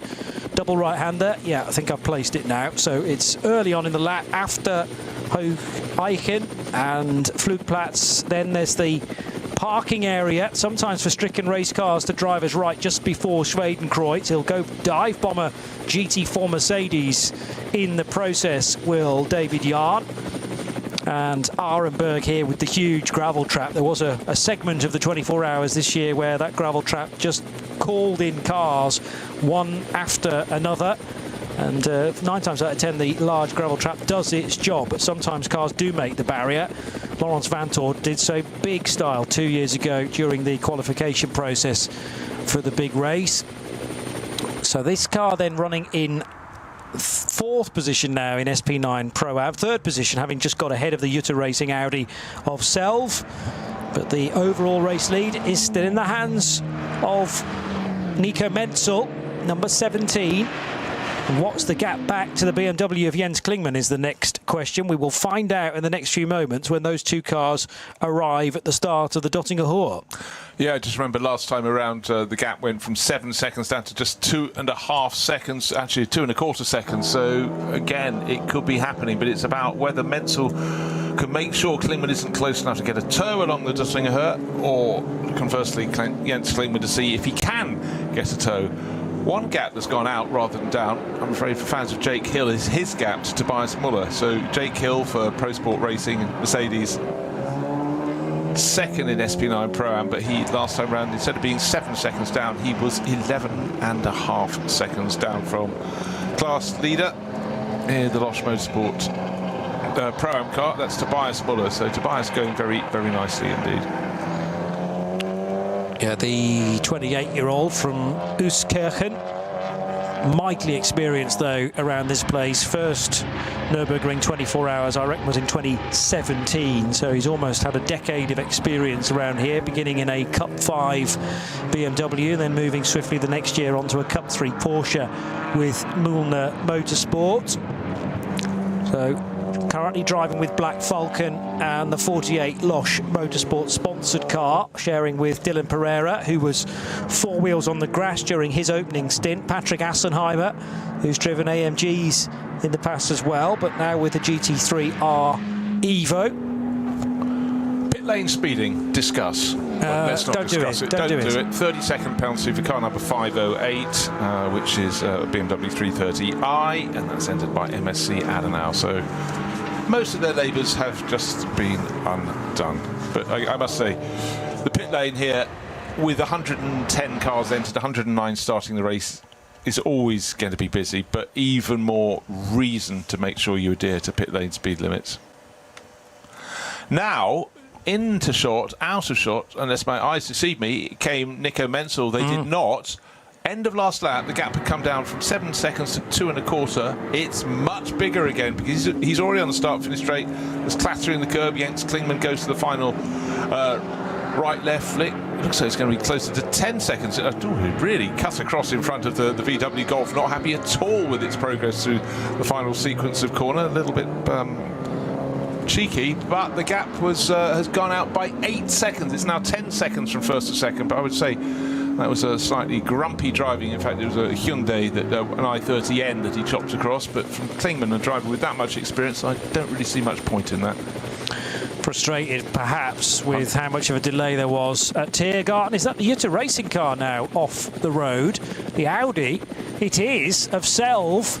So he began the next lap, remember, doing battle with David Yarn's number 23 car, and this has happened somewhere in the second sector, just trying to identify particularly where. It might be Hatzenbach with the near crowd, which has gathered significantly, and yes, confirmed by the early stage of Hatzenbach, so well spotted, Johnny. And with thanks to our directors looking after us as well, making sure that we can identify the relevant places on the track. This has only just happened because Selv and Jutta Racing began this lap actually side by side with the 23 BMW. I've got the gap at 900ths of a second. Yeah, and effectively the car is facing at 45 degrees to the barriers, but unfortunately with this nose towards the oncoming traffic, so it's you know, a big turn. Left a bit of debris on the track. The marshal's doing a very, very good job. There's the course vehicle parked just past the spun Audi. The driver, Selv, is over the barriers on purpose. and they're running back up the track to clear any debris. So contact before, through, during that corner. Just actually as the Hatzenbach begins to and there's been a big ding in the barriers. So on the left-hand side of the circuit, as he'd be coming down the slope, you'd come from Sabine Schmidt's curve. It's just starting to turn to the right. Actually, we can identify the corners. They've written them on in chalk for us. It says Hatzenbach, some of the sort of regular graffiti, but it's early in Hatzenbach. But how that happened, do not know. Did it happen? Absolutely. And so for Juta Racing, who are having one of their better outings here, that's very, very frustrating indeed. Yeah, excellent opening stint from Frank Stippler. Alexei Veremenko didn't really put a wheel wrong either. Admittedly, not going to have the pace of Frank Stippler, but who does at the end of the day? And then Selv was doing battle in SP9 Pro-Am. Well to that point. My concern is how close David Yarn was at the start of the lap for the Motor Racing BMW crew, and has there been contact therefore between the two of them? If there has been, I'm sure that will be flagged on our screen as being under investigation. But now, having to get off the throttle in a moment or two's time will be the 44 Porsche that is driven by Tim Heinemann. So they'll come round this corner. And no, we're already past the scene actually where the Juta Racing Audi has left the track, because now Hocheichen and the slight rise between Kittelbacher Hohr and Flugplatz, and Heinemann has a long think about a move down the inside of the Aston Martin, which is not on the same lap as car 44, and he's able to get safely through. Yeah, neat, tidy. Oh, but another car is taken to the outside of the circuit. It's deep in the gravel. It's trying to pick out where that is. Arenberg. It's Arenberg, and it's gone the whole way round into, hit the barriers, went off to the left-hand side of the circuit as the corner went to the right, has binked off the barriers and then slewed around the corner. It's a family car, 3 corns on board, KORN, Porsche 444 Cayman. Looks as though it's possibly missing a front right wheel even in all of that. Or is it where it's just sitting with a shadow across its nose as the nose is down in the gravel, but it's not to get back on the track? No, I think, well, there's definitely damage to the front left corner. Now, has the front right wheel ended up actually underneath the wheel on the left-hand side? I think that is the left wheel, which is now at a horizontal position. I mean, maybe that's why the front right looks as though it's down as well. The front left is suitably down, but anyhow, deep in the gravel. That's the car Ulrich Tobias and Daniel Korn, all from Buchholz, and they're running in the it's a production class car. It's the V5 class, but it needs a bit more production to get it back into running all over again. But every time there's an incident like this, it can lead to opportunity, but it can lead also for losing time according to when the slow zone is served, if you're through it or if you're just arriving into it. But just remember, Nico Menzel leading this race 10 seconds to the good at the start of this lap number 20, and the gap from Jens Klingmann in his Schubert BMW in second place to the third place car, which is the Falcon Motorsport Tim Heinemann driven number 44 Porsche. That's the best part of 40 seconds. That will come down a bit though, I think, but at the moment I can't see Klingmann gaining ground on our race leader for Schubert Motorsport. It doesn't seem to have quite had the sparkle that his teammate Robin Freitz had in the first half of the race.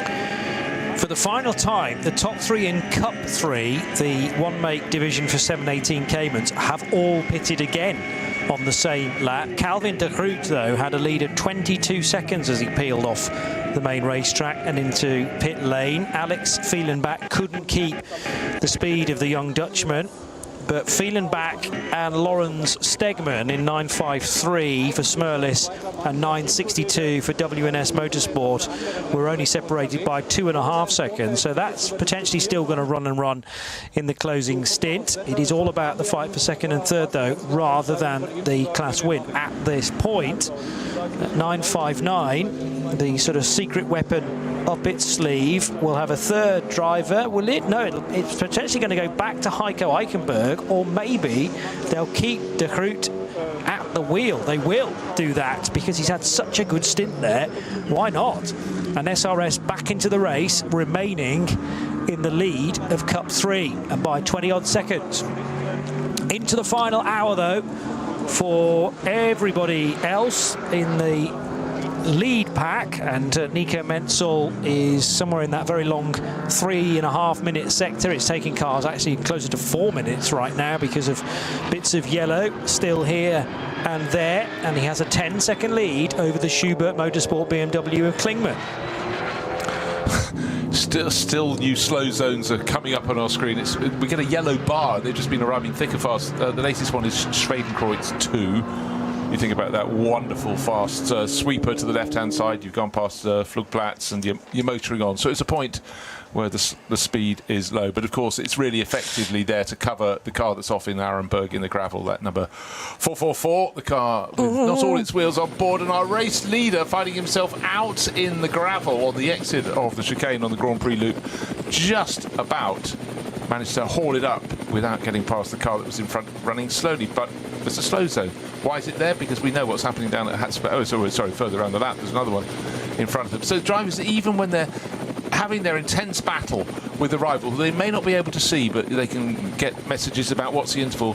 They've still got to work their way around back markers and still got to sort out slow zones, and some drivers react rather faster than others, but this one's been here for a while because we've already got the car that has gone off, I think, being put onto the back of a flatbed. But for now, the little set Cooper in front is absolutely entitled to be where it is. As soon as they get to a green flag, which they have, they can now accelerate. But around the outside, Nico Menzel, will there be a gain for the chasing Jens Klingmann? You'd suggest perhaps just a little bit will come their way. And out of Galgenkopf along the Dottinger Höhe, they go all over again. But it's still Dunlop Motorsport leading this race, number 17, Nico Menzel. But we've seen it from him, we've seen it from Klaus Bachler, his teammate in the Falken Motorsport car. A degree of frustration when you get a camera pointing at them and they're being delayed. They want to get through a slow zone without interruption by anybody else. They'll drop to the minimum speed. They want the cars in front to be, and the drivers in front to be completely conversant with what's required of them and not delay them by a nanosecond. Menzel gained a second in Sector 1. He then lost 4 seconds in comparison to Klingmann. However, then Klingmann dropped 8 seconds to Menzel in the third sector. So 10 seconds might become 15 by the end of this lap. There was also a harem-scarum moment for Tobias Muller a moment or two ago in the number 48 Losch Motorsport Porsche. He's still the leader in SP9 Pro-Am. And Jake Hill trying to hunt him down. Gap at the start of the lap was 14 seconds. It's going to stay about the same, it looks like. And it does indeed, at the head of the order, extend from 10 seconds through to 16 seconds. I don't know why there was an 8-second drop for Jens Klingmann. Did he get caught in some middle order traffic around one of the code 60s? But that's the big damaging sector. 2 minutes for Menzel, 2 minutes and 8 seconds for Klingmann. That's really, really galling for Klingmann. I don't think it was anything to do with what he was doing. It's just simply where the traffic was and whether he found the slow zone that had just been extended, and therefore a longer slow zone as the clean-up operations happened at Arenberg or somewhere. But certainly that's cruel. The lap we thought he might be able to find a bit of an advantage to try and claw back the advantage of Nico Menzel. Nico Menzel, in turn, being slightly delayed, but not by as much as Klingmann. Or is the performance that BMW suddenly just falling off a cliff? It came in for its previous pit stop. Car number 77 came in after 14 laps. They're on lap 21, so it could be this or it could be the next one. But of course, you've got a little bit more scope towards the end of the race, and I think they've got the choice which lap they pit. 55 minutes to go. Remember, at decreasing intervals, pretty much every minute now, the minimum pit stop time gets shorter and shorter. And yeah, lap 21 now for race leader Nico Menzel. I'm guessing there'll be, when he does come in, another driver change to switch back to Sven Muller. Then each driver will have had a stint each. And Jens Klingmann in number 77 will probably stay in, as Robin Freins did a double, and therefore they've only got one driver change in total to worry about, which has already been performed. But 16 seconds at this stage is only going in one direction. 3 more seconds, or 2.5, gained through the first sector for the race leading yellow and black Porsche from Schnabel Engineering, the Dunlop car, which has not had a great season to date. In fact, neither car really from that squad that prepares Porsches. Used to prepare a car from another manufacturer as well, so they're very, very experienced. They also know this place intimately well, and it's all about race strategy a lot of the time. Now, they chose to get out of kilter quite early on, and that is reaping rewards. And even more so compared to the car that also pitted after just 6 laps at the start of the race, whereas the 77 BMW was in the fight compared to the Dunlop car. That gap is now increasing to almost 17 seconds.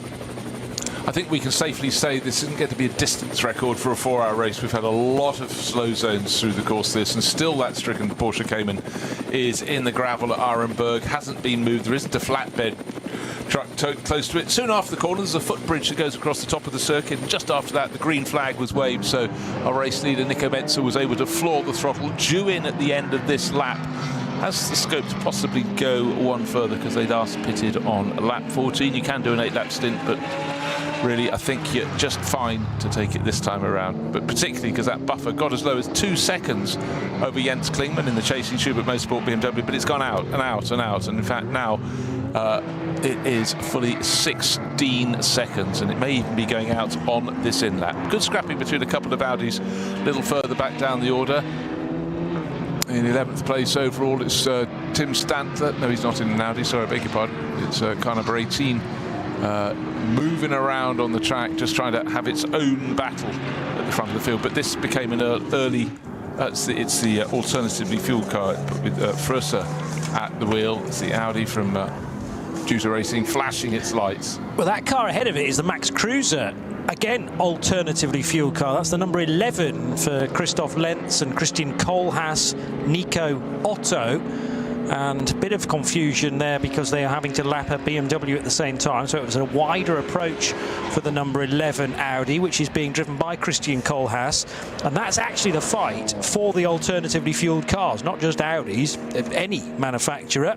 So they both run in AT1. 19th and 20th overall, but importantly just separated by 1/10 of a second, and ebbing and flowing a little bit, but doing very, very nicely, thank you. First or second, I'm just waiting for the end of this lap, and you'd expect the first two to come in. Number 17, the Porsche of Nico Menzel, and waiting to see if they do that. But will the gap have suddenly gained another 6 or 7 seconds? Because if it has, it's absolutely disaster for Schubert Motorsport. But if it hasn't, because nothing has been placed in their lap, frustrating. Oh, incident between the KCMG Mercedes under investigation. That's car number 47. Now Gamu at the wheel at the moment, former Super GT 300 champion. He's down in 13th overall. Remember, this was a car that Kamui Kobayashi ended up losing about 5 minutes, went off into the barriers in his stint.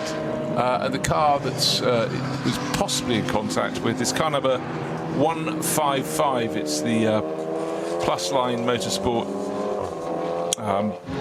BMW M4. It's the GT4 category car, so we can't tell you where or what happened between those two, but that's under investigation. And so for 47, the KCMG Mercedes crew, they'll be looking to continually try and claw back a bit of time, but if they get any other punishment, then that's going to be very unlikely they'll gain many places.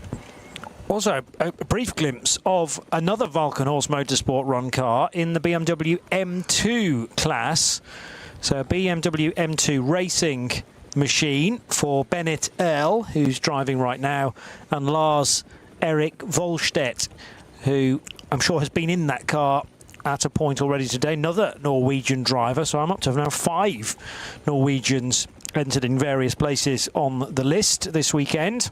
Repairs continue for the family Korn Treble 4 Porsche, which looks very, very badly damaged. That must have gone on off at a very high rate of knots. I wonder whether something actually broke on that Cayman, preventing it from slowing at all.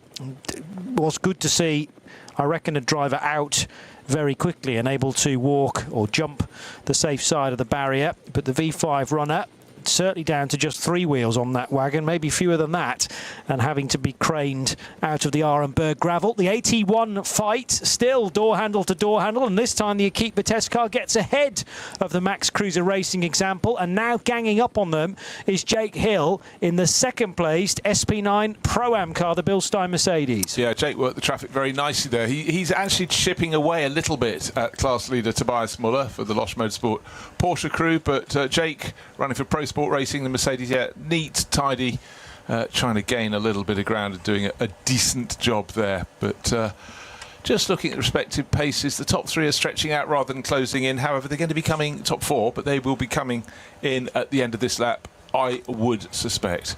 The flatbed crews have had some busy days today, and in fact the broken Porsche is now being hooked up to one so that can be brought back, and then we can go full green flag, full clearance of all the obstacles and hurdles up at Arenberg, where it's been really stuck for quite a while now. The two AT1 Audis, we did describe this at the time, going off the Grand Prix track and onto Hatzenbach, briefly delayed by the BMW 325i, number 250 of the Cooper family, Bernd and Kevin. I'm not entirely sure that car was doing anything wrong, turning left and over the road bridge, just trying to stay off the racing line where possible. There's very nearly contact between Christian Kohlhaas and the rear of that blue number 250 BMW. 16 and a bit seconds remains the gap between Nico Menzel and Jens Klingmann. In fact, it's probably going to be even more than that now. Klingmann appears to be losing yet more time. Might be a 20-second gap by the end of this lap for Nico Menzel. And again, is this down to the tyres, together with, of course, the ability of Nico Menzel in the pilot's seat in car number 17? So he's going to reach Tiergarten now and head into Hohenrhein. Up the curb a little bit for car number 17. 21 laps will be on the board this time around, but not a pit stop just yet for Nico Menzel. Yeah, I said it was an option. I thought bring them in, but again,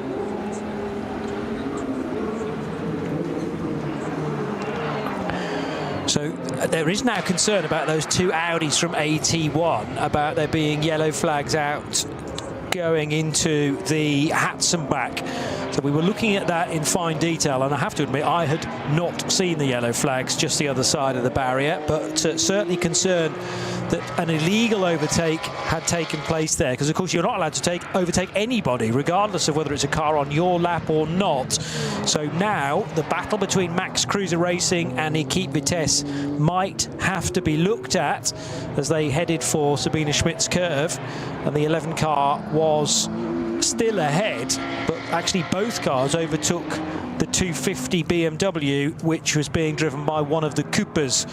I can't tell you whether it's Bernd or Kevin, because the timing screen doesn't tell us differentiate between family names, but it's certainly one of them. Just the two drivers entered into that SP4 car this weekend. 21 seconds is now the leading margin, so it has indeed crept up by another 5 seconds. Well, it's looking very, very smooth for Nico Menzel, but I tell you what, at any point around the lap, you suddenly, the marshals will be really very busy. Well, waved yellow flags at almost every corner. Suddenly our screen is alight. Plenty around Versifen, some at Kallenhardt, and certainly some still at Sabine Schmidt curves as the track drops away down towards the point at which we had the Juta Racing Audi facing backwards on the track. There is some debris in the middle of the circuit. It'd be quite nice if that could be swept clear. It does look as though they've moved that Juta Racing Audi away from there. But for the drivers, it's this element. You just want to press on. You want to chase, particularly if you want to chase. You don't want to constantly be interrupted by yellow flags, but the marshals will make them even hotter on a hot day here in the Eifel Mountains. But again, you just constantly got to be on your tiptoes in the cars. Jake Hill just having to whack on the anchors as in his Pro Sport Racing Mercedes. That's running around in 6th place overall, 2nd in the Pro-Am class, but and again, you come along and suddenly there are course vehicles, barrier repairs. A lot of the course vehicles cover the barriers repairs because they stop beforehand on the circuit so that you're aware there is something on the track, because you don't want to go around the corner and find the tail end of a flatbed truck right in front of you. So, but for a lot of them, those marks have been there for a long time. The trucks have been there for a while, and it's only really when drivers come out of the pits, having started a stint, that the danger is notable, but they will have been informed by the team. Starting to hot up again, potentially, in Cup 3, because I described at the time that Calvin de Groot would be retained in number 959 for SRS Team Zorg Rennsport's 718 Cayman. But he was 7 seconds slower on the last lap than the chasing Oscar Sandberg for Smerlis and Moritz Oberheim. Well, Oberheim wasn't as quick as the Sandberg car. So that's making the distance between those three Cup 3 leaders about equidistant now, but I reckon something like a 15-second gap, first to second in Cup 3s, maybe come down to 7 seconds. Going to check that at the end of this current lap, which will be lap 20 for the all-Cayman class. The 900 Porsche heading through Sabine Schmidt's curve now for Benjamin Hites, and this is one of the Cup 2 runners in 9th position, but Cup 2 is led by Nico Bastian now in number 904. So the Mühlner Motorsport car back to the front. And I'm sure we've seen that car, with Martin Rump at the wheel. So no stranger to leading the division. So Estonian out of that car, and German racer Nico Bastian taking over in the Cup 2 Pro driver combination.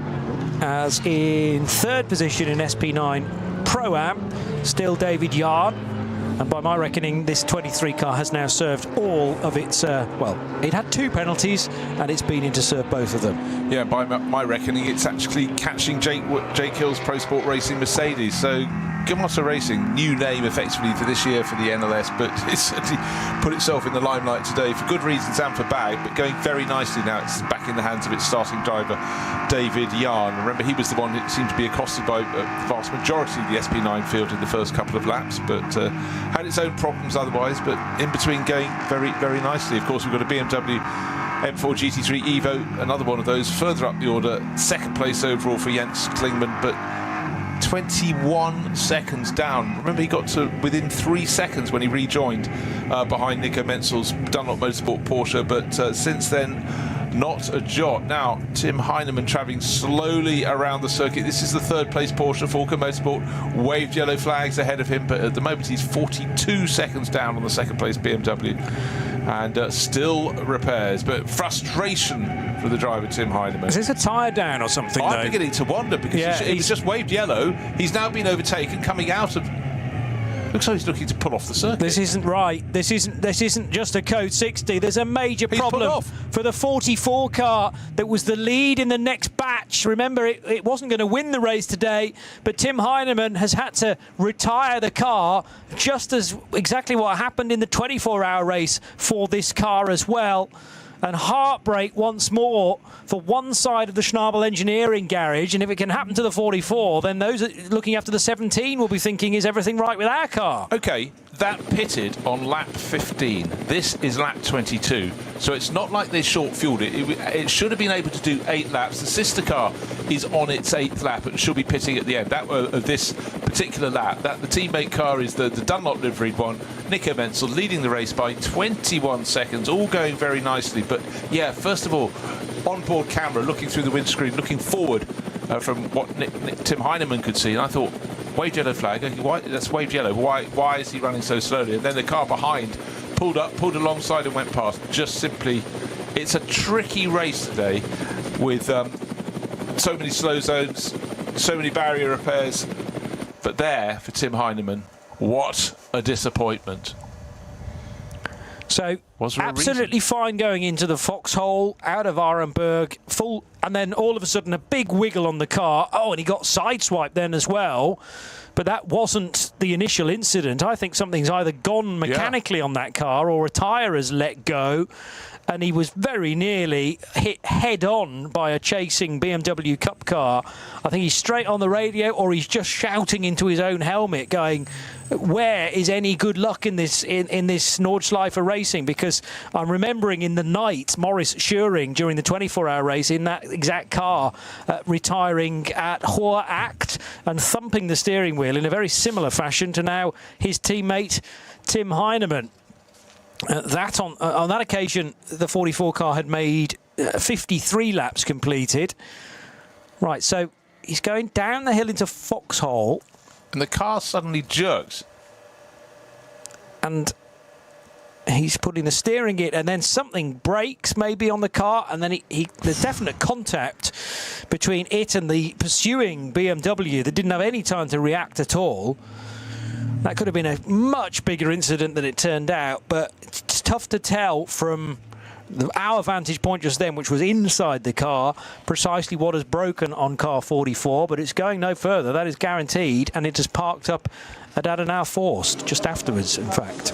Well, that happened in the blink of an eye, and I think the driver who nearly hit him from behind will not be blinking for a while. The eyes will be wide open. But this is the car that in the opening round, well, the round that got completed, the first round of this championship this year was too cold. The track was icy. The following weekend, Sven Muller, Tim Heinemann went around second place overall, and of course the driver lineup's changed a little bit, but suddenly there for Tim Heinemann, over and out. How galling, perfect weather conditions. It's been a tricky day, but not so tricky for his teammates in that opening round, because Sven Muller's in the other car. He's, well, not at the moment, he's sharing it with Nico Menzel. That's car 17, the one in the Dunlop livery. And if you're confused, why are we talking about Falcon and Dunlop?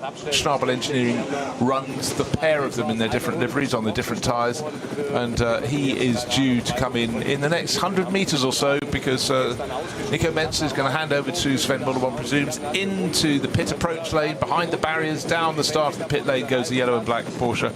21 seconds to the good over the second place Jens Klingmann driven Schubert Motorsport BMW at the start of the lap he's just completing, and the chasing number 77 BMW will surely pit as well this time around. I'm just going to open up or continue to read the live ticker to see whether there are any clues as to precisely what's gone on that number 44 car. During the opening few corners at the start of the race, remember that the 44 was getting pretty physical with the 23 BMW going through the Goodyear Spanger at the opening stages, but I'd be very surprised if that's many hours later has now broken something on the car. It looked more to me like there was a tyre potentially down, but it may be that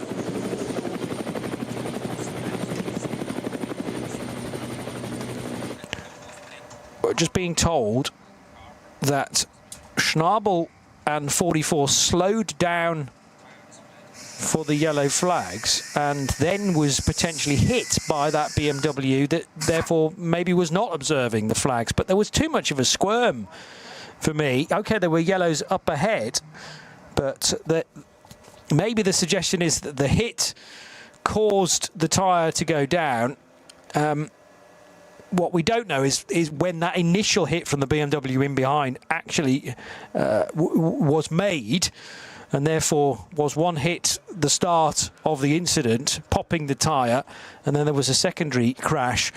But either way, a mightily frustrating way to retire from the race, because it was on course for a podium. Yes, a long way back from the Dunlop Motorsport Porsche and the Schubert BMW, but still highly likely that car was going to finish on the podium, because the Aston Martin of Valkenhorst Motorsport was at such a distance away. That's brought the Willy Gomez driven car, 35, back into the reckoning though, Bruce. Yeah, up into third place. Just notice, remember the gap between first and second. The number 17 Porsche from Dunlop Motorsport and the number 77 Schubert Motorsport BMW was 21, nearly 22 seconds. When they came into the pit at the end of lap 22, that had come down to 15 seconds. It really has gone forward and back in a way that is really unusual in this race, but I can't put my finger why Jens Klingmann was losing time gradually. I did say that maybe Dunlop in this temperature is the better tyre to have, albeit on a different manufacturer's car. But he couldn't constantly be being tripped over by slow zones. But bear in mind that, you know, to lose 7 seconds on one lap and gain it on the next is really unusual. It's a tricky race today, but surely now with the final pit stop having been completed, Sven Muller back into the number 17 Dunlop Motorsport Porsche. That will be that. What have we got left? We've got 35 minutes remaining on the clock. So always that, again, the closer to the finish you make that final pit stop, the shorter your stop. Their rivals will predominantly come in next time around. Some might come in this time, and their pit stops will be shorter, so the gaps will close in. But at the moment, we're looking at such a huge gap, it'll make no difference in terms of position. It's basically, the question is, will the number 17 Porsche win? Will it have a problem? Will the number 77 BMW catch up and be able to make a pass, or have a problem? We don't know. Oh, there was a tag there from Gabriele Piana's gold and red Porsche on the rear of the 23 of David Yarn, and the Porsche coming in, so didn't necessarily want to be overlapping the BMW, because of course there was a chance that the Beamer was going to pit as well. So Piana was prioritising the right-hand side of the racetrack, driver's right, so he could get in for a final stop. The live ticker doesn't give me a huge amount of detail regarding the number 44 Tim Heinemann Porsche, but it does say rear left tyre failure, comma, rolling at slow speed. Now, was it rolling at slow speed as a result of the tyre failure? I think yes, just because of that violent squirm and slide from the Porsche. And then it got walloped by a BMW that really did not expect that Porsche to back off or at least slow down at that rate of knots. Either way, that 44 Porsche from Schnabel Engineering is out of the race. The 23 BMW was staying out, being driven by David Jahn. We still haven't had a stint, I don't think, from Slovakian racer Antal Sigo. It was Moritz Krantz in between a David Jahn stint. So Sigo, if he is going to get in that car, is going to have less than half an hour now at this rate. Yeah, it seems to be that way. Car 32, by the way, one of the SP9 runners, but that's in the Pro-Am class. Tim Santler at the wheel. It's the Toyo tyres with Ring Racing Mercedes. Drive-through penalty for them. So at the moment they're sitting down the order a little bit in 11th place. Half a minute down on the Hankook competition Porsche, but that's going to knock them back. And it should promote Irei Fukuzumi and the guys for the KCMG Mercedes team up towards the tail of the top 10. That should raise them to 11th place overall with the drive-through penalty.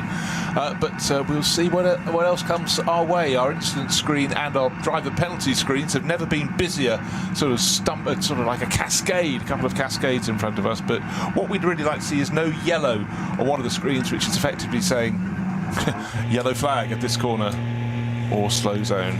Yeah. There have been an awful lot of those through the course of the day, and clearly none of them weather-related unless it's tyres letting go in the heat. But normally a wet race will generate quite a lot of code 60, and incident as fully on the lock stops there. The rejoining number 5 Porsche, Gabriele Piana, brought it in, and it has been taken over by Mustafa Mehmet Kaya for the final stint. So just slightly more than half an hour to go. 32 minutes left on the clock. Remember, we are doing pretty much 8 and a bit, well, actually now 9.5 minute laps because of all of this yellow, including at Brunchen 1 and 2 now. So significantly slower speed than normal, bearing in mind the best laps were set early on before the code 60 struck. It's 8 minutes 4, 8 minutes 5 seconds before any of that traffic was caught. Here's a little bit of positivity I can put into the race today. If everybody is slowed at an equal pace around the lap, the closer your final pit stop is to the end of the race, you might save a few seconds because they get shorter as you go another minute close to the end. But small comfort for a lot of the drivers. But really, this is a race now, clearly, for Sven Muller to lose. The Dunlop Motorsport car, 15 seconds to good over Jens Klingmann when they came into the pits. The Porsche from Dunlop Motorsport ahead of the BMW from Schubert Motorsport. But as the laps count down, the minutes count down, things are just getting easier and easier. There probably will be more yellow flags. Why? They're just throwing some out at Brunchen as well, so they're coming thick and fast. But right now, you'd have to say Sven Muller, he's been there, been here, been there, done it, seen it, and it's looking a smooth run for him. Through to the end of this 4-hour race. This is nominally the 6th round of the Nürburgring Langstrecken Series for 2026, and it's full of surprises. I'm sure there's some more still to come.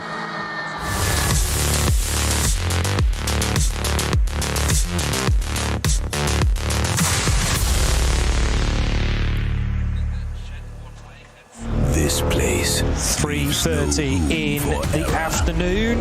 No and escape. The NLS Just 6th race asphalt, of the season adrenaline, continues, and the legend. with a good lead for The green Sven Muller hell on lap number never 23 forgets. ahead It of never Jens Klingmann. forgives. Running in the Every Schubert corner, Motorsport BMW, fight. the gap is No currently room for 15 weakness. seconds. The Nordschleife And is no place for Then Matteo Villagomez for Valkenhorst It is a Motorsport, place number where they are 35, delivered. is running a bit further down, well, considerably Engineered further for down the actually, green to the tune hell. of over Official 2 partner of the minutes. NLS.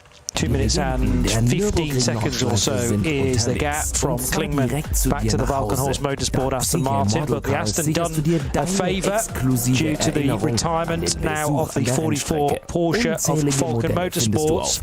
Fan favourite, that car, but it's not going to compete any more laps after a tyre let go on that machine. So with thanks to Ollie, who is looking after the TV direction this afternoon, there was another double yellow on the left side at the bottom of the foxhole. Tim Heinemann seemed to slow down heavily. Then there was contact made from the BMW which didn't slow, so was not obeying the yellow flags, and that is what's caused the puncture on the 44 and also the retirement of the Falken Motorsport Porsche. Now I would fully expect a message on the screen therefore from race control to say that an incident involving Porsche number 44 and as yet unknown BMW, possibly a cup car, is going to be looked at. We haven't yet had a message on the screen to tell us that, but I'm sure they'll be checking it because it's meant that it's meant the end of the day for one of our key runners. Okay, let's throw something else into the pot that may be punishment accordingly, but we still have got under investigation from a very long time ago, 26 minutes ago now, car number 77. We've had no further messages. It's not an inconsequential car in this race. It's the car that led early on in the hands of Robin. Second place now. It's the BMW number 77.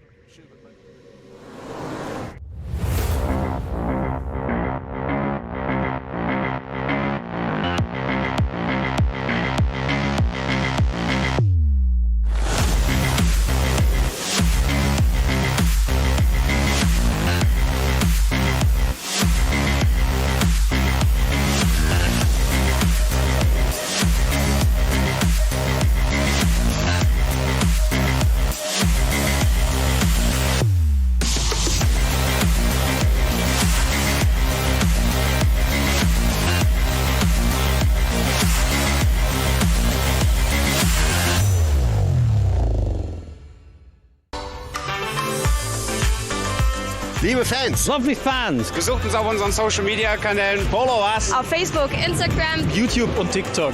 Willkommen bei der NLS.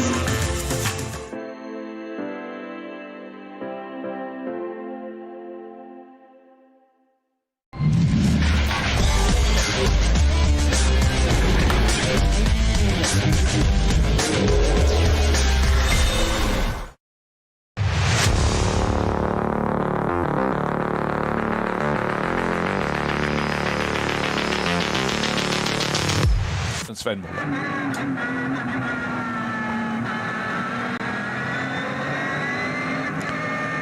RS1, part of the Radio Show Limited network of channels. We're into the final segment of the Nürburgring Langstrecken Series race, round 6 for 2026. Remember, next time out on the 1st of August, it's going to be a 6-hour race for the Ruhr Rennen. Still a big chunk of what I reckon is tyre debris sitting in the middle of the racetrack at Hatzenbach. And remember, a couple of corners time is where Selv had his moment in the Jutta Racing Audi, significantly into the Armco to driver's left. It remains to be seen whether there was any contact between the 8 car and another one of the cars. Well, I noticed that car 8 was under investigation for pushing another car. That was before the incident, wasn't it? I don't think those two, the message is necessarily related, because Selv had his incident maybe about 40 minutes ago, and they were checking something about an hour previous to this. Some late pit stoppers as well, with less than half an hour to go, include the 2 SB9 Pro-Am runners. So 48, the Losch Motorsport Porsche is in at the end of lap 23, as is David Yarn in the number 23 BMW. And just remember, any class rival or any rival out on the track that pitted a lap ago, their pit stops would have been longer, so a shorter pit stop for those two. That would have gained them a bit of track position. But for Losch Motorsport, up to you know, they ought to be going on to win the SP9 Pro-Am class in probably about 5th or 6th position, but at the moment they're sitting on a lead of 37 seconds over the Motor Racing BMW of David Yard. So they've sort of done their hard yards. We've got 25 minutes and declining and falling through to the end of this race, and it's about ticking off the laps. It's about not getting penalties as well. That's very much a factor that needs to be considered. But at the moment, the gap between first and second, it's 16.3 seconds. So that late final pit stop has actually led to an increased advantage for our race leader, Sven Muller. There's a Muller leading the secondary class, which is SP9 Pro-Am. That's Tobias Muller, who's had a really, really good run for Losch Motorsport with their Porsche. And certainly those giving chase, they might be able to close in a bit, but I think Losch Motorsport have been so consistent across 3.5 hours of this 4-hour race that they deserve surely to take the Pro-Am honours overall. We will see. Oh, the race leader in Cup 3 is off the road, Calvin de Groot. I was about to say that's a big, big lead still that the Dutchman has, sharing with Heiko Eichenberg, but he's slithered off the track, maybe on his own. There certainly wasn't another Cup 3 car within the confines of this machine, but it doesn't stop him, of course, tangling with somebody else from a completely different category. At 9.59, kisses goodbye to a race lead, maybe a race finish as well, and all of a sudden the pendulum swings back to Moritz Oberheim in the 962 WNS Motorsport car. Yeah, code 60. Guess where? Foxhole has been a place today, and it was bizarre. I was just looking at the timing screen to see how much of an advantage de Groot had, and suddenly there he is off at the side of the track. This race, the incident list is literally twice as long as it normally is, and Schravensschwanz, so opposite end of the circuit, there's a yellow flag there as well, so they're still coming in, and this is this bizarre thing. Weather conditions that ought to be relatively easy to keep the car on the track. Yes, it's hot, but yet still these incidents are occurring. But it seems almost none are occurring for Sven Muller, because he's just having this serene passage around at the front of the field. 16 and a bit seconds to good at the start of lap 24. Jens Klingmann still in the mix, but you're running out of opportunities to gain an advantage on the car in front of you, whether in terms of pace or more importantly, the car in front delayed by a slow zone that's cleared before you get there. But we've seen huge swings in this race. And for Jens Klingmann, all those years of experience, it's just about bringing it home. If it comes his way, it comes his way. But you'd have to say, surely Dunlop Motorsport have got their sums right today. Their tyres seem very good in the hot conditions. And Sven Muller, sharing with Nico Mentzels, they've just done a really, really clean and tidy job. But it was the person who said, come in after 6 laps of your first pit stop, that separated these two cars that are first and second now from the rest of the pack. And then between them, it's a standard race. But they separated themselves from everyone else, and it's been something that's just worked so well for them today. But it is always a roll of the dice. So it's all change in one of the well-subscribed categories, Cup 3. The other very well-subscribed category being SP9 collectively. Kept us guessing to probably the end of the second stint, as now, unfortunately, the increasing car park is being added to, the Jutta Racing Audi being craned into position, and the treble 4 car that came to grief, pretty big grief, down at Arenberg in the gravel trap. The Korn family racing car missing at least one of its front wheels.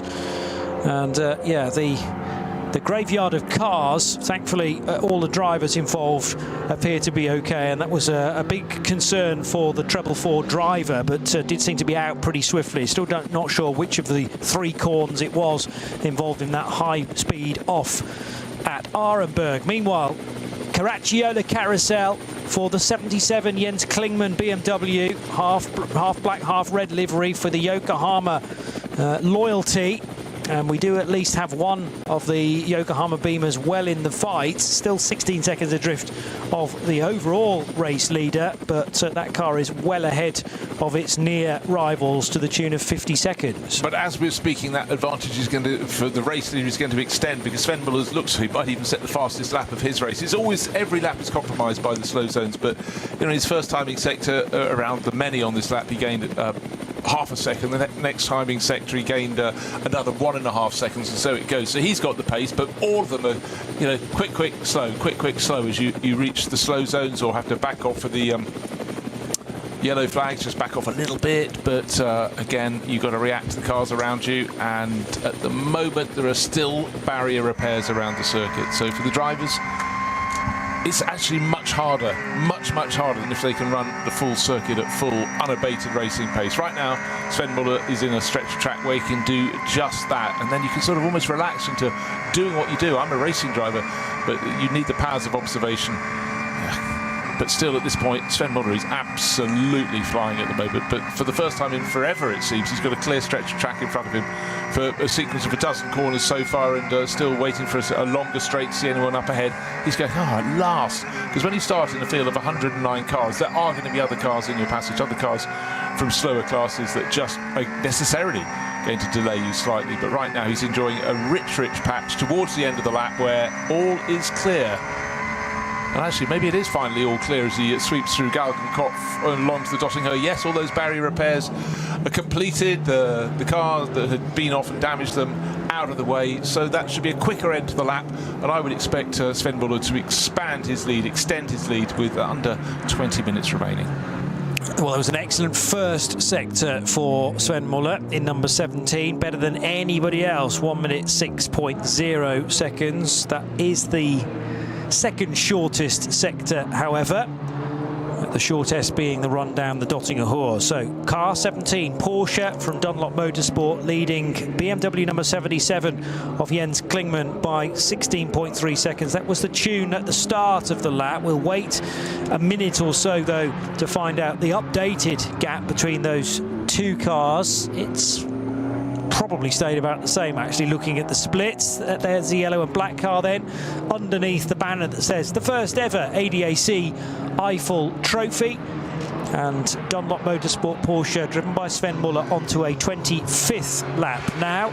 Jens Klingmann in behind. The bigger gap is 50 seconds to Tobias Muller, leading SP9 Pro-Am by 30-odd seconds, 37 seconds now over Antal Zigo. So the Slovakian does get some drive time, although it amounts to about half an hour, which is significantly less than his teammates in 23 BMW.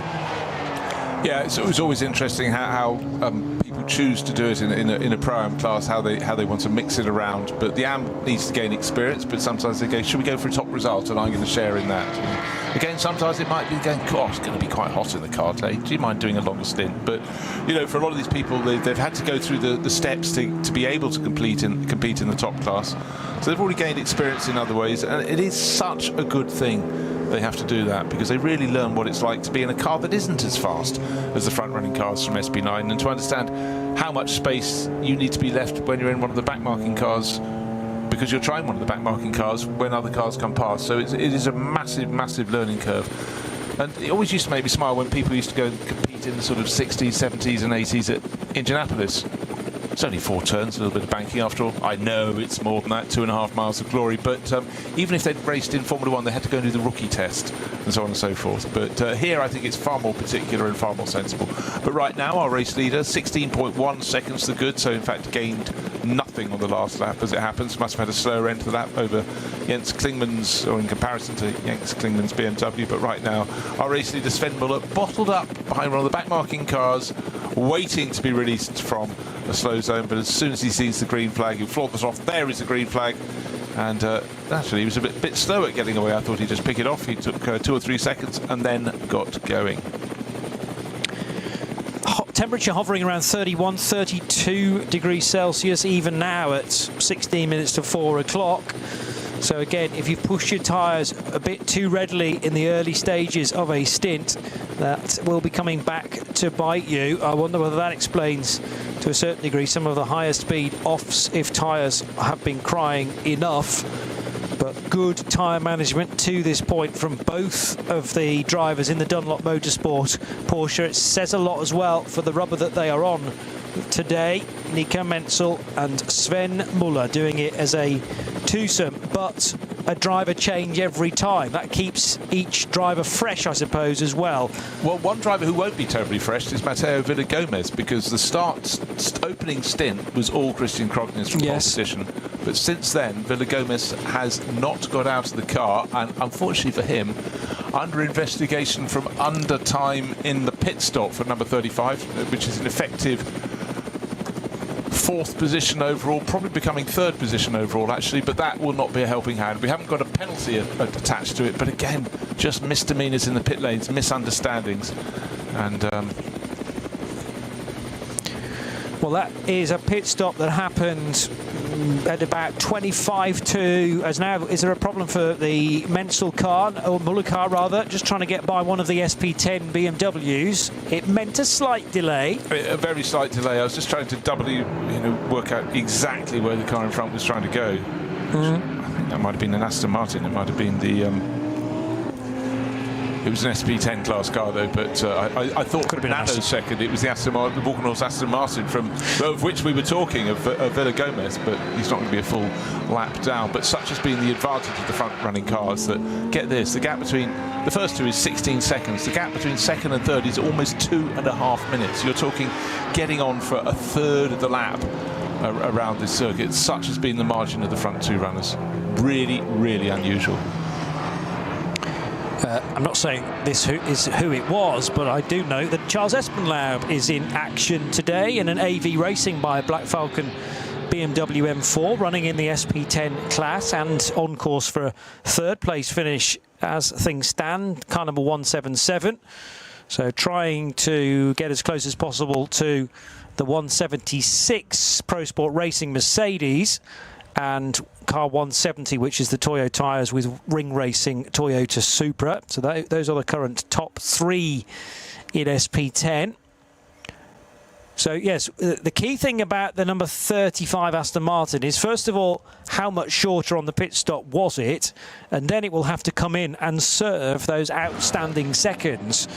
So if it's 5 seconds, it's not as bad as what did we have earlier on, an 18-second thing where one car was beneath the time by a significant chunk. There's quite a lot of debris on the road as well, just after Antonius Bucher, I think that was. Yeah, it's just after that very fast flick. You come under the bridge along the Dottinger, you're flicking to the left, and the track's then bucking up the hill towards Tiergarten, and you don't have a lot of choice. And it looks like the lining of the inside of a wheel arch, and it's lying right in the middle of the track. It's one thing if you're racing on your own, or even two of you can go either side, but if you're in the heat of a battle, that'd be quite tricky. Be precisely where one of the cars wanted to go. The ADAC Motorsport Lamborghini has had a sort of mixed run since we saw it bouncing around on the grass. Just been passed by the Hankook Porsche down into the first corner, and that's going very nicely with Michael Christensen, who's doing an increasing number, the ex-Porsche works driver, doing an increasing number of races beyond World Championship level, and he's just moved up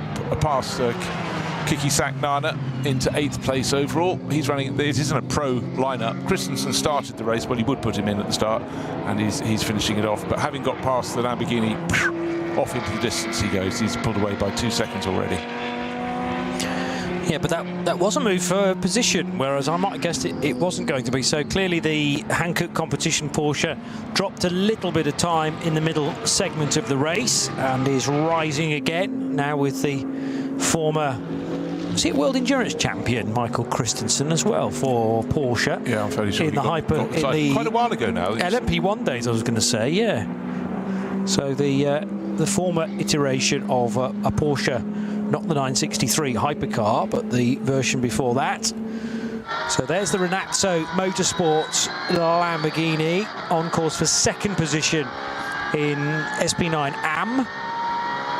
900 Porsche, I should say, now back in the hands of Alex Hart, as repair work or recovery work for the 44 Porsche from Falcon Motorsport is ongoing. That wasn't a violent off, it was a bit of a mysterious off, frankly, for Tim Heinemann. Tyre going down, but still trying to work out precisely whether that was as a result of contact or did it cause the contact when the tyre cried enough. Gosh, the years do fly past. Michael Christensen's world title in the World Endurance Championship 2018-19, one of those offset seasons. GTE Pro Champion with Kevin Estre for Porsche. Ah, GTE. GTE, yeah. And then he won the Spa 24 the following year, and the Nürburgring 24. Here we are on the Nürburgring 2021, sharing with that certain Estre again and Matteo Caroli for Manthey. So he's had lots of stuff, but the last few years have been sort of dropped from the outright World Championship Porsche roster, but yeah, lovely guy, but still racing, still doing a very, very good job. And as we've said, is starting to increase or better the position of the number 30 Hankook competition Porsche in the closing stages.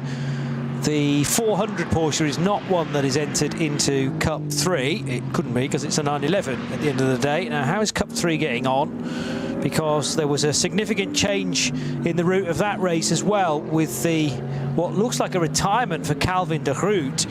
So Moritz Oberheim falls back into the race lead as a result of that for WNS Motorsport in the Porsche 718 all-only class, and it is miles ahead now of the second place runner, which is the 944 entered car. So it's 962 leading significantly 944 and 951, all Caymans. 951 is the first of the Smurlis Racing entered cars. Right, we've got time for this lap and possibly one more. 9 minutes 30 seconds remains, and Sven Muller sweeps through, but the gap was 16 seconds, his margin over the Schubert Motorsport BMW, but Jens Klingmann's brought that down to just under 9 seconds. Pacing it, playing it easy, tire trouble, who knows? They will be sincerely hoping it is not the latter, and just because they've had an issue on the Vulcan car, of course. It's a very different entity now. Still the scope for a bit of a hazard here and there, though, with 8 minutes and 41 seconds left on the clock. Muller's only got a 9-second advantage to play with, so this might be the final lap, judging on the current lap pace at 8:54, but it's going to be nip and tuck. Yeah, well, there's a new, just as he started this lap, a new a code 60 thrown at Fox Road. That in itself should be enough, but also one now at Metzgersfeld and at ADAC. Those two between them should mean this is the final lap, and if it's not, it will be by the smallest of segments of a second. So I think that information will be transferred from the pit wall to Sven Muller. Jens Klingmann absolutely flying in his chase. Suddenly he's got the whiff as he turns off the Grand Prix circuit past the dead car park at on the outside the circuit at Sabine Schmidt's curves. All he can do is chase, but yeah, the code 60 seems to be coming with increasing number around this lap, and in fact he's just entering one right now. So this is the first of them on Hatzenbach, but there are also code 60s, 11 in total, or in the Fuchsrohre, Adenauer Forst, Metzgersfeld, so they're all in quick succession, and then a fair bit of green flag running before you get to Eschbach, but also adding to that the Hatzenbach approach now, and Hoher Act at the top of the hill after you've climbed away from the carousel. So all of the team managers, the chief engineers, will be on the radio, where radio coverage is possible to do it, by the way, because the nature of this track means that it's very difficult to cover pit-to-car radio in good reception in all places, but there'll be a quick blast of the radio to say this is where you're likely to have to slow down. Back up to full speed, though, at Kittelbacher Hohe for Jens Klingmann for Schubert Motorsport. No danger from behind. 2 minutes and 23 seconds is the advantage for the second place SP9 Pro car over the SP9 Pro-Am leader. That is still Tobias Muller in the 48 Losch Motorsport car that he enters with Patrick Assenheimer and Dylan Pereira. Well, we mark them out as a very, very strong combination, and they've done precisely what's said on the tin. I would have liked to have seen a bit more of Christian Krochner's in the Walkenhorst Motorsport Aston Martin, because that should have been a car that could get up to finish in the top 3. It started on pole position, but really this is probably all about Mateo Villagomez gaining experience, and he would have had almost like a season's worth of experience today in how to deal with slow zones, ins and outs of slow zones, and so on and so forth. But I'm sure he'll all be banking that away. And at the moment he's at best part of a half a minute down on Tobias Muller, so he's not likely to underhaul him to get to third place overall. But still, with all the cars running at a bated pace where required, still repairs going on at the circuit. They have managed to remove the Groot car, so it's on a flatbed and behind a barrier now, so at least that has been a slow zone that should be cleared. But for most people, this is going to be their final lap. Next time around, of course, they won't be coming around because you do a shortcut back to the pits. You don't do the full Nordschleife slowing down lap, not in this championship. Just reminded myself of, unfortunately, the nightmare for Mateo Villagomez at the 24 hours of the Nürburgring this year. He shared an Aston Martin Vantage at Valkenhorst with Stefan Aust, Felipe Fernandez-Larza and Dennis Fetzer, but they only completed 3 laps. And then it was a retirement, so any hope for Villagomez to get some seat time there? He might not have even got in the car if he wasn't doing the opening stint. So this is a chance for him certainly to get some of those laps ticked off in the top class, and I'm sure we'll be seeing him with plenty more action between now and the end of the NLS season. Able to clear the 902 Porsche there at a green flag segment was the 77 Jens Klingmann car. So that's ADAC dealt with, and the foxhole as well just before it. Metzgersfeld though is under a code 60 according to my record, so he's going to have to slow down again to go through that segment.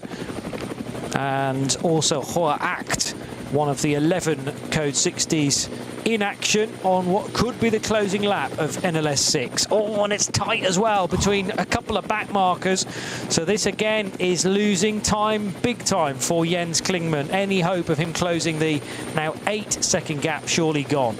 Yeah, he needed all the C's that could possibly part to do precisely that for him, but unfortunately two people in sort of middle pace cars just having their own little battle, and he had to back off when he thought, is there a gap down the middle? Yes, there is. No, there isn't, but anyhow, better to back out. But for our race leader, Sven Muller, he appears to have clear track ahead of him. Quite strong shadow across the circuit, very bright sunshine in the Eifel Forest today. Warm conditions, and really, it's very unusual. When you get people making their first pit stop early, it's not often the front runners, but this time 2 of the front runners did it, and they've had to pace in all the subsequent sessions they've had on this circuit today, and that's why it's come down, just the 2 of them. Sometimes you get people who guess correctly and make an early pit stop, but they're not drivers who actually have the pace. Sometimes it's the drivers in the SP9 AM class who decide to do something differently. Sometimes it's a driver who's just picked up a slow puncture and think, well, there's nothing to it, I have to come in.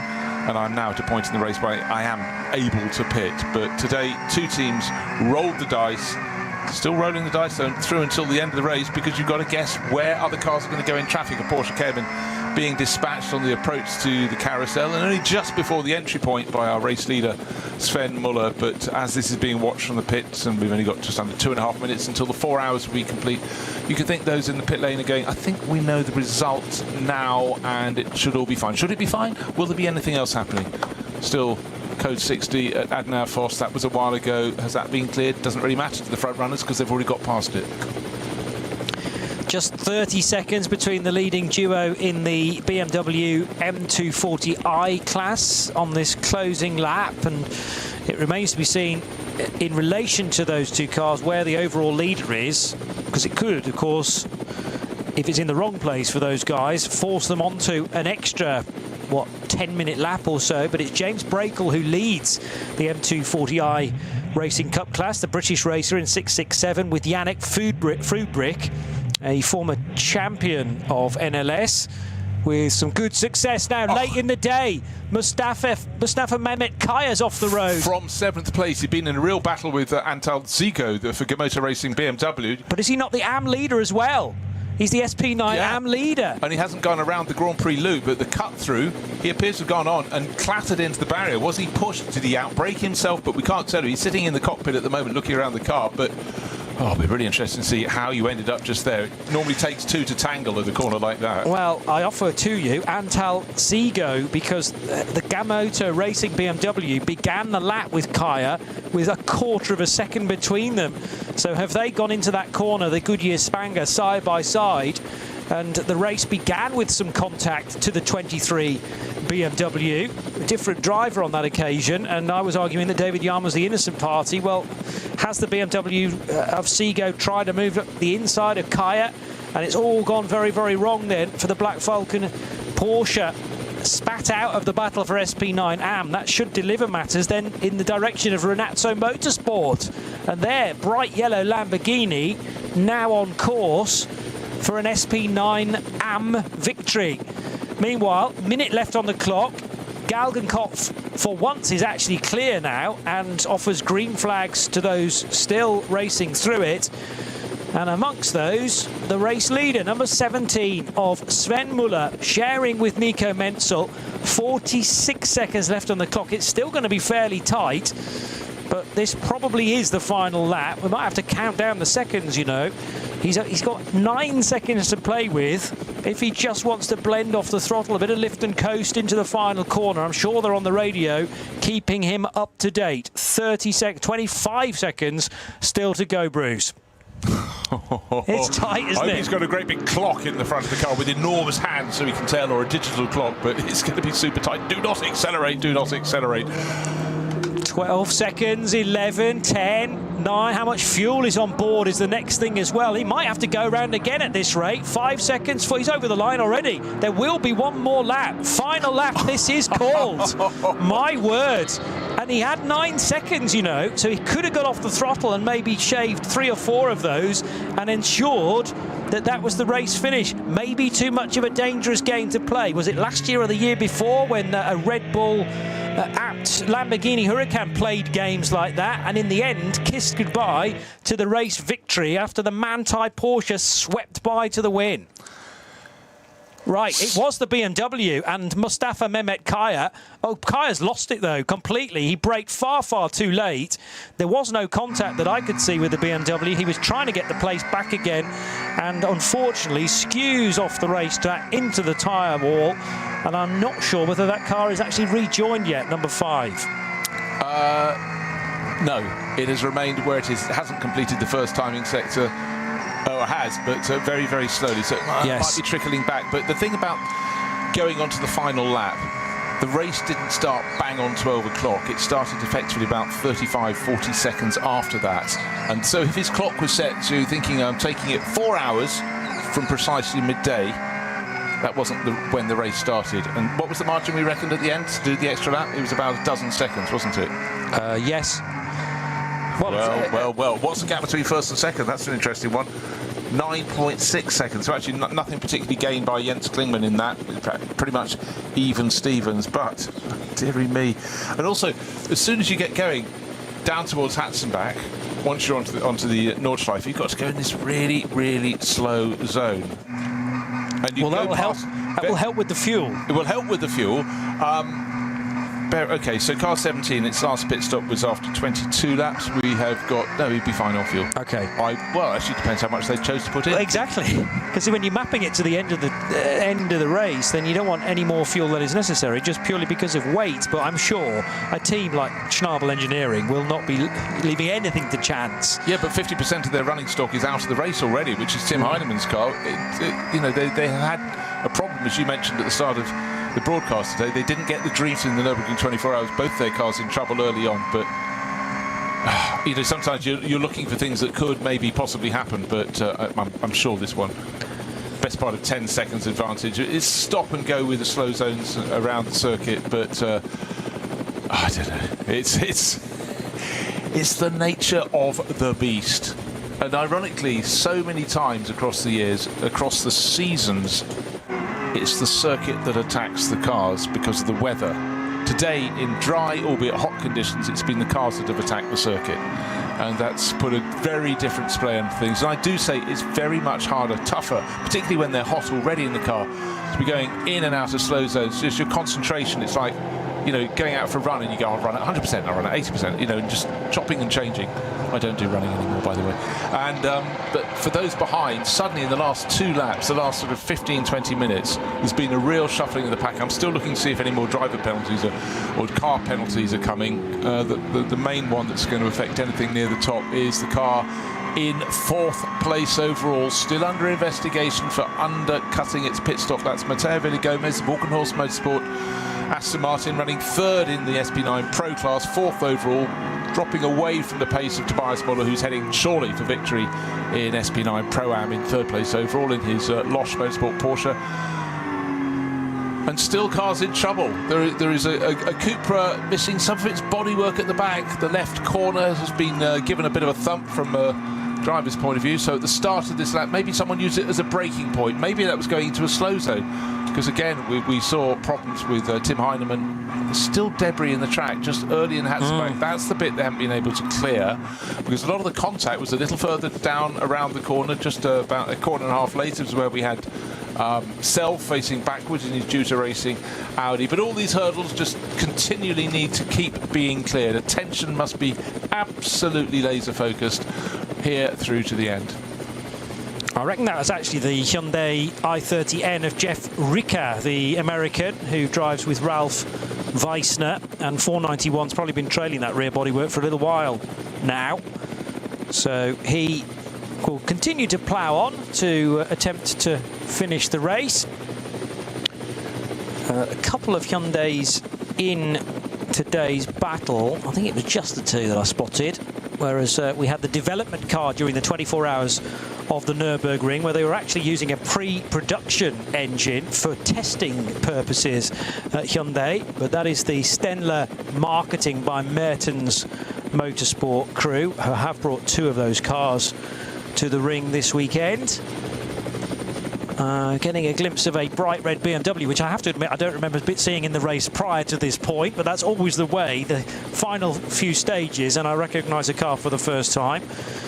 Right, the sword of Damocles has fallen on number 35, Morgenhorst Motorsport, Aston Martin.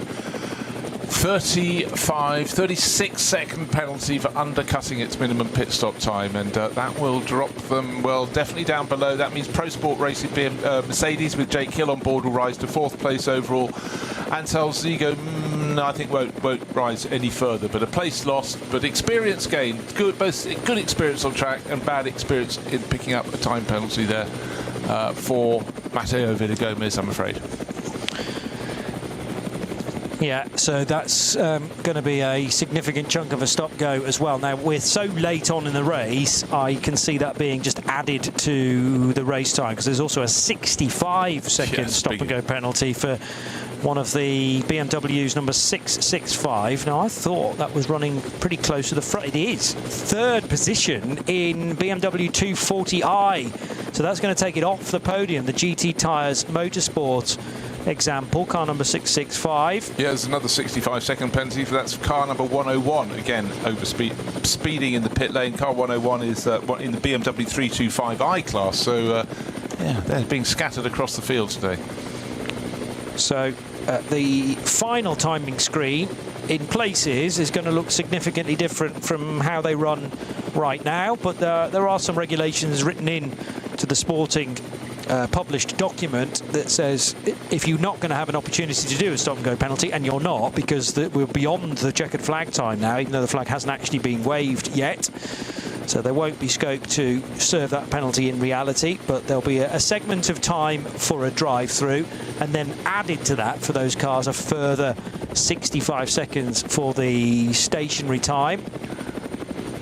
Brunchen for some of the 240i's as well. Well, I tell you, the lead in that class at the start of the lap was only 0.2 of a second, but still there are course vehicles around the circuit. The second place BMW of Jens Klingmann in the overall battle is we're getting to see it.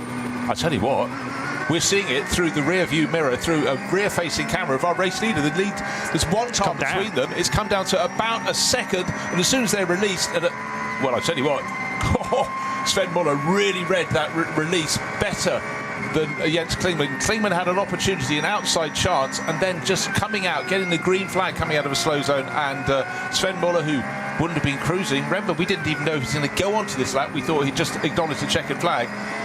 But suddenly what was a 9.6 second margin at the start of the lap is down as they get towards the final few sequences of corners. They're getting to Galgenkopf very soon. I just don't think that restart was quite good enough from Jens Klingmann. Had he been right on the tail of Sven Muller, he'd then be right under the rear wing, getting the slipstream down and the toe all the way along the Dottinger Herd. They're approaching the Dottinger Herd. Klingmann kicks up the dust, a really wide line as he enters that sort of a final effective corner. Of course, you've got Tiergarten. But who's going to be going up in front of them? Could there be other cars that will interrupt the flow? But looking back from Sven Muller's car, there isn't, he's got enough of a margin. There won't be a proper toe. There'll be a modicum of a toe for Jens Klingmann. He's close, but surely not close enough. Under a second between them, certainly, but this was the last opportunity. We're also trying to keep tabs of which way that fight for the BMW 240i class is going to go between James Brakel and Yannick Fubrick. They are overlapping now as they head towards the latter stages of their lap down the Dottinger Hoor, and I think Fubrick has jumped Brakel. Meanwhile, very close indeed. The BMW is going to be right underneath the rear wing of the Dunlop Motorsport. Schnabel Engineering prepared Porsche. They didn't expect the extra lap. They certainly didn't expect something like a 9-second gain from the Jens Klingmann chasing BMW. Talk about heart in mouth moments, but now they can breathe easy. The smiles are bursting onto the mechanics there at Dunlop Motorsport. That was far tighter than they would have wished. 0.319 of a second for 17 Dunlop Motorsport Porsche to win NLS 6. It's carnage at the end of the BMW 240i fight, but they have survived. That was a Porsche completely outbraking itself. Across the grass, across the track, into the tyre wall, and somehow those two BMWs knitted their way through. So this race just doesn't know how to end, does it? It really does not. And that was tight at the line as well. Did they get to the control line with them in that order? No, I think it might have swapped around. The car that went off is car 400, a Porsche Cayman, and it's not the first time, and it won't be the last time we'll have a car off at the final corner on the final lap here. But that was just, I think the driver simply got a little bit distracted and just didn't get the braking done. Oh, dearie me. Well, that was the second place car in V6, so the V6 podium's likely to change significantly as well. You're quite right. Well, I'd spotted that Yannick Fubrick had got the run on James Brakel. He jumped ahead of the 667 BMW for the lead of the class down the Dottinger Hoor.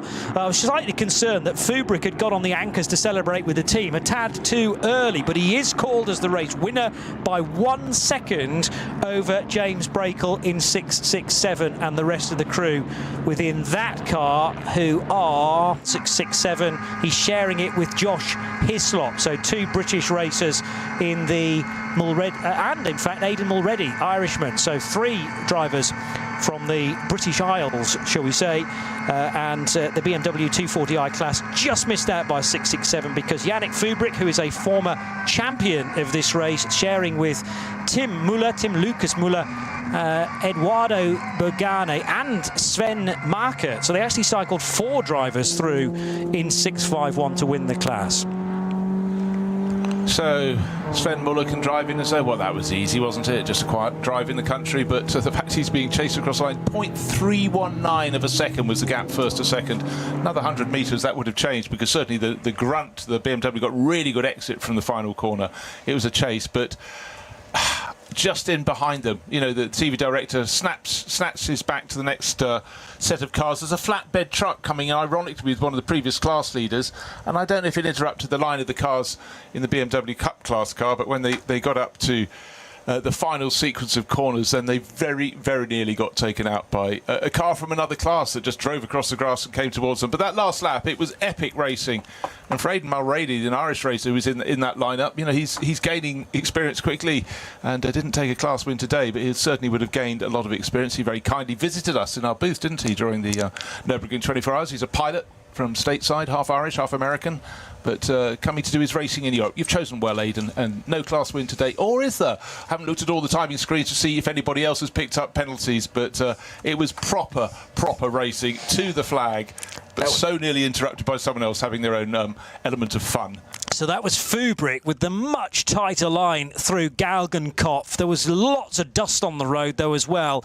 And Brakel, I'm sure, frustrated with that minor mistake, then tried to repay the favour, but he ran out of laps in the end. And what we missed from revisiting that moment was, yes, the lurid slide from the 400 Porsche, nearly cleaning out both of the leaders in the 240i class, and straight into the barrier in the end for Sascha Kloft, sharing with a couple of the family members of the Hochheimers, Thomas and Christian. But all smiles at Dunlop Motorsport. This feels like it's been quite a wait for Schnabel Engineering, who have not had the best start to season 2026 with either of their cars.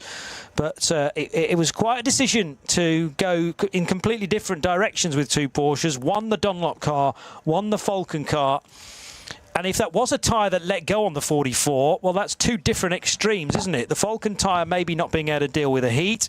Remember, it had contact with the BMW number 23 in the very, very early stages, though. It will have been on a different set of tyres by the point that it had its incident. But, I mean, was there a suspension issue as well that was causing uneven wear on one of the tyres potentially? Yeah, that is always a factor. Again, there were so many instances of the race, it will take a lot of time to go back through them all. A lot of the teams that came to the finish will be having time added to their eventual race times because there wasn't time on the final lap for them to serve those. But to me, it was the exhalation of the entire pit crew at Schabel Engineering, where they looked across, they rolled their eyes and effectively went, whoo-hoo, how do we do that? And then Nico Menzel, he was pushing hard. And also, hats off to Jens Klingmann. He got to 16 seconds down and then closed in. And but for misreading a restart on that final lap, he could have been even closer.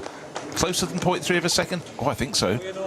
Yeah, well, I mean, Klingmann and his teammate Robin Freins will be thinking, where could we have gained 0.3, 0.4 of a second? We never did get a resolution to that car being under investigation either, the Schubert Motorsport car. I think it's been long enough now for the team not to worry a huge deal about that, unless Race Control have a great stack of paperwork to get through in their in-tray. Very good initial sector I've just noticed from Fukasumi in the KCMG Mercedes. That was will have been an in-lap. Yes, it was for the KCMG 47. Well, that was a bit of a classic, Bruce Jones, for NLS 6. Well, it certainly kept us on our toes. Thoroughly enjoyed. Looking forward to the next race. And you get 2 hours more, 1st of August, for the next round of the NLS. So coming soon. This has been the 6th round of the Nürburgring Langstrecken Series on RS1, part of the Radio Show Limited network of channels. And as Bruce says, we'll have the next race live the 1st of August, another Saturday. From Bruce Jones and Johnny Palmer, bye-bye for now.